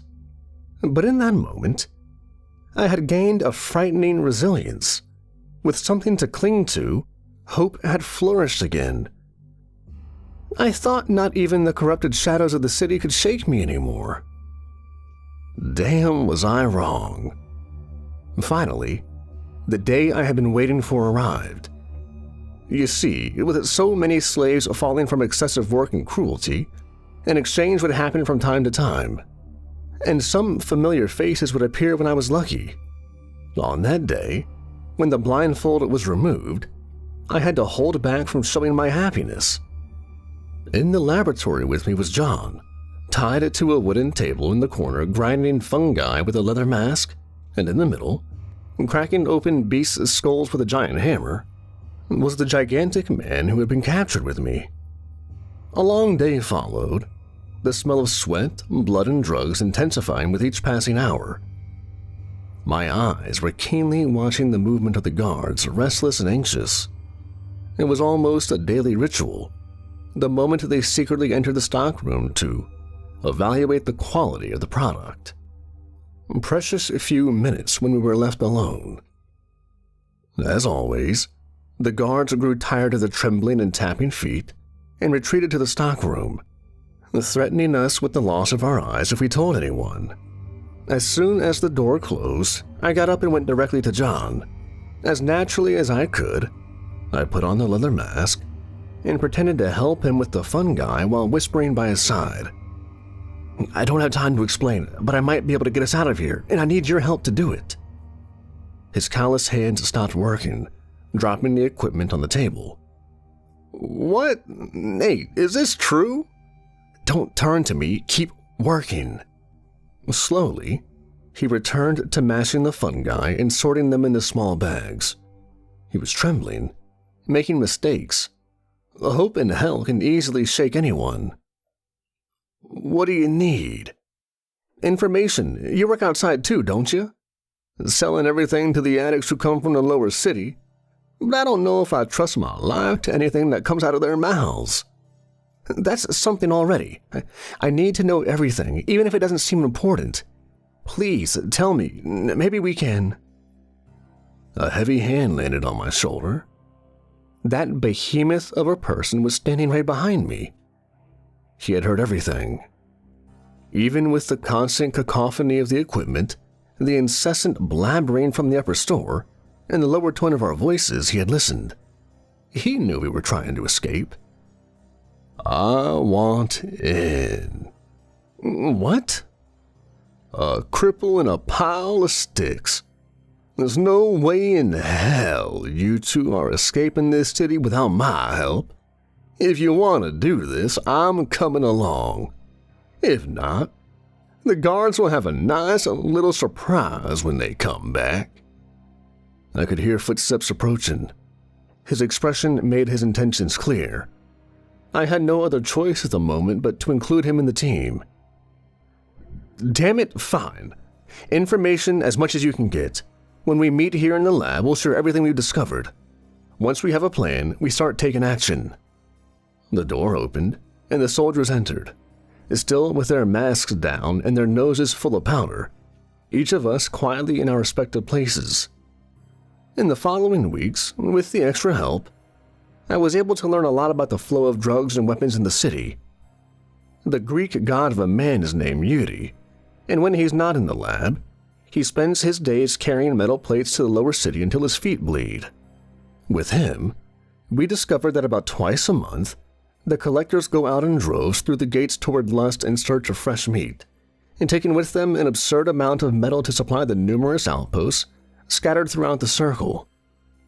John had discovered that a significant portion of the merchants in the pleasure zone used this expedition to transport a large part of their stock to the higher circles right under Jack's nose.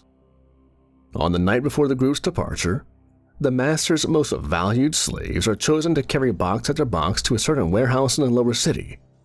There, the collectors take their share of the deal and hide the goods in their cars before the day begins. The collectors' parts are properly marked, and the rest is supposedly not opened. In the darkness of the dungeon, my mind began to formulate a plan. If we could find a way to stay in the lab until the end of the shift, we might be able to infiltrate the merchandise and escape the Silver City through the front gate. There were still many problems. The merchandise was moved at night, precisely when we were taken to our respective dormitories. Our absence would surely be noticed, and how on earth were we supposed to even know which box would be moved to the warehouse and which would be sold the next day? If we were to do that, we needed more information, but we also needed to be quick. Up until that point, since the old man's arrival, Astaroth and Jack had left me alone. If they decided to do another torture session, the Archduke of Hell would claim domain over my mind again and know exactly what I was planning to do. I shivered, thinking about what horrors would await me after that. Each night before bed, I updated the old man on the progress of my plan, asking for details on exactly how we would escape from that cursed plane when we reached the 9th circle. But that bastard never said anything, just looked at me waiting for my next move. Afraid of losing the precious window that had opened for me, I foolishly decided that it would be better if we acted quickly and forced fate to smile upon us for a change. When I woke up in the laboratory the next day, I took advantage of the guards busy screwing with their own minds to tell my colleagues the plan. It was insane. But what in that pit of despair was coherent? On rare occasions, the old man graced us with his presence in the laboratory because of the agreement he had to come along. I gave the excuse that he knew of a safe place where we could rest if we managed to escape. It wasn't convincing, but what other choice did they have but to accept? When the four of us were working together, we would act. And thanks to John, I found out that we didn't always work the day shift in the laboratory. Every other day, we spent entire nights in that damned cramped place. If we caused a distraction, we could use the panic to invade the stockroom and hide among the merchandise that would be mislaid. The slaves would take us to the warehouse, and from there, we would rely on luck for them to be too busy searching for us in the upper city to find us. We would have to leave before Jack was notified of our escape. With Astaroth by his side, there was no place in the city where we could hide. Luckily, nobody wants to be the one to bring bad news to the psycho. With the plan set, we began to act, having no idea the self-appointed King of Hell was already well aware of our actions. The day I escaped from the Silver City was also the day I officially gave up my humanity while in hell. Hatred, anger, they consume the heart of everyone, from the purest to the most honorable. Not that I'm anywhere close to being either of those things.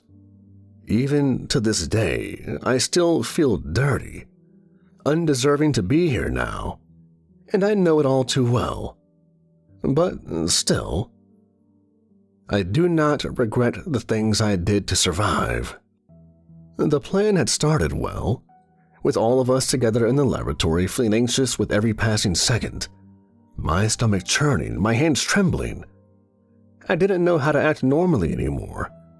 Didn't want to raise suspicions, so I hyper-focused on my work, waiting for the end of the shift.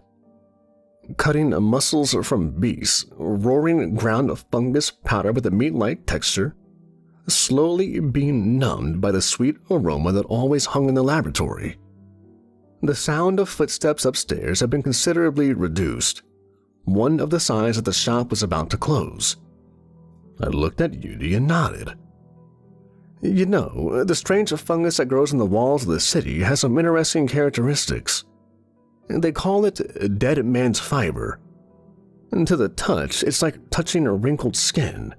When ground and heated, a strange reaction causes it to become slimy and acidic. Sticking to human muscle, it devours it, generating a byproduct in the form of orange powder, the unrefined form of Scarlet Maiden.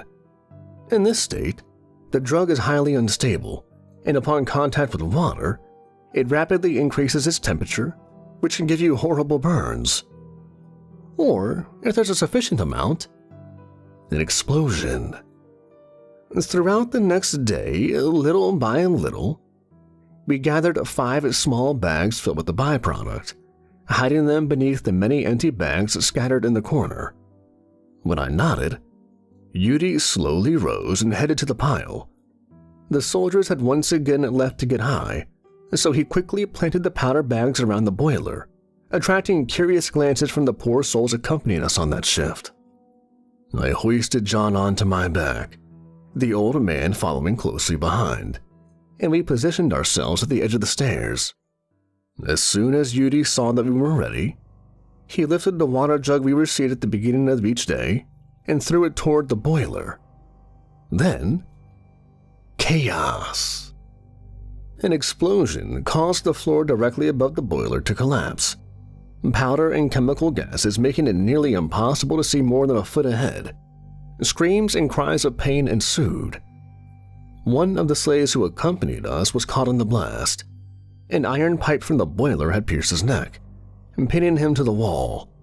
And the last customers of the shop above were caught in the flames that rose like a mushroom through the hole that opened in the floor. Soldiers hurried down the stairs to control the fire, not seeing us pressed against the wall. We quietly went up as soon as everyone descended to control the damage. John guided us to the stockroom.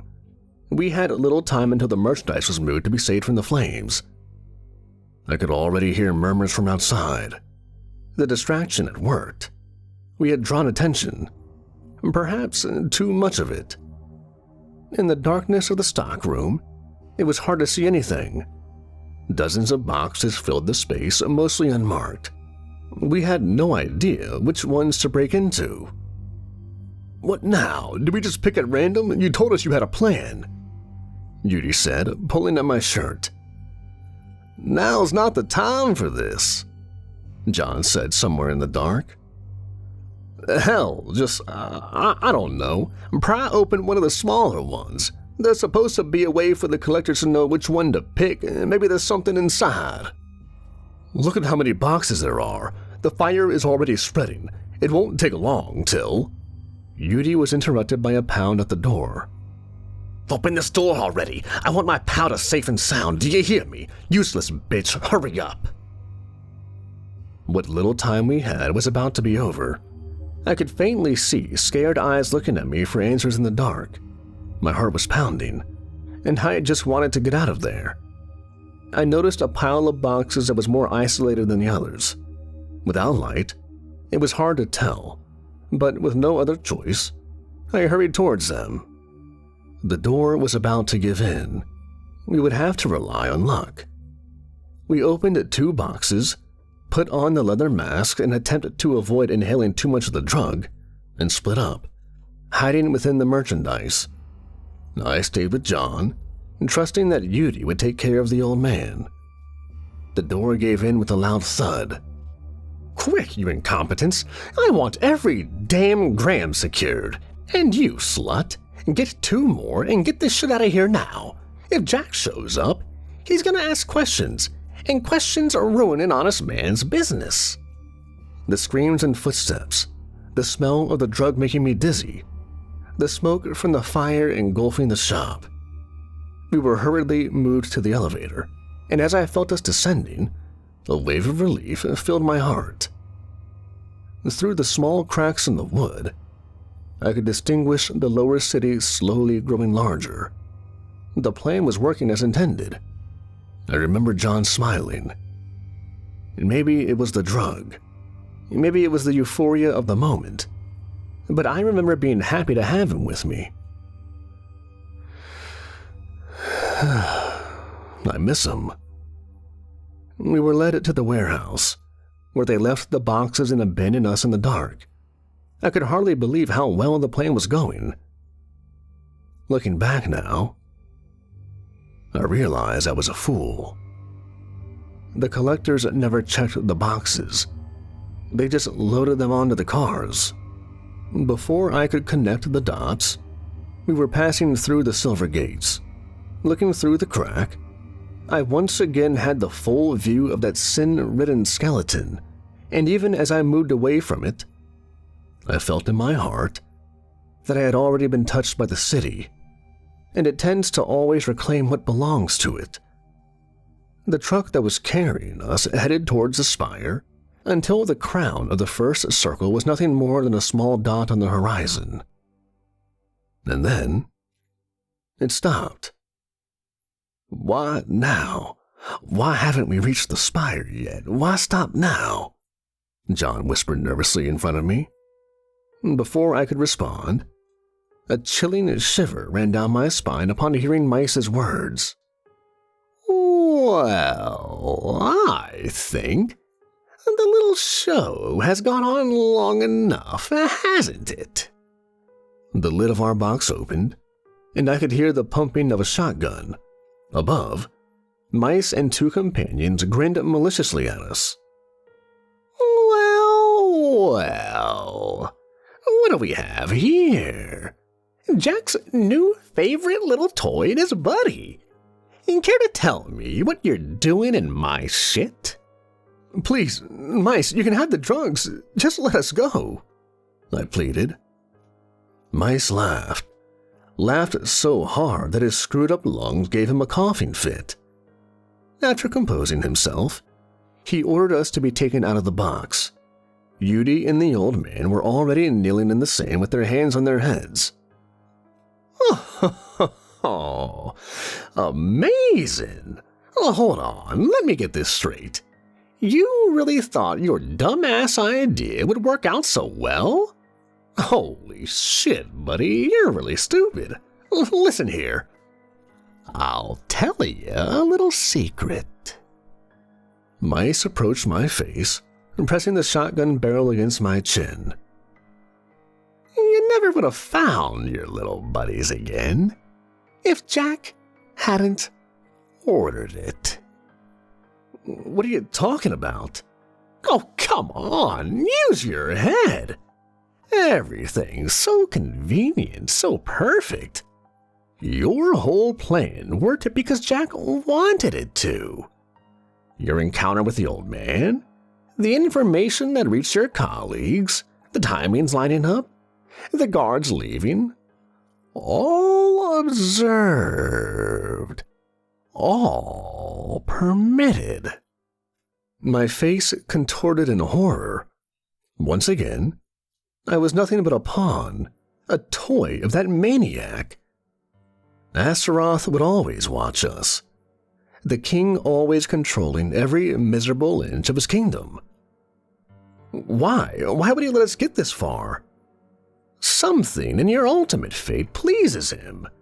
If he can't extract any information from you, he'll just let you guide him to what he wants, won't he? But then, why stop us now? Ding, ding, ding! This is the question of the moment. Congratulations, idiot. Some neuron up there still works as it should. You see, I never cared about that mangy mutt. Jack is just a little baby who luckily gained a lot of power. If he's so afraid of what your mark represents like this, it means that you pose a danger to his empire. Through you, I'll have the chance to take the throne that has always belonged to me. Mice was interrupted by a sound. Yuri laughing as he watched kneeling.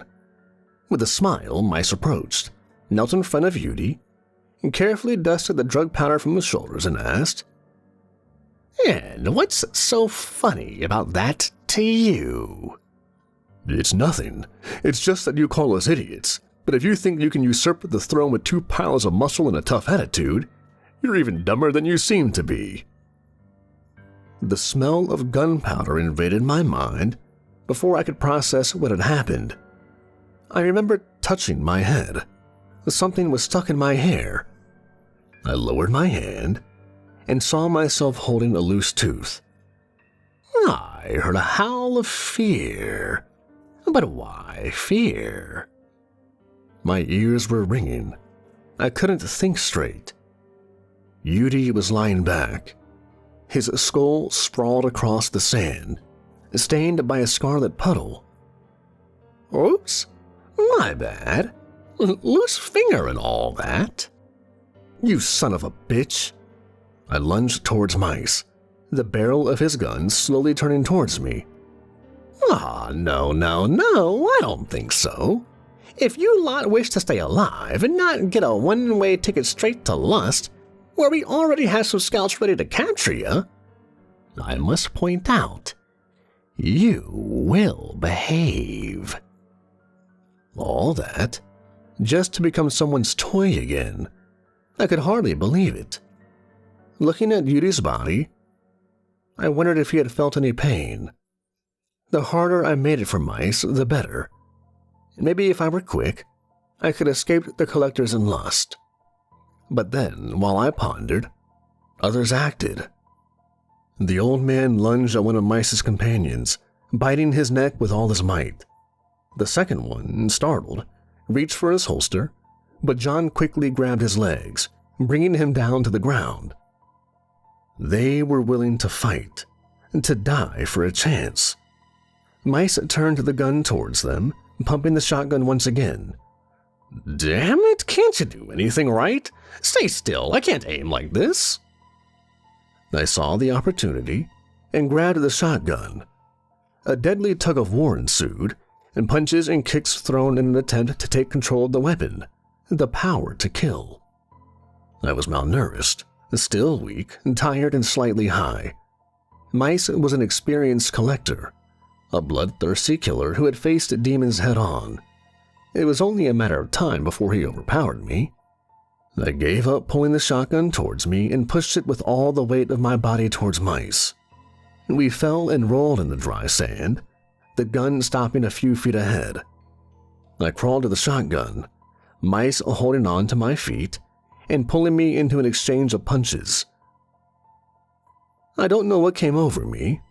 All the anguish, all the fury and fear accumulated until that moment exploded into rage. I gave up on the gun and threw myself at Mice, landing repeated punches to his head. Again, adrenaline is a powerful drug. Screaming, without full control of my arms, I punched. I punched until Mice's face was nothing but a red mess, until his arms stopped retaliating, until his chest stopped breathing. I continued until tears filled my eyes and sobs choked my throat. I looked at my hands, and the clear weight of what I had done became clear in my mind. Killing a person changes you. You can feel life slipping away from their eyes. Even in that place, where death is just the beginning of another cycle of pain, it still holds weight. The old man's screams of pain snapped me out of my trance. His efforts were admirable, but he was eventually thrown to the ground, where the collector attempted to strangle him.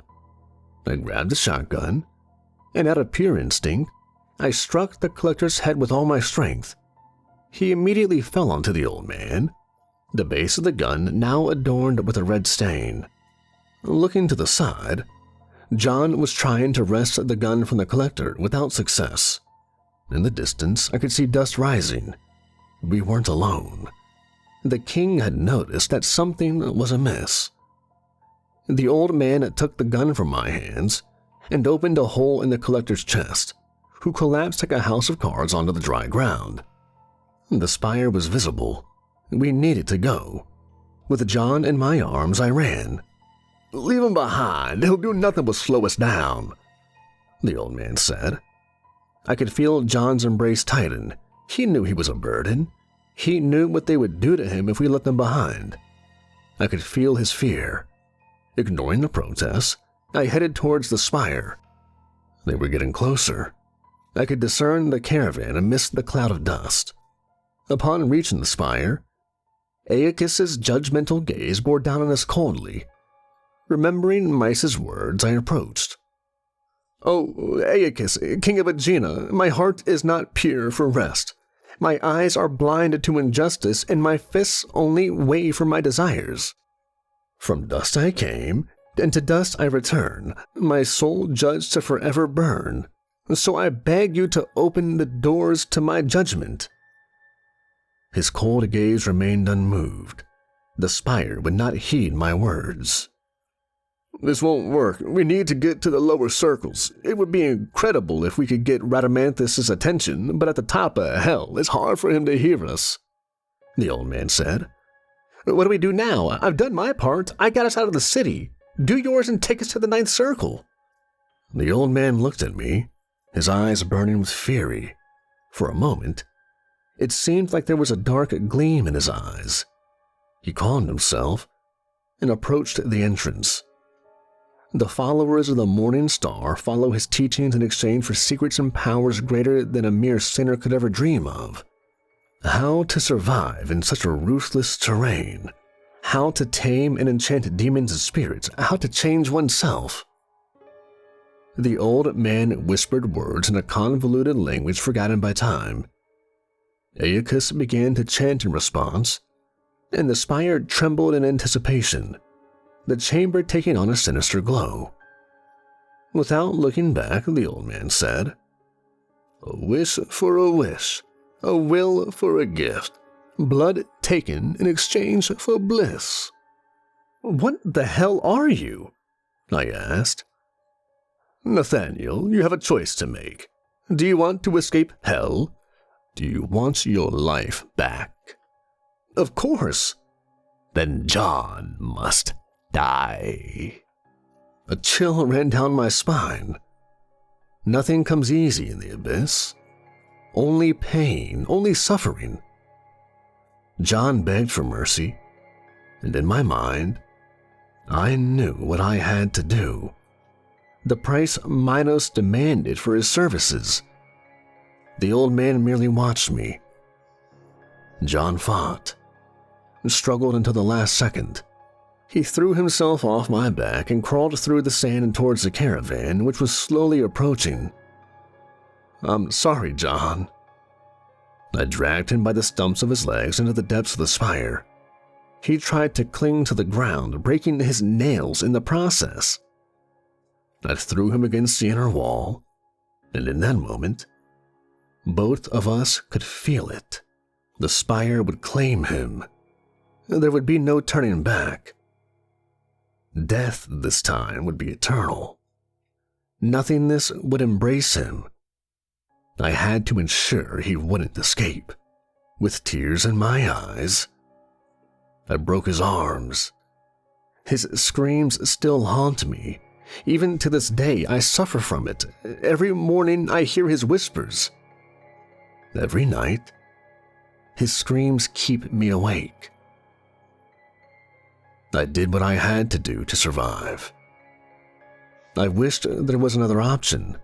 I wished so much that John was still by my side, but hell was devised in such a way that even something as simple as friendship is only allowed for punishment. I tried to be quick. With one of the rocks from outside, I broke his knees, turned around, and left. "Nate, please, Nate, don't do this to me. You bastard, what did I ever do to you? I hope you suffer, you piece of shit. Burn 1,000 times in the deepest pit of this place." When I left, a black mass flooded the chamber, and I could see as Nate was consumed by the spire. Until the moment they were dissolved, his eyes never stopped looking at me in that way, with palpable hatred. At that moment, I knew that everything I had suffered until then was justified. I belong in hell. I tried to warn you. I'm not a good person. The mask took on a purple glow, and the old man quickly pulled me inside. The last thing I saw before disappearing was the red glow of Jack's ring approaching in the caravan. The air in the heresy is putrid. A constant miasma floats in the air like snowflakes, slowly filling your lungs and eventually killing you. Outside the spire, in the center of the sixth circle, I noticed for the first time a strange mark on the back of my left hand. A delta adorned with thorns. But at that moment I couldn't focus on it. All I could do was cry, huddled near the spire, wondering if it was all really worth it. Let's go, he doesn't like to wait. Who? He looked at me, with a somber look in his eyes. Samael, the Morning Star, the true Lord of Hell. These memories pain me. My hands tremble, and my eyes filled with water, making it difficult to write. I also still haven't fully recovered from the beating I took from that angelic being. So, for today, we'll have to stop here. A hell is an eternal prison, where everything and everyone are made in place in such a way that at any moment they can be used against you. Only pain will bring you a semblance of security. Only agony will bring you power. In this insane realm of trades, I should have known that even the way out would exact a terrible price.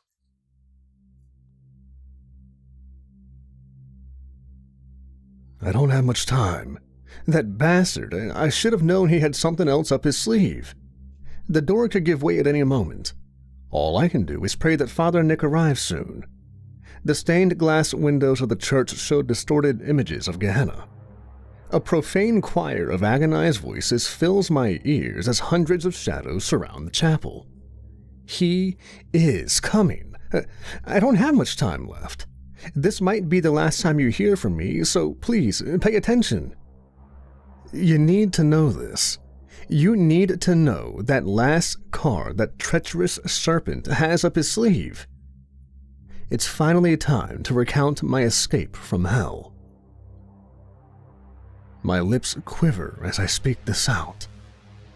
I must be grateful to at least have a way to record my final thoughts.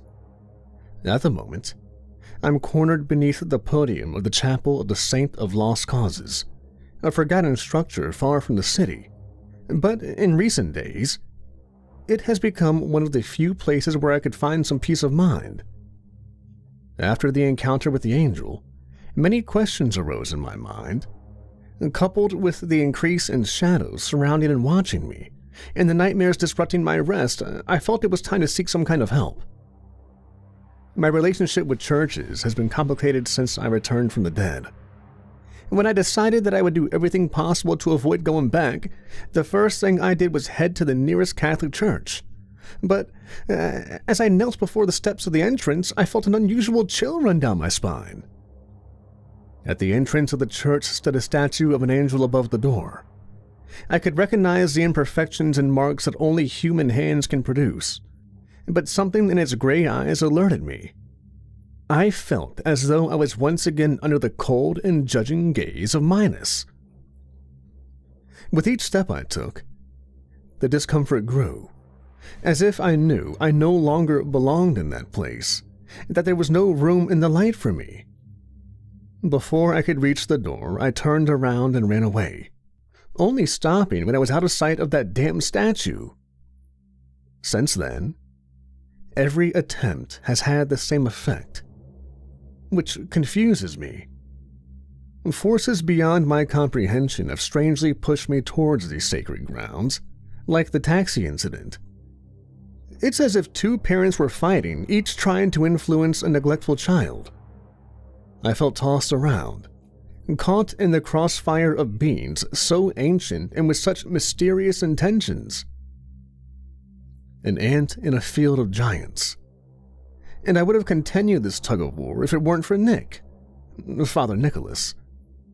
Our meeting was a twist of fate. I was stuck in the hospital's medical wing, trying to rationalize the events that had left me bedridden, and he entered my bedroom by mistake, thinking I was one of the soon-to-be-dead patients awaiting my final prayer. It took a while to convince him otherwise. That simple mistake probably saved my life, even not being the one he was searching for. Father Nick felt something in me. He insisted on praying for my soul nonetheless.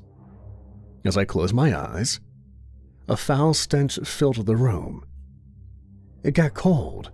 I could hear a high-pitched buzzing swirling around, like a swarm of angry wasps searching for a victim.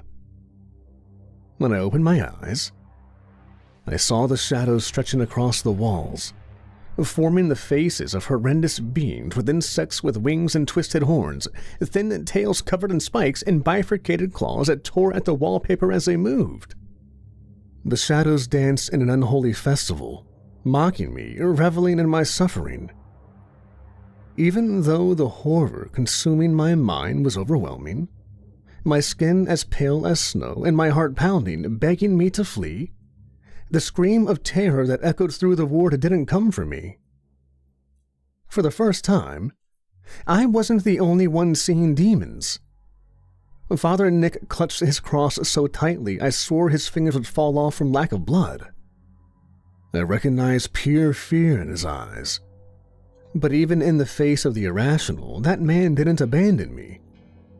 With one hand on my shoulder, he told me to cover my eyes and pray. Even when the laughter grew louder, when the equipment toppled over and the lights flickered, we didn't stop praying. Who knows how long we stood there, pleading for the benevolence of a higher being. When everything finally calmed and we dared to open our eyes, the room was completely destroyed. Nick managed to get me out of there before the nurses arrived. In the days that followed, he helped me a lot. I didn't tell him everything, but he had seen firsthand that the abyss had its eyes on me, and as a man of God, he couldn't allow himself to ignore that. It was weird. Throughout my journey through the 9 circles, it was hammered into my mind that I would always be alone, that if I didn't betray the sinners first, they would betray me. Even when I ignored all the warnings and dared to extend a hand, I lost those who accompanied me. I don't deserve to be back. I don't deserve any help. But Nicholas was persistent, and his words, practically torn from the Bible, were spoken with such conviction that, even knowing the light had long abandoned me, I couldn't help but feel slightly touched by them. Even when I pushed him away, he always returned, asking me to visit his church. "The doors are always open to those in need," he repeated. Hearing now the sound of wood creaking, the storm worsening, I can only hope that tonight they remain firmly shut. The time of my second trial is approaching, and I have the feeling that this time I won't be able to escape my sentence. So pay attention, because if, when death finally catches up to you, you find yourselves thrown into the tar pits and torture from hell, you'll want to know how to escape this cruel fate. But be warned, it won't be easy. If I close my eyes and take a deep breath, I can still remember.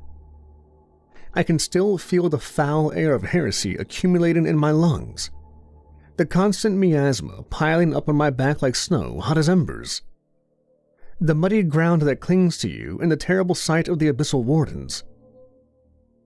As I walked through the 6th circle, my emotions erupted within me. I feel dirty, rotten. I just followed the old man without saying anything, occasionally looking at the delta on my hand. John's furious gaze still weighed on my memories, and the vision of Yudi's splattered brain surfaced every time I closed my eyes. I didn't even know why I was so determined to escape anymore. It was only fair that I suffer in that eternal cycle of agony. The swampy ground gave way to cracked and tortuous terrain, the spire becoming just a small strip on the horizon. Around us, a new scene unfolded. The sixth circle is primarily composed of obsidian towers reaching out to the sky, with thick, twisted branches complementing them like lights on a Christmas tree.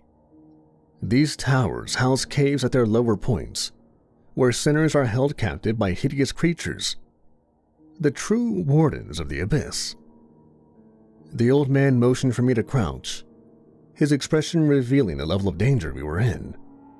My curiosity fought against my guilt, and winning, compelled me to peek. Knowing what inhabited that circle, it only made my anxiety worse. The wardens' bodies resembled that of a centaur, with a lower part like a horse, irregular hooves, and defined muscles. Their tails are like living fire, spreading flames wherever they go, glowing with energy when they hunt, torture, and devour their prey. From the torso up, they resemble a locust, with 4 double-jointed arms covered in bristles ending in a single claw that twists like a scythe. Their black eyes sense fear, and if you stare at them for too long, you enter a state of paralysis. The exhilaration of this moment is such that the entire horde of wardens gathers for the feast, and you'll remain conscious throughout the entire process. You'll fear their jaws open your abdomen, their limbs tear yours apart, their faces chew yours, and you'll only return to the tar pits when there's nothing left that can be defined as you. In summary, stay away from the dark prisons. Unfortunately for us, our fate loomed just beyond them. Listen here, we need to mask our scent. These specific demons have an incredibly keen sense of smell. After that, we'll cross the valley. What? Did you see the size of those things? Can't we go around? The old man turned to face me. Look around. This field seems to stretch to the horizon. We're not in a fixed location. These prisons form and move at their master's will. The perfect tool for the perfect job. It's like a compressed bubble of murderous intent. There's no going around. You suck it up and face it head on. Or do you prefer to wait until that maniac catches up with us? Jack, stop talking nonsense. He's in limbo. And by the time he's halfway here, we'll be long gone. Damn it, kid. Jack ain't a novice like you. He's been here for centuries. He knows paths and highways that many have never heard of. And you forget who he is, who he believes himself to be. Or do you not remember what we did? We spat in the face of that damn self-proclaimed Emperor of the Abyss, whose ego and greed are so immense that he even managed to control a demon prince. Do you think he'd give up so easily? I wouldn't be surprised if he's already setting foot in heresy as we speak. My last sight before being swallowed by the spire reshaped in my mind. Jack's enraged face, his ring glowing intensely red, Astaroth's shadow looming over the caravan. Damn it, show the way. The old man crawled to a small mound of miasma, grabbed a handful, and began smearing himself with it. The smell was strong. I could see his face contorting with pain. With little choice, I did the same. My face bubbling with pain, struggling not to scream, and tears streaming so heavily I could barely keep my eyes open. Armed with only a handful of hope and hearts full of dread, we began to sneak past the black towers. With every scream I heard, I tightly closed my eyes, believing we would be next. The screams and cries punctuated by the stampede of hooves, the pleas for help from sinners trapped like birds in cages, so close that sometimes I could distinguish their faces and catch a glimpse of the sadistic tortures they endured. Occasionally, the wardens would release some sinners, letting them run far, letting them dream of a semblance of freedom, only to cruelly hunt them down later. Like a mischievous ritual, where the only reward was capture and sometimes death. In one such instance, a lady fell near the rocks where we hid. One of the wardens cut her knees and watched as she crawled futilely, begging for mercy. I couldn't bear to watch it to the end. My stomach churned with disgust. The cruelty was such that many bit their tongues in a futile attempt to escape the demon's clutches. But something in that valley held them. Their bodies fell limp in their cells, only to rise minutes later. After hours of hiding behind rocks, holding our breath as packs passed by, and suppressing cries of pure fear and despair when the demons approached, we could finally see the end of the Black Towers. My left hand started to itch. The mark now glowed red. Confused, I looked to the old man for answers, but he angrily ignored me. "Stop this shit. I've said 100 times I never wanted anything to do with any of this. I just want answers. You said you'd tell me more as we traveled, right? Spit it out." I felt the tension release from my shoulders as we set back onto the cold, muddy ground.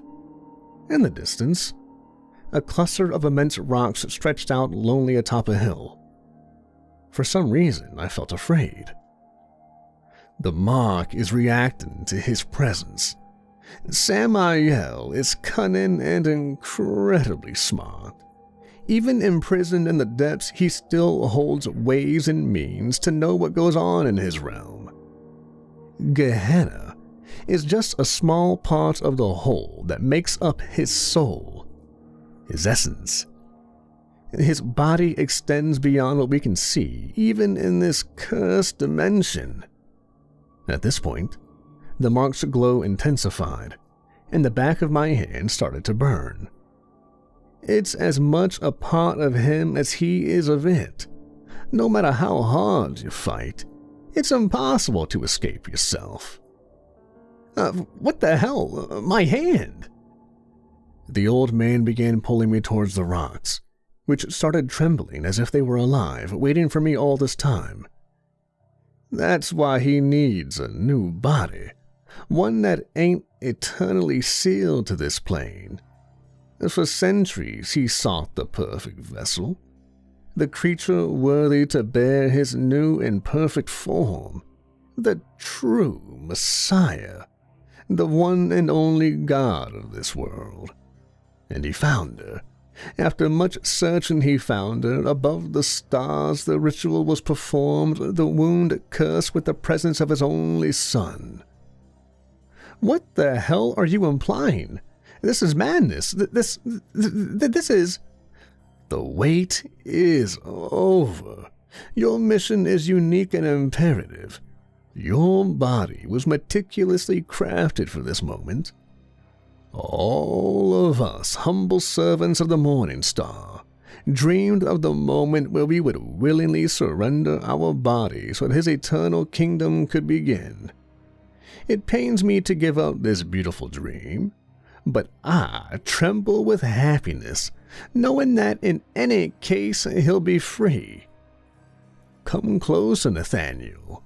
Your Father and Lord awaits you. I'm sorry, but I had to admit this fact. Until now, I can barely believe it. I don't want to believe it. Everything I went through, everything I suffered, no matter how I had lived my life, even if Holly were still alive, even if none of that had happened, my fate was set in stone, made from stardust and the devil's wrath, with the sole purpose of bringing him to earth and sowing destruction. I am the fucking Antichrist. And at that moment, I was about to meet my father. The old man pushed me into the center of the rocks, which spun around, creating thick black smoke around us. The mark extended down my arm, invading my veins, pumping poison into my heart. I screamed, cried, begged for an end. I didn't want to go. The terror that filled me was so great that I could hardly realize that indeed we were being followed. Jack's plan had suffered a setback, but at no time had I failed to do what he wanted. I escaped limbo. I led him to the sixth circle, and now I would lead him to the only one who could oppose his reign. Before my consciousness shattered into 1,000 pieces and was carried away by the winds towards the deepest point of hell, I could see two silhouettes throwing themselves into the whirlwind of shadows. We had brought company. I want you to try to imagine the deepest darkness. Think of the emptiness of space, the vast expanses of incomprehensible sizes that harbor nothingness for billions of light years. Think of the deepest point of the ocean, where life barely exists, where sunlight is mere folklore, and only cold and loneliness accompany you. Pride is lonely. A space, a confinement so small and insignificant compared to the other circles, yet so much crueler. Only cold and nothingness in every direction. You are completely forgotten by creation. Light rejects you. Your senses abandon you. Your consciousness is crushed and compressed into an infinitely small space, yet containing a vastness that harbors nothing. All the great beings of hell share the natural terror that haunts life, the entropy that carries everything away. Some, like the succubus, even use it to hunt. But here, in the central point of the cyclone of hopelessness, in the maximum security wing of this prison, nothingness is thick and eternal. Yet, we're talking about God's former favorite angel here. There's a card up the sleeve. Even this deepest point of hell is still part of Gehenna, still part of his body. Although there's no physical space to contain the soul, even demons can dream. And when I opened my eyes, I found myself inside Samael's dream, face to face with the embodiment of evil. Beside me, I could see Jack and the strange girl who always seemed fascinated by me, the old man kneeling just ahead, all completely fascinated. The devil, after all, is extremely beautiful. The body of a model, with long golden silky hair, eyes red as rubies, and beautiful white wings. Even in the face of such beauty, I could sense whom I was about to speak with. Like a gazelle before a lion, I was nothing to him. Just a weak flame of a candle that could be extinguished at any moment. Long minutes passed until Samael smiled and extended his arms. Nate, my beautiful child, I've longed to meet you. Why don't you sit? We have much to talk about. As if by magic, a table and 2 chairs appeared in front of me out of nowhere. Samael sat down. But what about them? I said, pointing at the other 3, who strangely hadn't moved a muscle since I woke up. They won't bother us.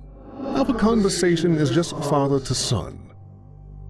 Carefully, I sat down, and in that moment 2 glasses appeared. Samael lightly touched the mouths of both, and wine slowly filled them. Incredible, isn't it? If you want, I'll teach you how. I know what you want with me. Samael brought the glass to his lips, slowly sipped the wine without taking his eyes off of me, and spoke again with a fond smile. Nate, don't take the daydreams of a stuttering old man so seriously. All I want for you is to have a better life. What do you mean? You see, your grandfather was very cruel to me, and this fate, as you can see over the last few decades, also affects my entire lineage. But unlike him, I love you, Nate. I truly love you, and I only wish that you could return to the earthly world to enjoy a sincere life. I could feel the sincerity in his words, an intense love that only a father could have. But in the depths of my mind, a small part of myself was screaming, completely terrified. If you only want my good, why am I still here? Do you know how much I've suffered since I died? If what you say is true, I shouldn't have even fallen here to begin with. Nathaniel, use your head. I do have some control over my body, but I'm in prison. And what power does a convict have over the cell that holds him? Unable to answer, I brought the cup to my mouth and slowly drank. It was sweet and warm, and as it went down my throat, the taste changed to intangible things. A summer sun, a mother's embrace. Let's face it, if you don't have control over Gehenna, how do you plan to get me out of here? For a few moments, I swore his perfect teeth were twisted and sharp, but he returned back to normal as if nothing had happened. To get out of hell, one must rewrite one's name in the Book of Life. Beyond this circle, there is purgatory, where the book rests, but only with a tangible body can you manipulate it. The way it is now, even if I sent you there, it would be useless. A plate of grapes materialized in front of us, and Samael invited me to try them. While I satiated my hunger with the taste of the stars, he continued to speak. But if you allow me, I can give you a part of my consciousness, and with that you should be able to manage a new body. My heart was racing. Perhaps because of the food, perhaps because of the presence in front of me. But I felt strangely lethargic, compelled to accept. But something in that friendly smile gave me a terrible feeling. I needed to be smart. Looking around once more, I laid eyes on the strange woman, and in that tense moment, the pieces came together in my mind. Wait, she can't be... Holly? How could I not recognize her? Her plump lips, her eyes once so full of hope and dreams. Even now, after decades of torment, her curves still drove me crazy. There was no doubt it was the same Holly I fell in love with. The same Holly I killed. Looking at Holly's body and the ring still glowing on Jack's hand, I had an idea. Cruel and insane, but at this point, after going through so much, it was worth a try.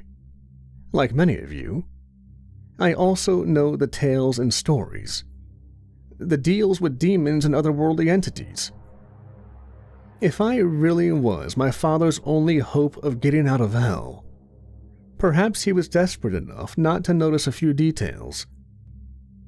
Say, Dad, I wish to make a deal. What do you think this is, a business meeting? What more could you possibly want? I pointed towards Holly, still standing perfectly still in the middle of the void. The love of my life. If I'm going back, I want a chance, a new life, and she has to be a part of it.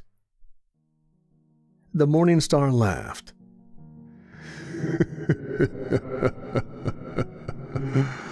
Oh, Nate, you amuse me. If my son wants to screw, I have a lot of followers upstairs who would be delighted to. I cut him off by getting up from the table. I don't want just any whore, I want my Holly. I don't care about everything else. For a second, I could feel his anger on my body.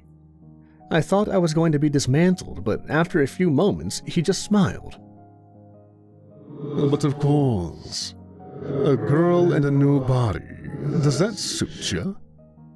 Slowly, I walked towards the three still paralyzed men. Samael's gaze on my back. I put my hands on her cold face and kissed her. It's all I want in the world. Samael smiled, stood up, and walked towards me. Without realizing that with my free hand I had discreetly taken Jack's ring off. What followed was pure chaos. The Archduke of Hell is ancient and powerful. Astaroth follows no one, guided only by his hate and will, a will that was trapped inside the ring. As soon as it was removed, Astaroth saw an opportunity to get rid of it and take revenge for centuries of servitude. He forcefully invaded Lucifer's dream. The angel's presence destabilized Samael. A breach was formed, and an intense pure light. But I couldn't escape like that. Not without a body. When Astaroth manifested, Piercing Jack's chest with his hand and consuming him entirely, I put the ring on without a second thought. A scream of hatred invaded the Oniric realm. Samael grew in size, his beautiful torso twisted into 1,000 facets. The devil, Satan, the seraphim, Beelzebub, Baal, fury, hate, and malice. I could feel my mind burning, the mark of the beast growing again on my arm. I was about to be reformed. Myself would be stolen and made a husk for primordial evil. Focusing my attention on the ring, in a cry of fury I commanded, Astaroth, surrender and become mine. May your life become my flesh, your blood my support, and your will my vision. The Archduke tried to fight, but against the will of the ring nothing could be done.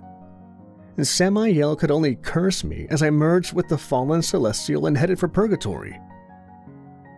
My last vision was the face of Jack, Holly, and the old man, fated to be trapped forever in Samael's nightmare. The next thing I knew, I was naked, digging my way out of the earth, in the middle of a storm. I think you know the rest.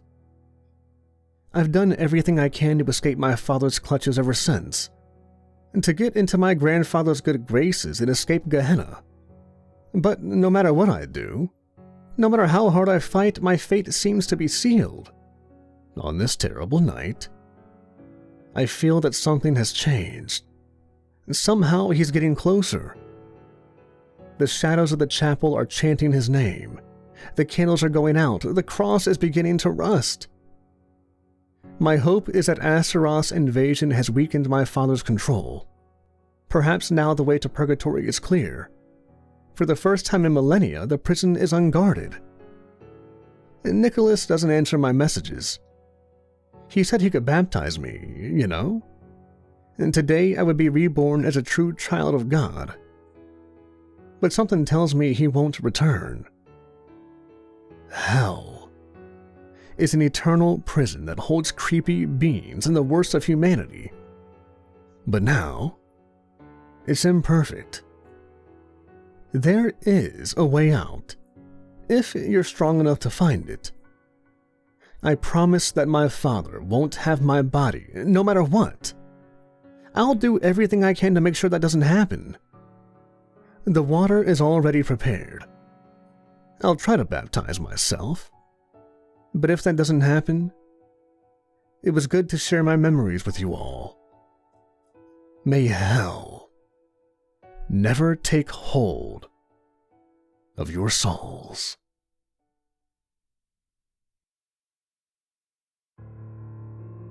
How do I put this lightly? Let's see. Recently, I've had a brush with the death. I didn't almost die. I've met death. The personification of the end of everything. Yeah, it exists. There are many beings that are basically beyond the human comprehension out there. I still have many questions myself, but I digress. Originally, I came across death at the funeral of a distant relative by the name of Michael Erickson, from the Midwest. I met him once or twice as a kid, and didn't have much of a relationship with him. But at the behest of my mother, I've taken the trip to his hometown, Maysburg, to pay him my final respects. If it weren't for my mother, I wouldn't have batted an eye in regards to Michael's death, you see. For most of my life, I've been a firm believer in the phrase, out of sight, out of mind. I wasn't one to care about things and people out of my immediate vicinity. While most of my family are at least nominally Catholic, I am a firm atheist. On top, I'm a bioengineer, so I'd like to believe that I had a rational and practical outlook on life. However, what I've recently encountered made me question my idea of my own self a little. I'm a mentally healthy adult, but I swear, until I got to see people die up close and personal, I didn't care for those whom I did not have any sort of emotional bond with at all. I simply didn't care. Now I do, because I know that each and every last thing in this universe has a sort of meaning, I guess? I don't even know how to phrase myself, really. I mean, everything has got to mean something, when it's just temporary, doesn't it? Anyway, back to Michael's funeral. It was your average funeral. Those close to the elderly man were genuinely saddened, some weeping while others were holding back tears. More distant relatives and acquaintances, myself included, were mostly keeping up an appearance of gloom. I'm certain some people, much like myself, just came here to be polite by arriving at the occasion while not really giving a shit. I caught up with some relatives, like my cousin Mercedes. Nothing was really out of the ordinary until I noticed an elderly man standing at the edge of the graveyard. He was this skinny, sickly, pale, and frail-looking old man dressed in a fine black tux. His bony fingers pressed slightly on his walking cane. The man came to notice me and stared at me for a couple of moments. His eyes seemed to be too big to fit in their sockets almost. The elderly man had this weird aura to him. Something about him just felt wrong.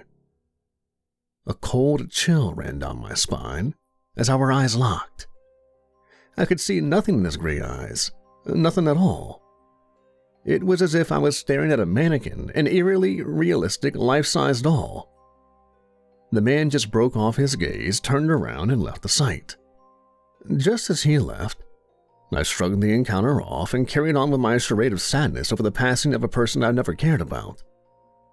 I spent the rest of the day after the end of the funerary processions hanging out with my relatives. I was so preoccupied with catching up with my family that I completely forgot about the creepy old man from earlier. He was out of my mind until I got back home 2 days later.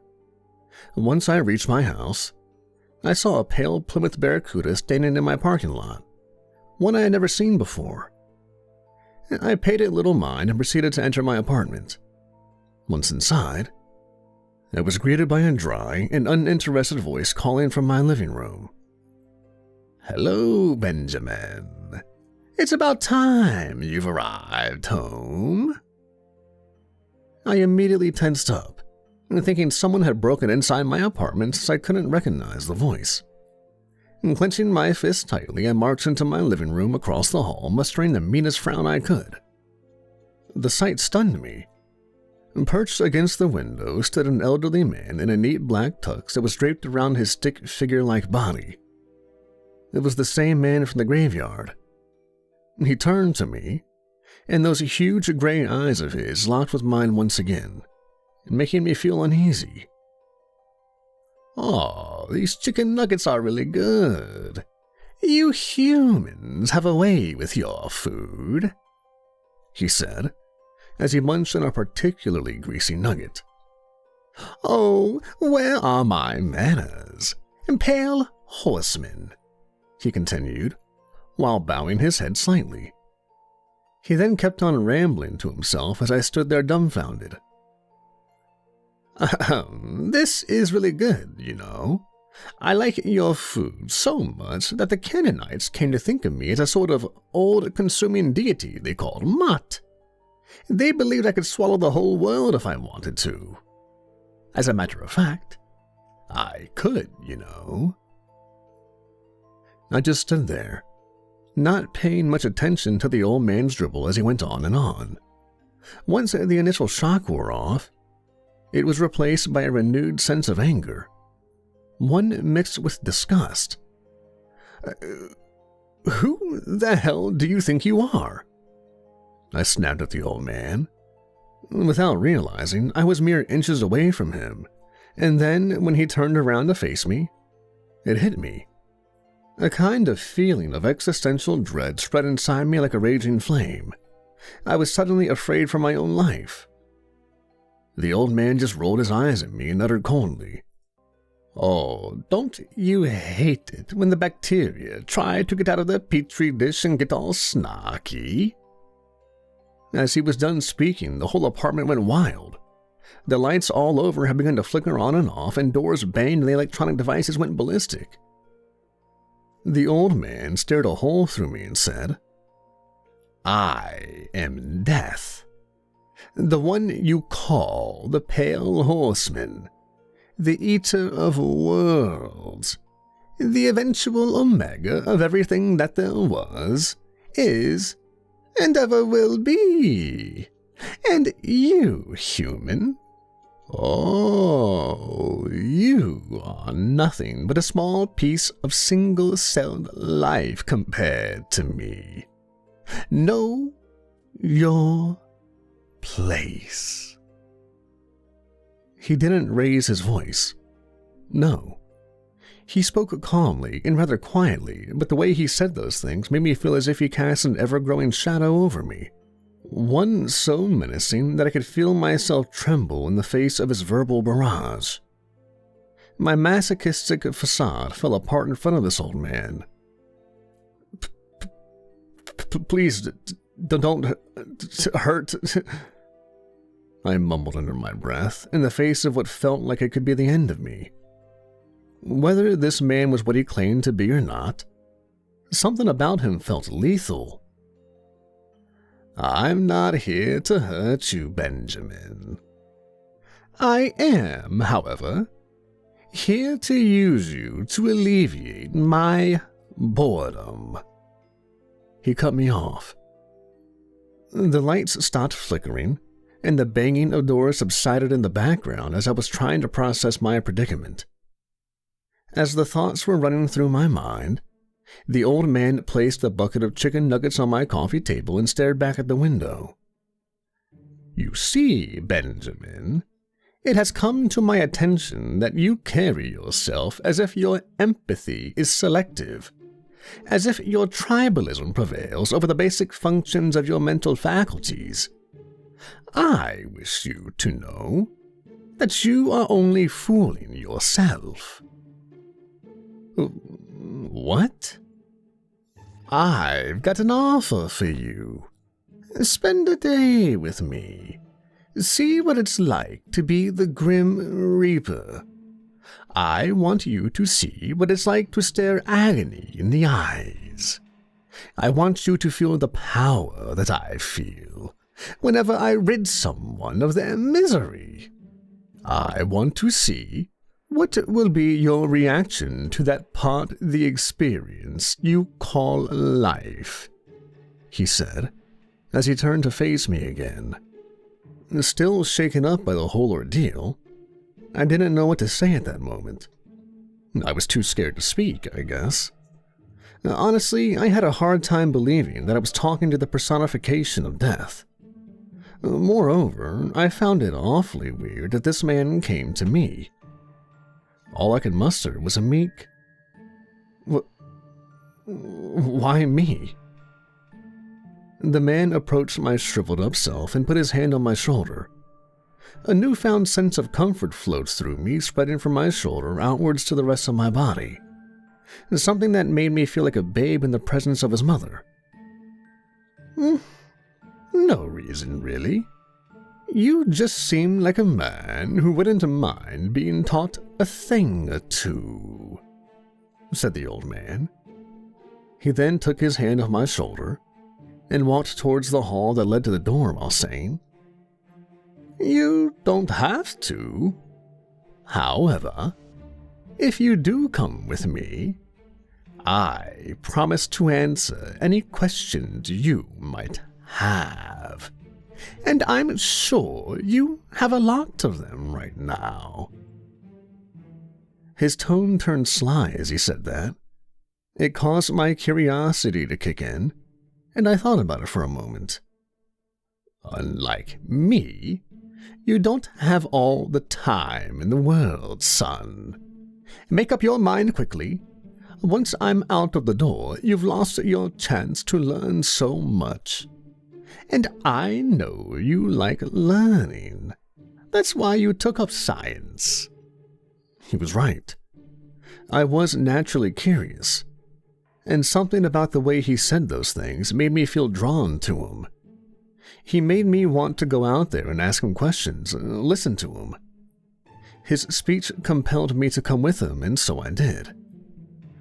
I'll come with you, sir, I said, with barely any confidence in my voice. Good. I knew you would. Now, be a sport and get me my chicken on your way out.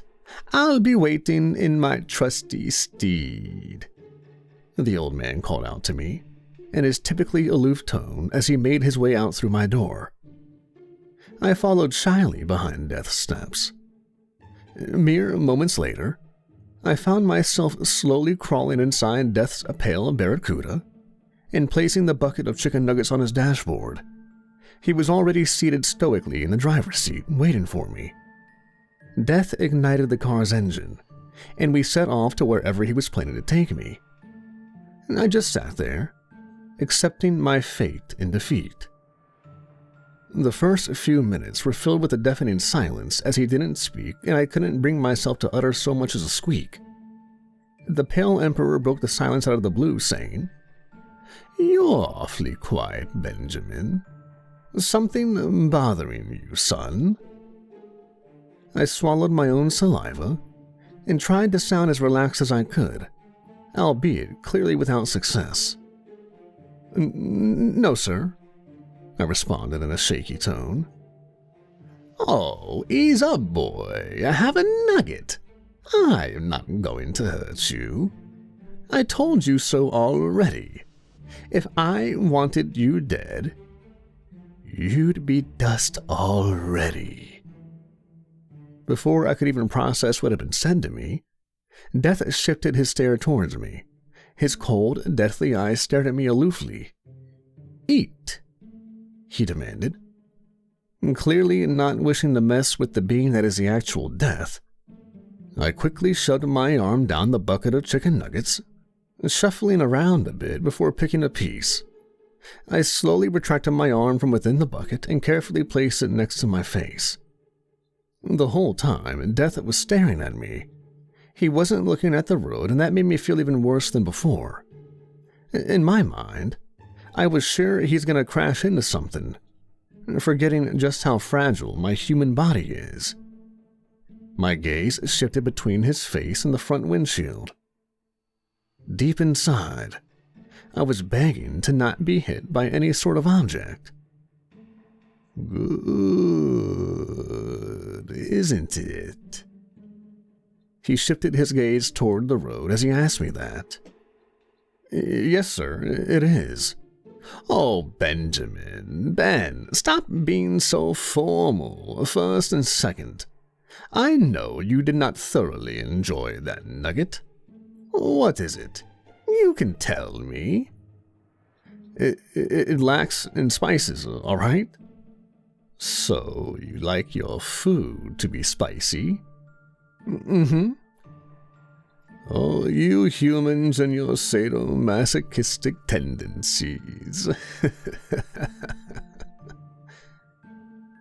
It caught me completely off guard the way he said that, but he wasn't wrong.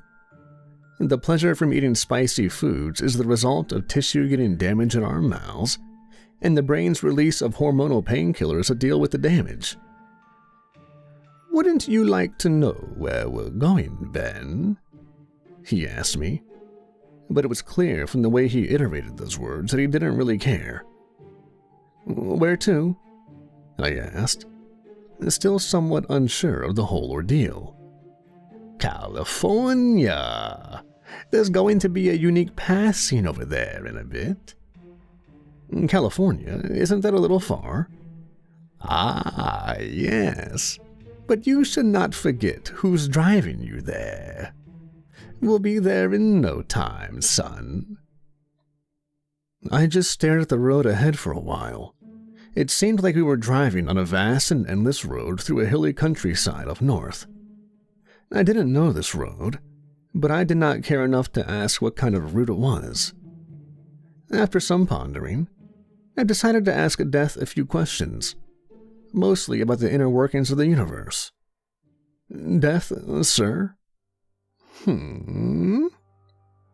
How does all of this work? What happens after, we naff off?" "Nothing, really.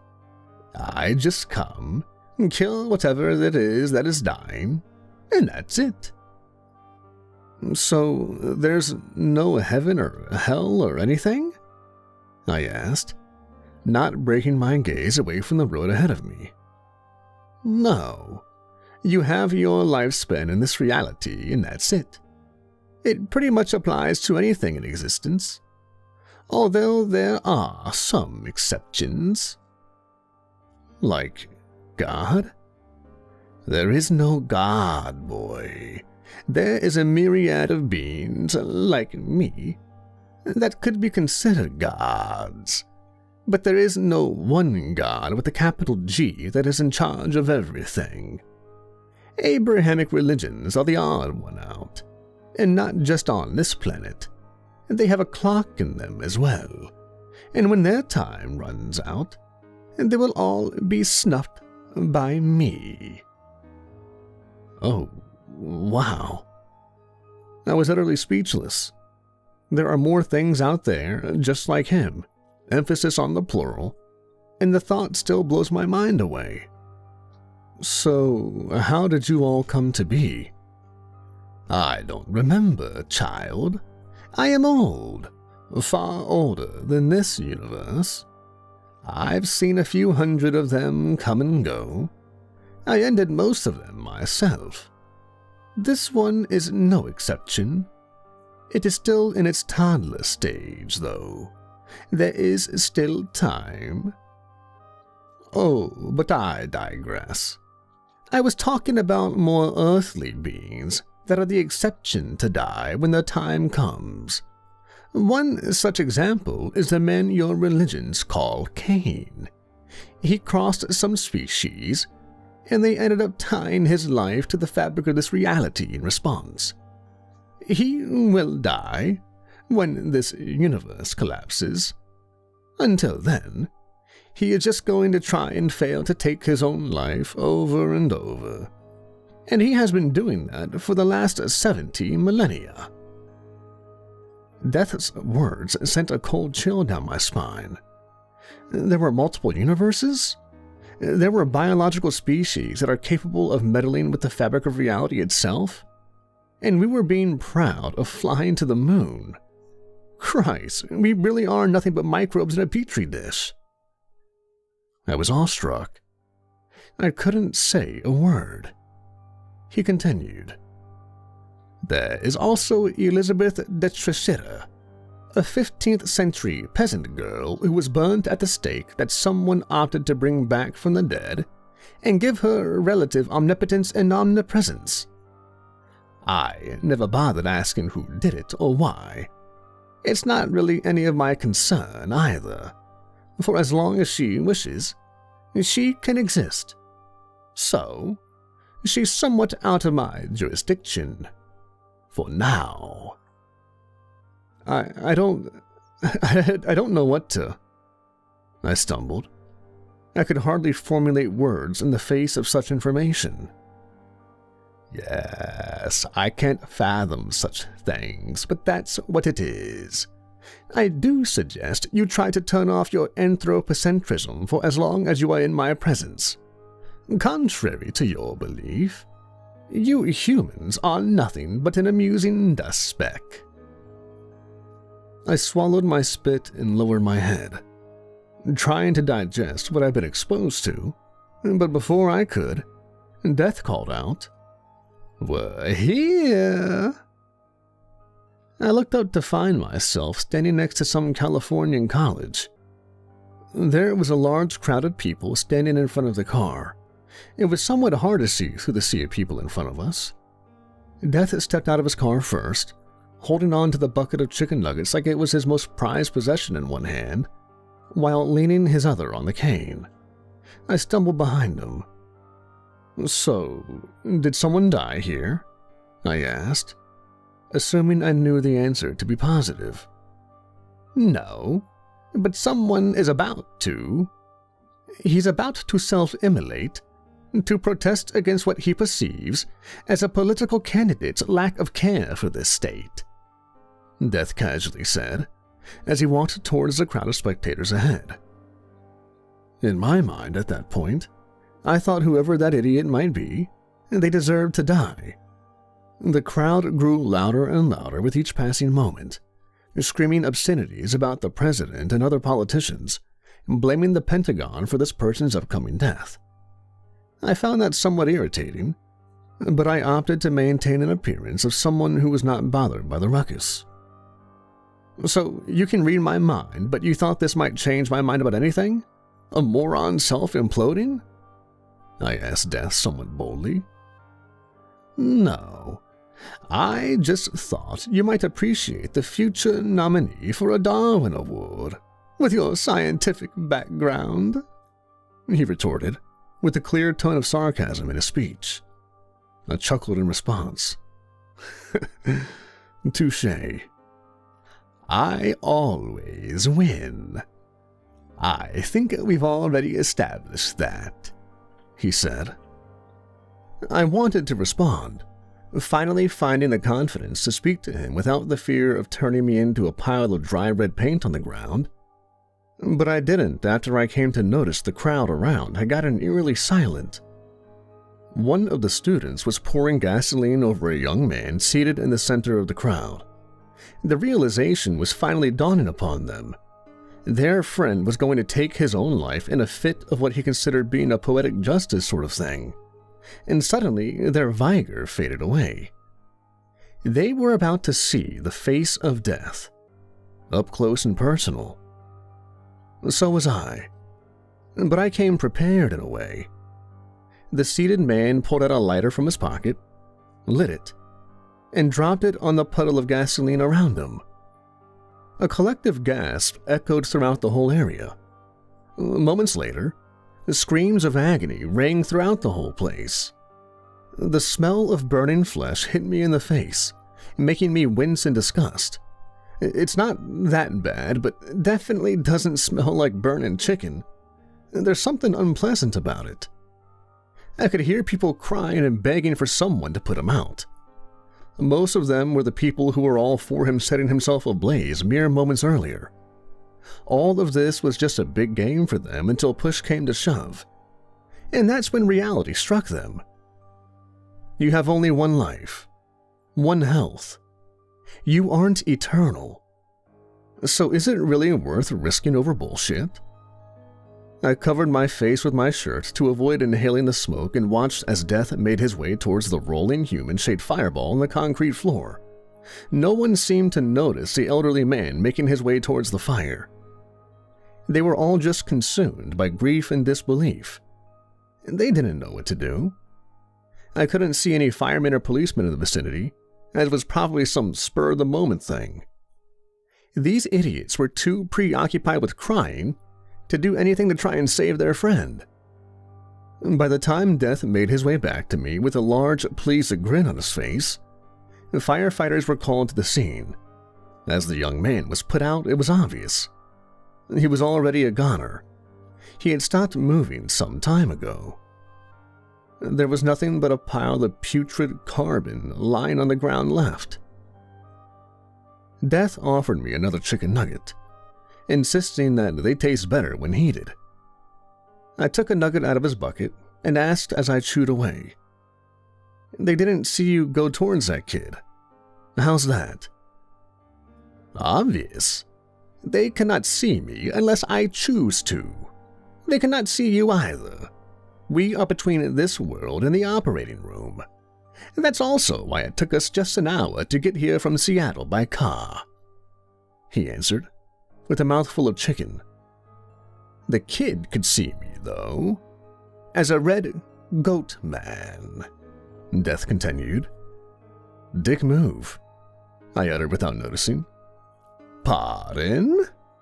he asked in response. "Oh, I mean, with all due respect, sir." "Aren't you a cheeky one, Benjamin? Well, it's time we get serious here. Although, I do see you had some empathy for the kid, not wanting him to see a monster in his final moments. I also know you did not take kindly to the people's lack of action, even though you yourself did not budge." He was right. I didn't do anything either, but I don't know why. I was just too busy looking at the people around me and punching them in their faces in my own mind.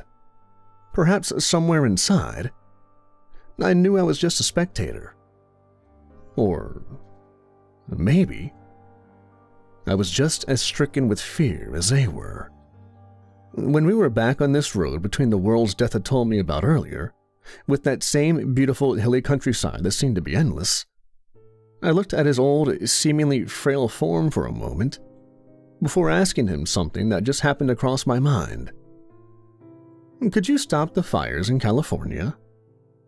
I can, but won't. I wasn't even surprised by that sort of response anymore. Seeing a man who burned himself to death earlier that day just served as a proof to me that I had an iron skin when it came to strangers. I asked him why anyway, simply out of curiosity. It's not part of my job, Benjamin. I do not clean messes left by humans.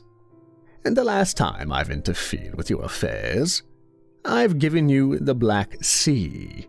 And now you have deluge myths. You see, even if this whole planet burns to a crisp, I wouldn't bat an eye. It's just another rock to me. Even if it is an amusing one, there are more like it, as I already told you. He did tell me that there were many more intelligent life forms out there, but it was still somewhat both delighting and shocking to know that the definitive answer to the question, whether we are alone, is an astounding no. There are sextillions out there, Benjamin. That number alone shook me to my core. It's an unimaginable number of things. Just think about it for a second. A 1 with 21 zeros. More than one of those. The universe's age is only in the billions.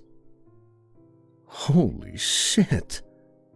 Was the only thing I could come up with after hearing such a number. It's simply too vast for the human mind to even grasp. And he, Death, had seen it all. He had the power over all of that. Well, Benjamin, I have a question for you. I was still trying to fathom the things he had just told me. Forget about taking your own life by fire. The number of planets with creatures on them. That is the real shocking thing I've come to learn up to this point of that day.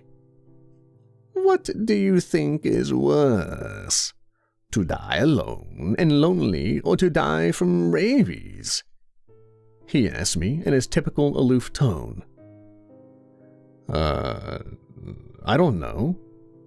I'd like to assume that of rabies because it's far quicker, but the pain of the furious in the dumb stages must be horrendous. I really have no idea.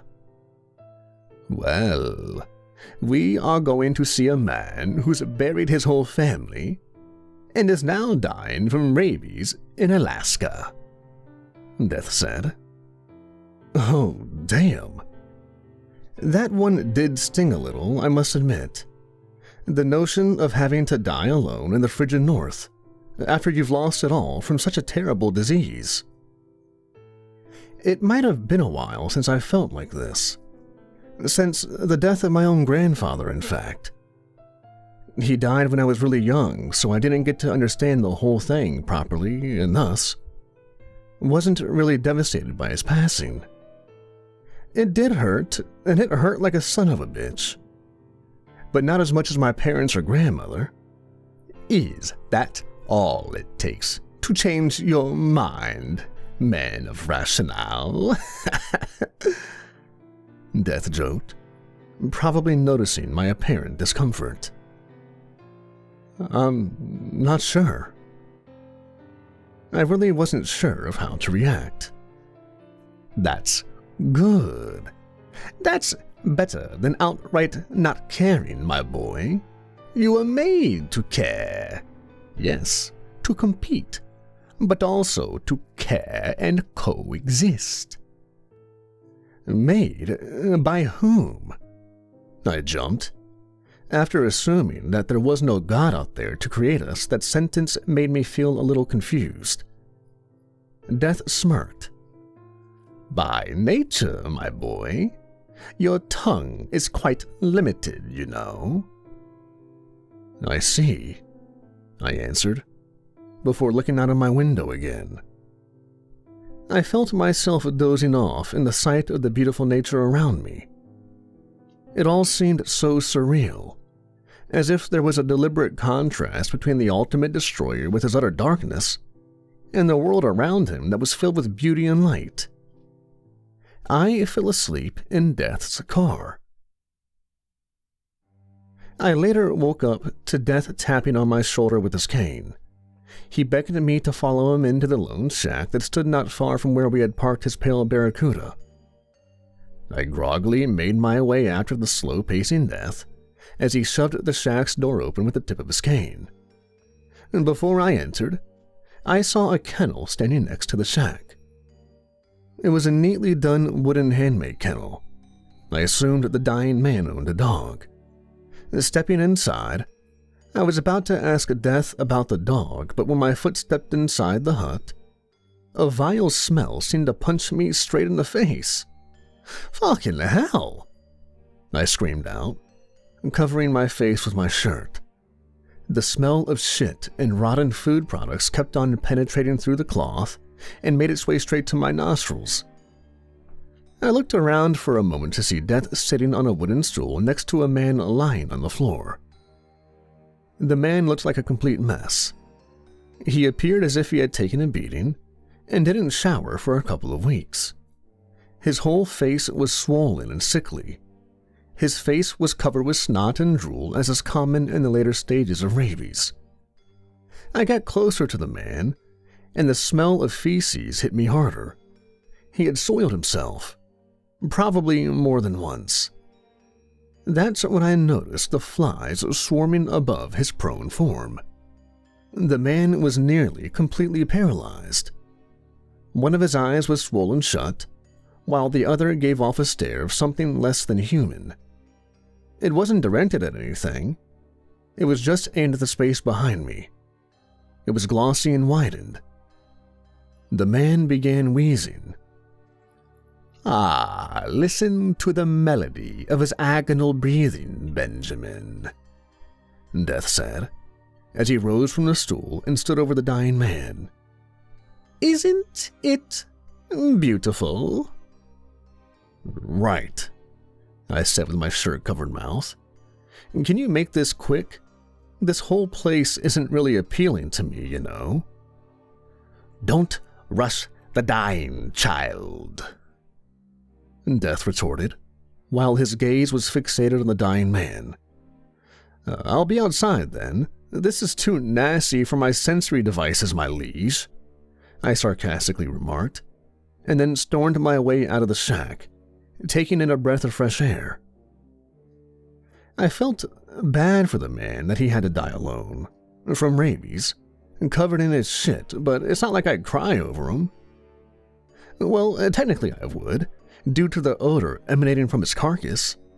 I didn't know the man, and while his circumstances were a tragic case, I didn't see myself wailing up over that. "Christ!" I yelled out, as Death came out of the shack. He was pacing slowly towards me as I made my way towards his car. Once we were both inside the car, Death looked at me and said, "I can tell something is shifting inside of you. We're getting there, my boy. Shame you did not stick around to see him go. I came up to him in the form of his deceased dog and led him into the light.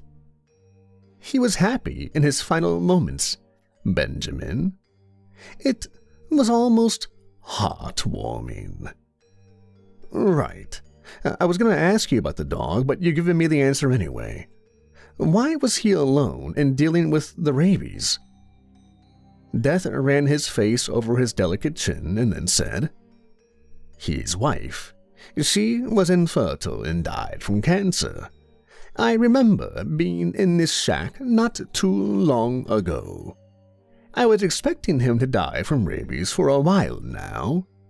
He contracted it years ago while hunting. It was dormant for decades. When Death had said he was in the shack before it struck something, I proceeded to ask, "You say you were here before. How does this work with you? I mean, death occurs all the time. So how are you here and everywhere else? Or how does this work?" Death smiled. "I am everywhere at once. I don't really have a physical form or limitations. I am infinite. Don't mistake me for a matter. I am beyond that. I am a force." "I see. You are learning. I'm not sure I'm ready for this course, sir." "Oh, you are. All of you are. It's something that matures you. That's what I do. I age things, and I kill them." "Right."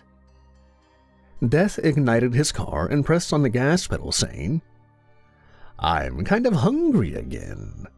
I know this place in Anchorage where they serve really great hamburgers. Let's have a lunch break, Ben." And so, we made our way towards Anchorage, but we never got to reach the diner inn that Death loves so much.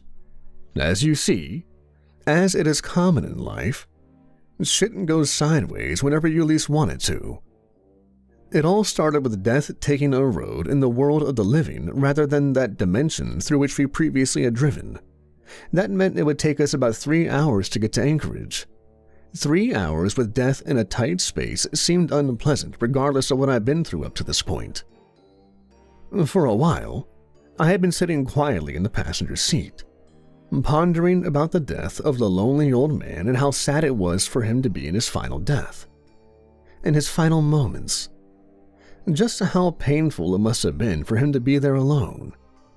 After losing just about everything, having to deal with a terrible disease, only to eventually die, truly all alone. Death must have noticed this as he said, "Benjamin, you're eerily quiet." "Yeah, just thinking."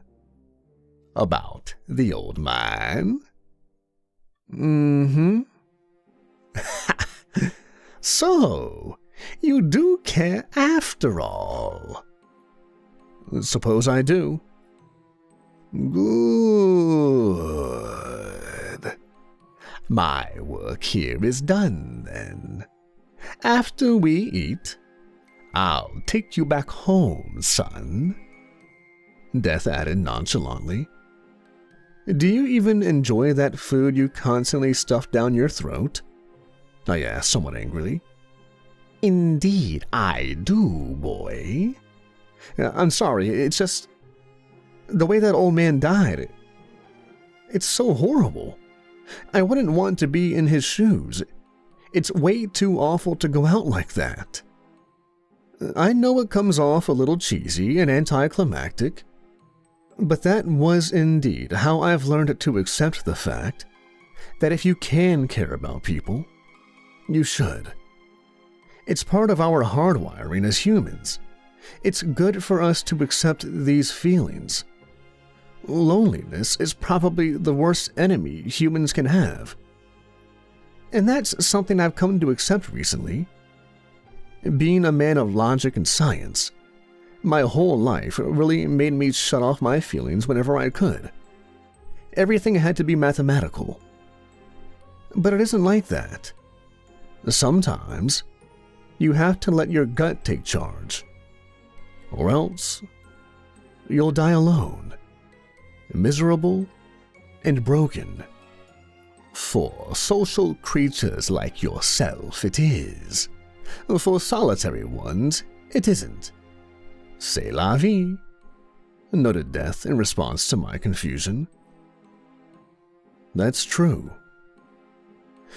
Do you ever fear that time when everything dies, Death? I asked him, as I sank into my seat as if out of fear of crossing a line. No, because that means I'll probably disappear as well eventually, boy.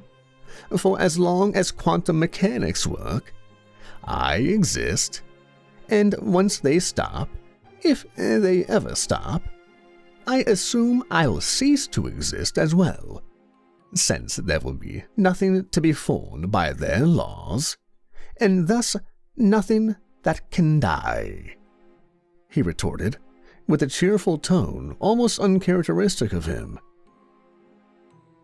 Is that Death yearning to die? I shot at him.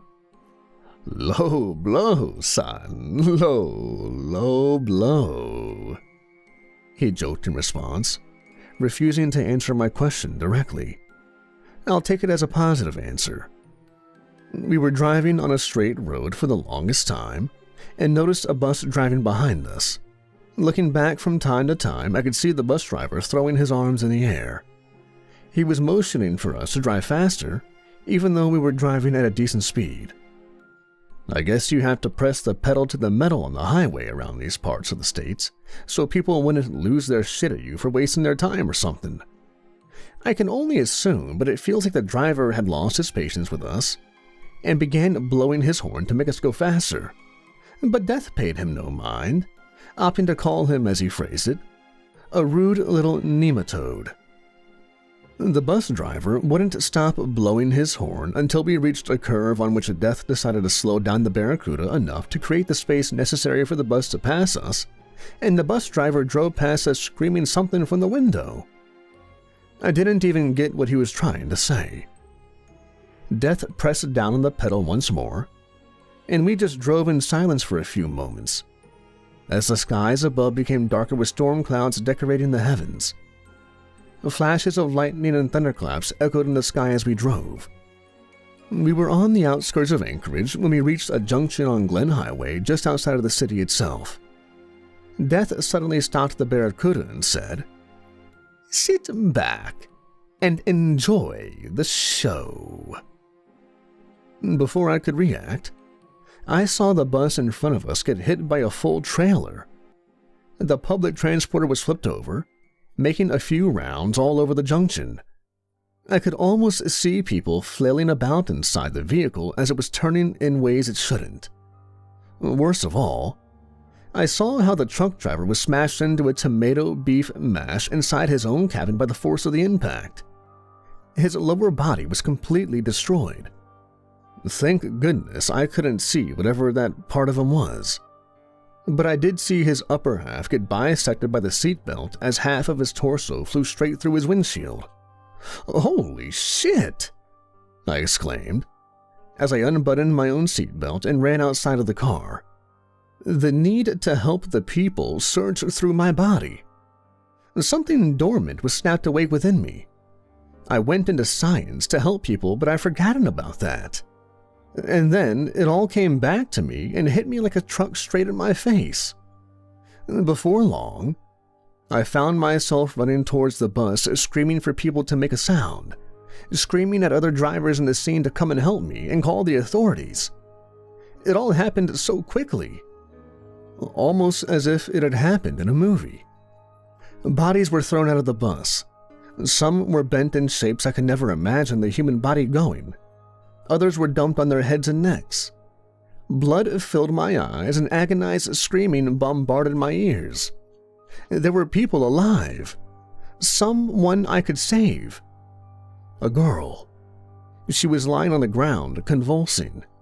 I ran up to her and begged her to stay with me. When I was a foot away, I saw she was riddled in glass and her arms were cut open.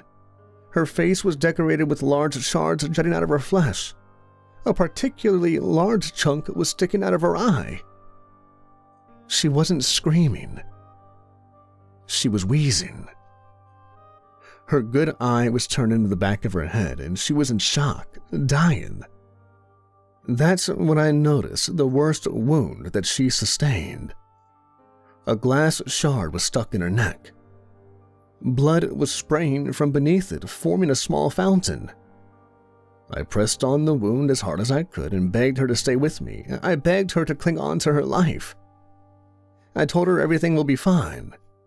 I wanted everything to be fine, but deep down inside I had no idea if it would ever be. And moments later, she went limp.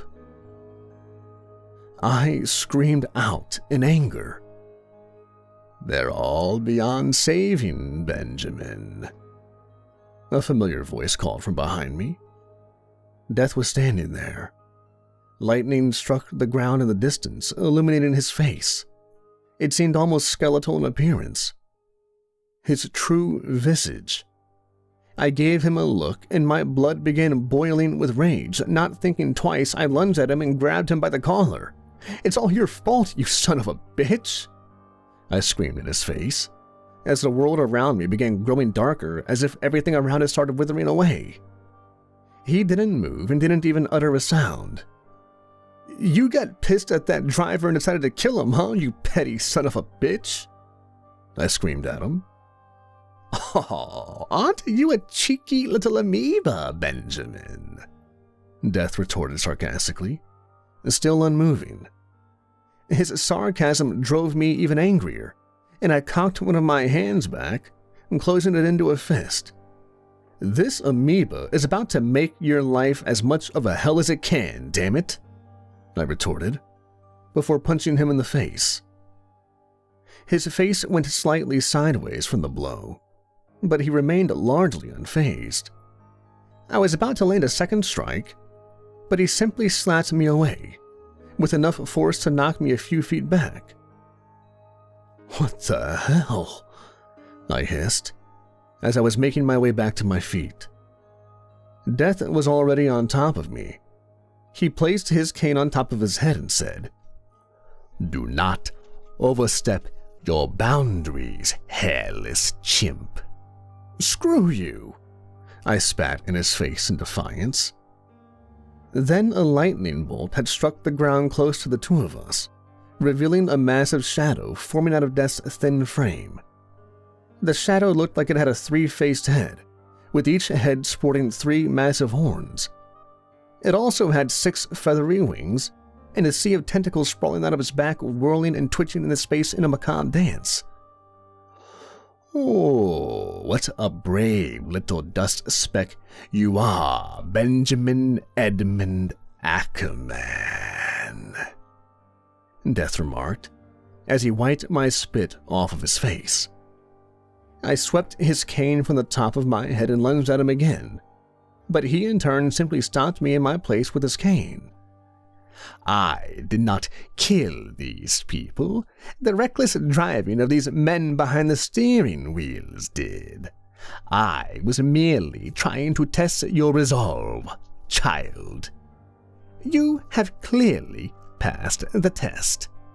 It's been a while since someone from this planet stood up to me like that.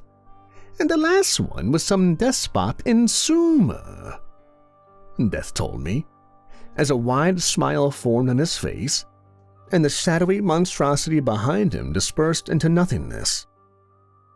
"What?" I fell down to my knees.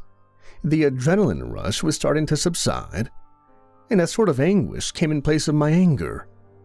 I could feel the tears forming down on my cheeks as I stared up to Death, who was perched over me, extending his hand towards me.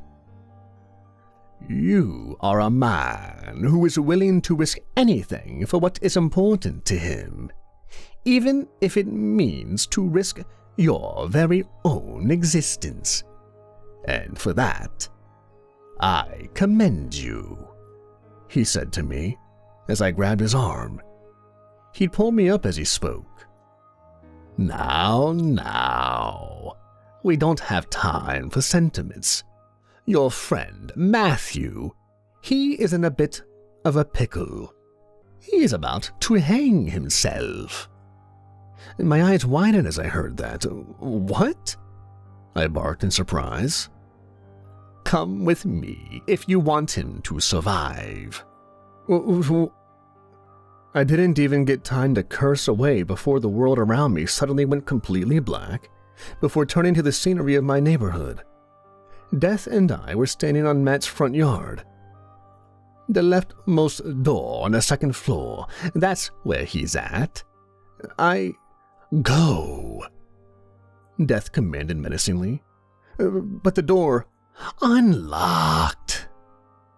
I ran inside the house, screaming Matt's name over and over, hoping I'm not too late, but nothing came.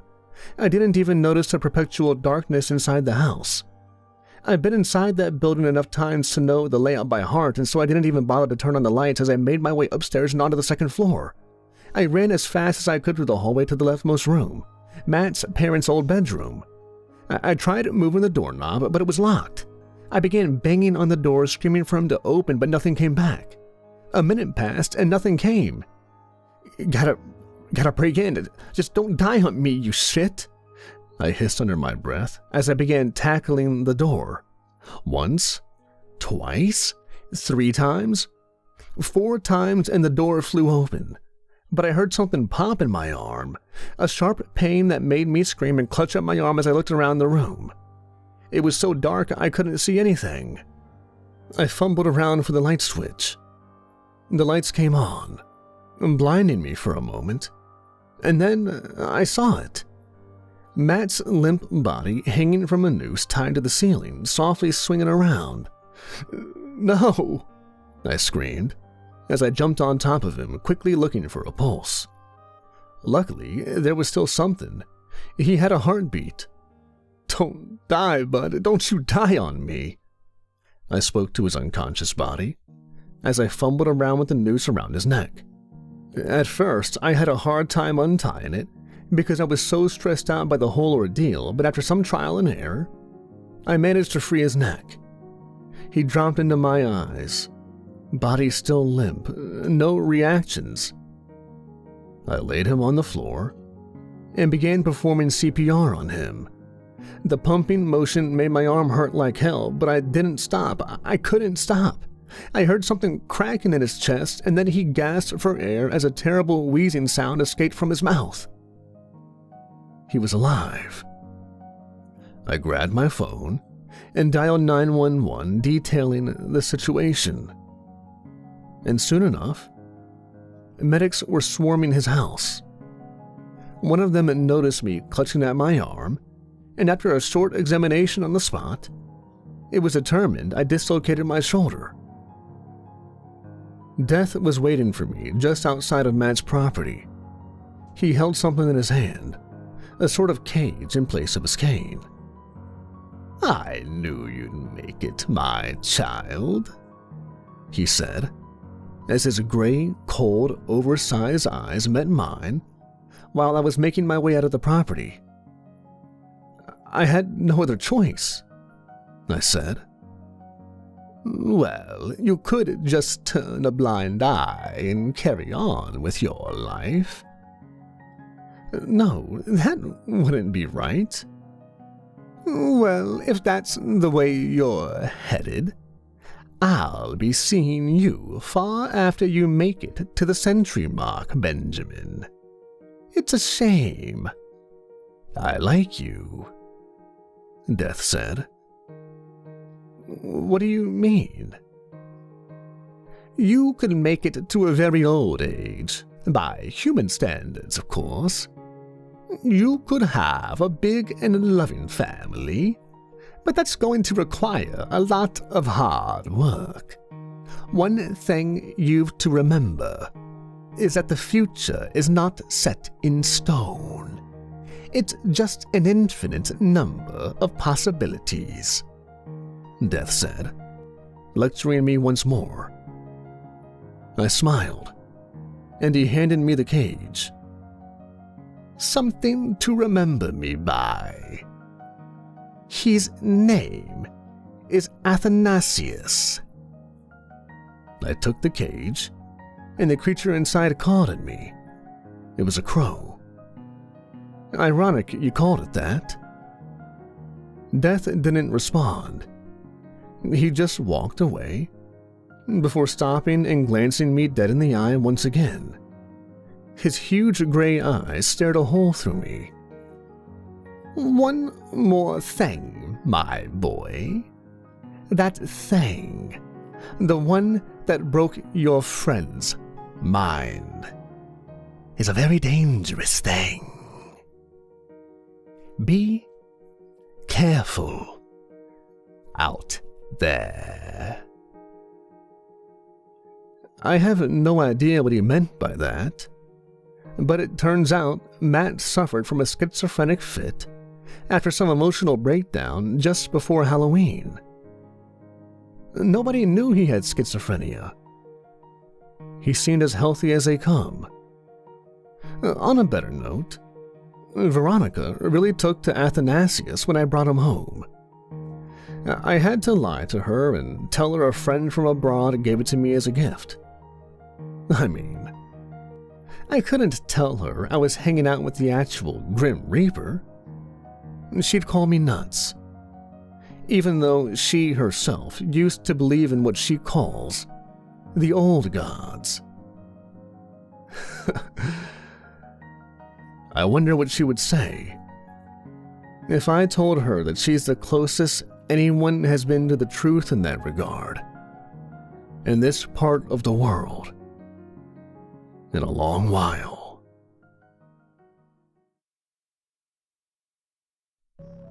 Hey everybody, Kevin here from Nightmares Nightly. If you made it this far, I want to thank you all for listening. I also want to take a minute to let everybody know that I'm going to be setting up a YouTube membership page soon that I hope to bring videos to every week. If you'd like to support me and the channel, please consider signing up for that, or my Patreon page, where I'll soon be uploading content as well. I'd like to give a huge shout out to my current patrons, Ashley, Mars, Amy, and Zarin Ray, for supporting me in what I do. And as always, thanks for listening, everybody.